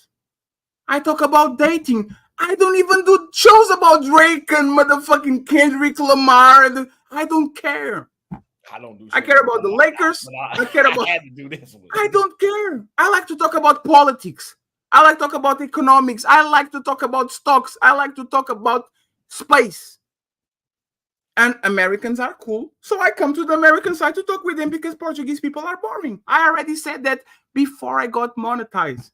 But the part, Aaron, is we all started on Fight Club, which had the fighting mentality. I know the first show wasn't like that, the late nights, but then evolved into that. Me and that man literally landed on a land on the minefield. We were fighting because you had to. We were fighting because we were to. When Angry Man did the shut up fetish shirts, go ahead, brother. You got it. Make your money. I'm not crying about where is my cut. This is cultural appropriation. You are to now make your money. It was funny. It was fucking funny. But the fact that he was here on this space, Aaron, I have a video of Israel in September of 2022 saying, I clean my butt on the inside, and everybody left. I have it. That shit is literally 1 month after I got here. Black Dawn was on the panel. I remember, and I think you were on the panel too. Wait, you guys don't clean your, wait, you guys don't clean your, you guys don't clean your asshole on the inside. He came here 1 month after me. We were all laughing, all having fun. He knew what Anton was doing, what Angerman was doing, what me was doing. He's lying. He did shows about the P shit. Yeah. And now all of a sudden, oh, I don't know nothing because I don't have time. So you didn't saw Daryl terrorizing this place for 2 years? You didn't saw J Prince drag everybody and call everybody and on my dead my grave. Now all of a sudden, you didn't see nothing. SMD is to him and to anybody is wild, especially a New Yorker. Especially a New Yorker. It's wild anywhere in the state. I will admit that, and I know the consequences. If he see me, he can do something. If he wants to go to jail, he can shoot me. If he want to fight me, I break his arm. That's the only two outcomes that are going to happen, right? All right, so I don't even know the outcome. I'm just saying it's a serious. It's cultural. Thing. I know it's serious. It's super. It's serious. Yeah, I understand why. I know about this, but that's but at the end of the day, the truth of the matter is, it always comes down to money. It always comes down to money. I experienced it early on. You know how I am about hating. I wouldn't rock with Fatty if he was a hater, especially when it comes to money. One thing I can say about Fatty is he don't have a problem sharing. He don't have a problem sharing. Maybe other people see different things, but he get mad. He be on somebody's stream and they send him cash. But like, why you send it to me? I be thinking then you just send that to me then, Fatty, if you don't want it. But he be like, support the content. I told I send the $100 when YouTube pays. I have to. So, yeah. Ali sent it for me, but I was like, I still going to send it because it was. But I'm just saying, like, no, I've never seen that side of you hating about money. I've never seen that because I would have a big problem with it. You know how I am because I don't do hating. I don't like it. I understand some form of speaking about it because you like some competition part. I've never been big on that because everybody can do their thing. Everybody can win. Are you good enough? Do you put the content out enough? Do you make people? Do you entertain? Do you understand all of this? And sometimes people don't. So but it comes down to the money at the end of the day, and that's why I tell people gonna have to make some money outside of YouTube sometimes, and life will be a little bit easier. But you know, and the thing, Aaron, too, is like people don't really believe that if I get out of here, I'll bring everybody that is rocking with me. Like they don't believe it because it's projection. They would never send people their way. They will never say, "Hey guys, go to every show after that." They will never do that shit. So because they wouldn't do it, they think I wouldn't do it too. Yeah. Like I don't have a short memory, man. I remember, hey, my club is done. Fatty's going to go next. Da. Like you see the YouTube team, Fatty. I'm literally going outside, trying to get as much people outside of here, get into the Destiny sphere, the white people, the black. I'm trying to do that shit. And when I finish my show, either be 700 or 1,000, I'm going back to the list and you say, you know what? Hey man, Aaron is live. 700 people, let's go there. But these people don't understand it because they don't do it themselves. They are here on a close space with people that were on panels with them several times. They don't do it because they're afraid that they're creating a competitor. So the fuck the parties, and I told this Israel and I will tell it again. Israel and G Prince complaining about being on my thumbnails. I delete 20 videos every 3 months. That's why I'm always I'm deleting videos because they have relevant impact for the time, but they are irrelevant for what I want to be. You see what I'm saying? There's like Angry Man going at 3 a.m. in the morning and say, this is not relevant for the long term, right? Israel mock my motherfucking words because this like people try to do YouTube shit, and this is when things. If YouTube doesn't snatch my shit, Israel and motherfucking Jim Prince are going to regret the fact that they don't have one video on my library where Fatty is talking to them and going at them. Because they don't understand. Me going at Anton, me going at Angry Man helped me tremendously. I didn't do it because I want to target him to get clout. I did it because I thought it was the right thing to do. And gives me no much honor than see big content creators say, hey man, shout out to Fatty. Hey man, shout out to Fatty. Hey man, me and Fatty used to go at it on Fight Club 2 years ago. Sign of growth and sign of recognition. They are going to beg for the, like they're going to regret the fact that they said, you know what? I don't want those videos on his timeline. I don't want those videos on his shit because now the clout is going to go for people that deserve it. I'm not being mean and saying kiss my ass because I want to dominate this space by putting fear on people. It's because it's unfortunately for my enemies is motherfucking necessary. Every time I be nice and goody to shoes, they fucking take advantage of this shit and they move along. So we are going to see. We are going to see. And he said, oh, okay, sucking my dick is way above whatever. Don't you know what is actually not in New York? Pocket watching. 18 on babies. Why does that baby get $700 and 9 content creators didn't get the money? This man is the new Derrick Jackson. How? Amazing. I am Aaron. People been calling me womanator since I got on this place. Now all of a sudden I'm Derrick Jackson. Pandering to woman. That is a little. I mean, listen, man, it is what it is. This comes with the territory of you being you in this space. You got to just deal with the consequences. Oh no, I know. But that's why I look at Anton and Angerman as blueprints. Anton got every time Anton gets a new step, more aid from different people start to come in. I understand this. But that's the thing. I understand it's necessary because people don't know you. People that were on the same panels with you, having vitriol every time you make $1,000 shows, you're still saying, God damn it, hey man, look at this. Like being, oh, I wish they sent me 200. Like that shit is crazy. Yeah, no, that shit is crazy. I know it very well. I know situations go. Listen, that's crazy. Everybody got to keep doing their thing. Listen, everybody keep doing what they do. Everybody keep making sure they show us rocking, and just that's what it comes down to. Because at the end of the day, nobody gonna stop you from doing what you do. Nobody stopping Iz from doing what he's gonna do, and everybody else got to make their own way. At the end of the day, so. But there's the point. I don't have a problem with him doing shows about the baby shower. Face the consequences afterwards. Don't cry victim.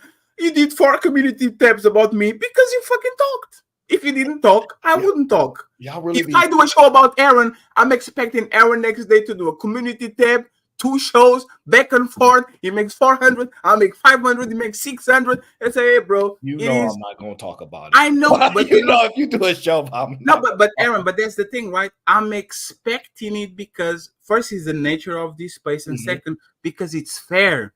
You have the right to defend yourself.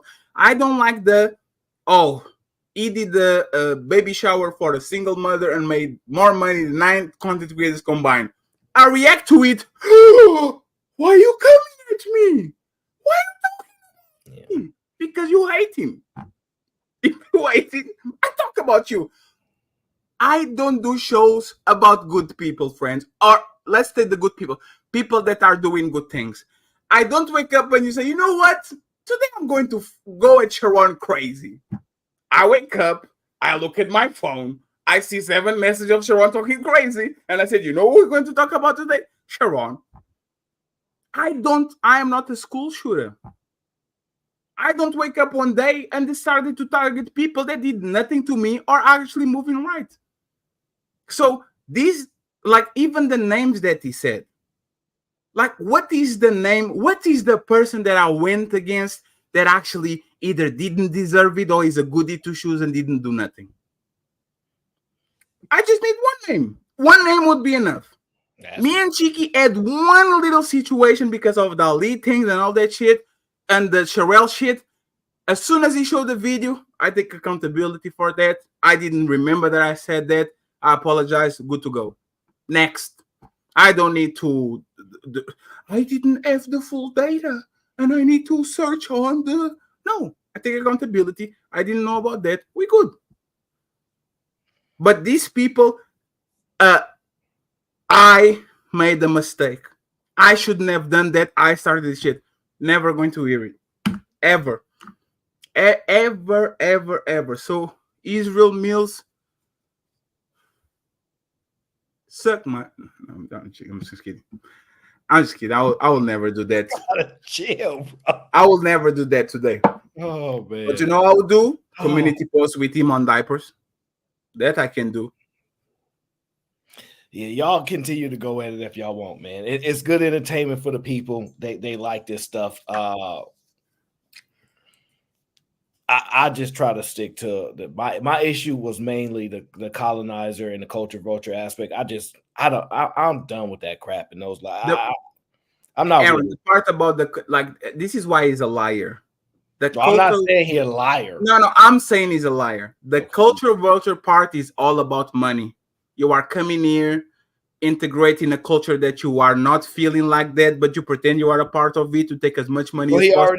He already said that he might be wrong on that. So that's the point. Why did you say it in the first place? It's about money. We're not gonna belabor it. I'm using the word. It's money. Like his money. You just say, everything man, comes down to money, Team Fatty, and that's what it always comes down to. That's why I always say I hope everybody win. Keep doing your thing. I don't. Oh no, absolutely not. I want winners to win, and I want winners to win and losers to motherfucking lose. Winners focus on winning. Losers focus on winners. Keep focusing on winners. Mr. Israel. The reason I say that is because other people winning don't hurt me. Like if people making thousands, $10,000 don't hurt me. I still gotta live my life. But you know why? But he hurts him. That's why he can't get along with Angry Man, even though they are friends. Because Israel is a person that can play his position. He always wants to be the big dog. He always wants to be the one with the microphone. He always wants to be the star of the team when motherfucker is Nick Young. You're not Kobe Bryant. You are Nick Young. You are fucking. You are a six man. Personality, and that's who he is, and he accepted. That's cool. Yes. Y'all know me. I always say I play my role. If I'm number 3 today, I'm number 2. If I'm not even supposed to be on the panel, I always play my role. And if you're not the star of the show, you are happy with that shit. I will guarantee you, and I'm not religious, if Jesus come back and he had 12 or 13 apostles or whatever, easy bands as the characteristics of somebody called Judas. The jealousy. Why he has all the bitches? Why he getting all the money? Fatty, we have, you know what? Y'all done took 911, 911. Jesus doing something wrong. Like I called him when him and Angry Man had the first fallout. I called him Judas for that shit. He has all the characteristics of Judas: jealousy, envy, can't play his position, doesn't listen, doesn't take accountability, liar. That's you. Easy motherfucking bands. Y'all already then took over the whole show. I'm behind in super chats because of you. Okay. Shout out to Grizz. Grizz says, if Drake Fall finally bring us the long overdue Time Zone album with just the 5 a.m. in Toronto, diplomatic immunity type bars, that's it. It's time to die. Okay. Shout out to LeGarrette. Says, support my G. Back to taking care of my daughter. Family come first, but I appreciate you stopping by and showing some love. Gang. T.O. is here, says, now when you're ambitious, you got a colonizer's mindset. Damn. Yeah, I know. You got Uncle Tom in the chat acting up. Says Israel over here pocket watching. Say it ain't so. Damn. I gotta get a video of you with that damn, because that stuff is platinum. I gotta get a video, okay? Uncle Tom says 8 is what I'm 8. Oh man. Old Tom says, bruh, you still pocket watching with Israel Mills? That's wild. That is wild. I ain't gonna lie, that's wild. That was actually fun. Wow. Martin Luther King says, Blizzy. What does that mean? T.O. says, Fatty is not on the same side of the arguments as a lot of people in this space. This space hypocrisy ish is irrelevant. Yeah, well, that's a good point. Okay, Uncle Tom says, cool. After days of making videos, you done. Hey.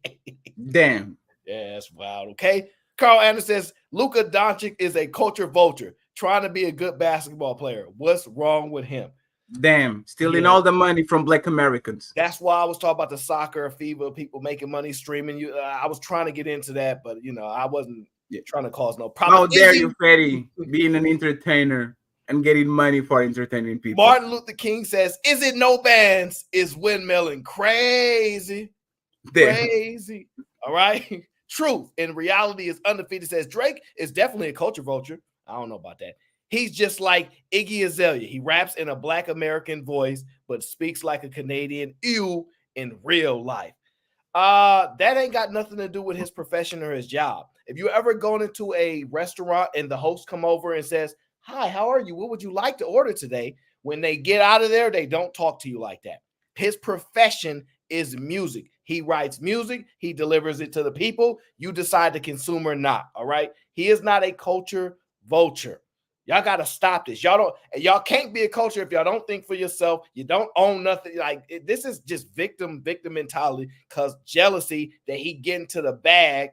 And most of the money ain't coming from the blacks, but whatever. We ain't gonna get on this all day, okay? Aaron, before you go, why don't they call The Weeknd a culture vulture, for example? Oh, they will. They will to make their point. They just not willing to do that at this moment because he's not a problem to them. Like it hasn't, but they will do that quickly if necessary. They will. I see it all the time. I'm not into that type of stuff. How you gonna tell people in 2024 at this point who know all about what culture vulture is and all this type of stuff, and they picking and choosing what they want? I'm not with that. Okay, Uncle Tom says, Israel, just stop it, bro. You're making yourself look crazy. Damn. Truth and reality is undefeated says, we ended Iggy's career for exactly what Drake does. No, we didn't. She's just not good at it. Yep. She's just not good. You can't end nobody that is good at anything career. Nobody. She's just untalented. You can't get rid she of doesn't have the talent to go with the She's not good. Like, come on now. Like that's not the example. Okay, Uncle Tom says, Aaron, Israel is a major hater. Israel, please stop. If Uncle Tom gonna call you that, I don't know. That's between you and Uncle Tom. Tio says, what is the culture Fatty is vulturing off of? Laughing out loud. Relationships. Woman in Portugal doesn't have vaginas. Yeah. No. People in Portugal don't get married. The red pill is only applied to American concepts. If you cross the border to Canada, women are completely the different. And the relationships, they don't. Babies come from seagull. It's seagull, right? The seagull. I don't know. What is the animal that brings the baby? You have to order them, okay? Okay. Shout out to Shadow Dragon TV said one more member.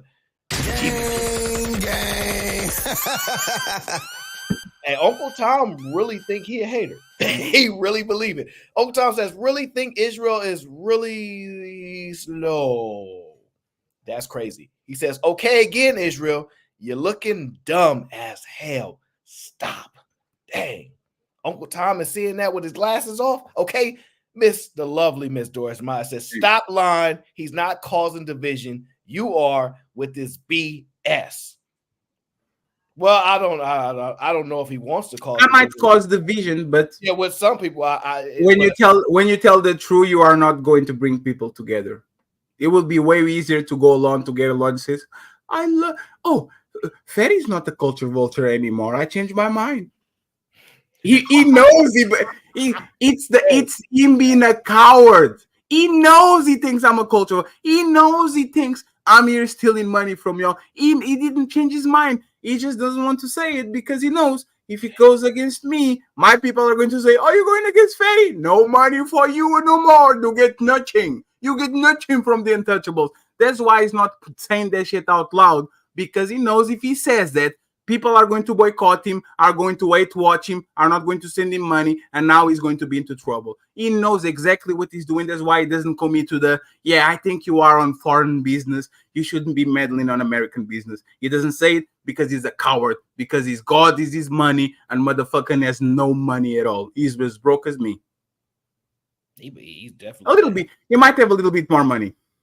Yeah, Because right now I'm the poorest person in the space. So I just need to work for one of you content creators. T.O. says, why you exclude South Americans and Islanders from being outsiders, picking and choosing, laughing out loud. That was one of my questions too, T.O. I didn't understand that, but you want me to explain why? He kind of tied it to because there's some people that support him financially. Player one says hate.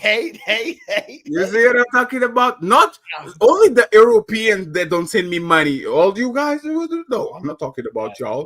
Okay, JJ Carver says all black people do not follow a single culture. I agree with that. To paint us as a monolith, okay, to paint us as a monolith in this regard is very racial stereotypical to suggest an ignorant your argument about culture vulture falls flat. Stop these big old words, JJ. I saw what you did. You got me too. Okay? Let me just, Aaron, I apologize for interrupting you.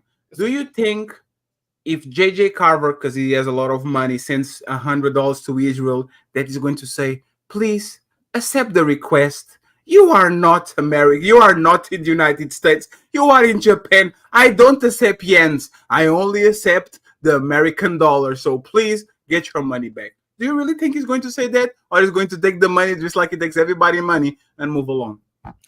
Big Bad Bull says, Crown made a good point. This is a global black YouTube culture. So Fatty is rightfully part of this YouTube culture. Spot on. Okay. Too Savvy says to use at your own discretion. Shout out to Too Savvy. Gang. I didn't really want to do anything in this show. One thing I tell y'all is when I'm dealing with content creators, I don't want to step on nobody's shoes. I want to allow them to get their points out because I don't need them going on their show talking about AO did me dirty and he did this, and that. I don't try to do nobody dirty. I don't really care. Not as much as they care about this. So that's why I appreciate you, Too Savvy. I didn't really want to cause no problems today. I just wanted two content creators get their thoughts out. You guys can determine which one makes more sense or less sense. Okay, B-Love says, would there be content without YouTube beef? Absolutely. Yeah, absolutely. Would it be as entertaining and fun without a mix of it? I don't know because I haven't seen that consistently shown just yet. J-Hub in the building says, I left 3 months ago and still the same storyline. J-Hub, it will never stop. Like, I don't know when this will stop. I think about this too, Jay. I'm like, man, again or another problem or this, it's not going away, J-Hub. I don't know if people are making enough money from this, or maybe they can't shift or alter. They're not flexible to do different type of content and all these things. So a lot of people only got one angle. Okay, no, go ahead, say what you gotta say. And that's why J-Hub came back because he likes the drama. Because if he didn't like it, he wouldn't come back. That's crazy. The man Williams says, I am not saying he is lying, but he ain't telling the truth. Why the fuck? Is got to admit that he got caught being messy. It happens to the best of us. He did. Took ownership. He says, man, I'm not going to really be jumping off the border for things that's like, and me and him always have good interaction. So, I mean, maybe he means that with me. He like, hey, with you, I won't do that. But hey, Fatty, that's a whole nother story. JD1975. Salute to you, says, salute to Izzy Bands, Team Fatty. What's the end goal? Shout out to AO. I was trying to let them decipher the end goal, JD. I was trying to let them figure out where they wanted to go with it. Sometimes it looked like very fiery and all that, but then sometimes people like it's cool with like they I don't think they figured it out today. Okay. Hey. Unsubscriber says for a fractional share of stock. Thank you. I'm looking to make a move. Okay. I'm looking to make a move. But I need to see a little bit more movement in the markets. Okay, the man says he gotta pray about it, and he will charge you $20 for that shit. No, sorry, $19.99 for the prayer. Hey, send me a cash app and I'll do your prayer. Oh Lord, pray about it. Okay, JJ Carver says this look like they have tried every tactic in the book to bring down Fatty. All have failed. So now you're trying to throw out a proverbial, dang, that's a big word, proverbial black culture card to start a bad faith conversation in this space. Sad. Damn. You know, Fatty is messy. Okay, Double R, not the Double R y'all thinking about. You had less info to judge Fatty negatively, and now you need more to do the reverse. Damn, not consistent at all. You gotta chill while Let me read this one. Israel is the Kyrie Irving of gaslighting. My God. Oh Lord. Go ahead. You got it. The dating pool roast reaction, aka HQ windmilling like a motherfucker, says jealousy at its finest. Hate. And the last DJ one. Witch Nurse, $5 says, I heard that Aaron was an evil genius that set this all up. LOL, clapping emoji, laughing emoji. Shout out to DJ Witch. Shout out to DJ Witch. I promise you, I have no idea who's watching my shows or who don't watch my show. I swear, I don't care about views. I don't be caring about none of this stuff. That's why I sleep well. That's also why I keep the main thing. So I had no idea this would come by. Aaron, we saw your bank. We saw your stock. Now I borrowed that money. That's called.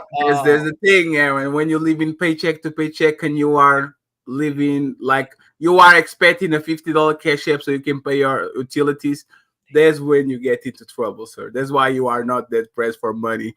Other people, unfortunately, are. And I'm not going to say names because I'm not messy, but Israel Mill doesn't have a 9 to 5. If his YouTube career was gone, he will have no. It's like the other person that says, either you send me money or I'm selling dope. No, gee, it's a joke. I don't know if Israel would sell dope to his community.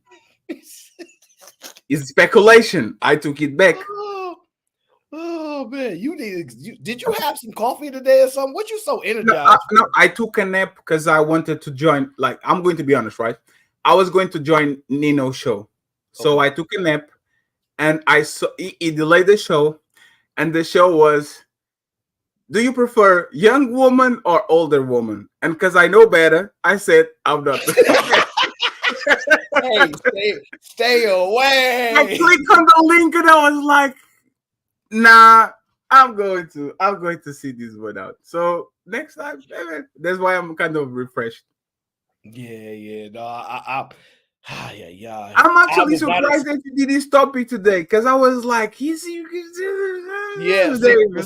I do it my way. This is the thing. I had no intentions about focusing so much heavily on you or Is or Dre. It was more about how he's the archetype. Yeah, he's the archetype of. So yes, I get it. That be what my focus is. You know, I'm not coming up here to cause no problems with nobody. I really don't give a damn. That's between y'all. Y'all have all your goddamn. Hey, shout out to you. I'm not covering. I've been preaching the show. I was like, oh, this is going to be a good show. And then I started listening to that. I was like, nope, not going to. Yeah, it was bad. It was bad. So I had to cover it a little bit because I like the winner that Drake is that hurt everybody's soul. Because because when the hate comes, it's just I be like, dang, the hate, y'all hating for real? He didn't do nothing to you. So that's why I kind of had to touch on the show. And then I heard that Colonizers. I was like, whoa, yeah, we gotta wrap this up. This is crazy. So it was a fun show. I just want to say one thing about the Colonizer because it's a history lesson. You guys understand that my father's grandfathers, great-grandfathers actually was the one colonized. The same way you are Black Americans and you are descendant of slaves, a lot of you understand that my grandparents were the one colonizing people, were the one being colonized. You understand it, right?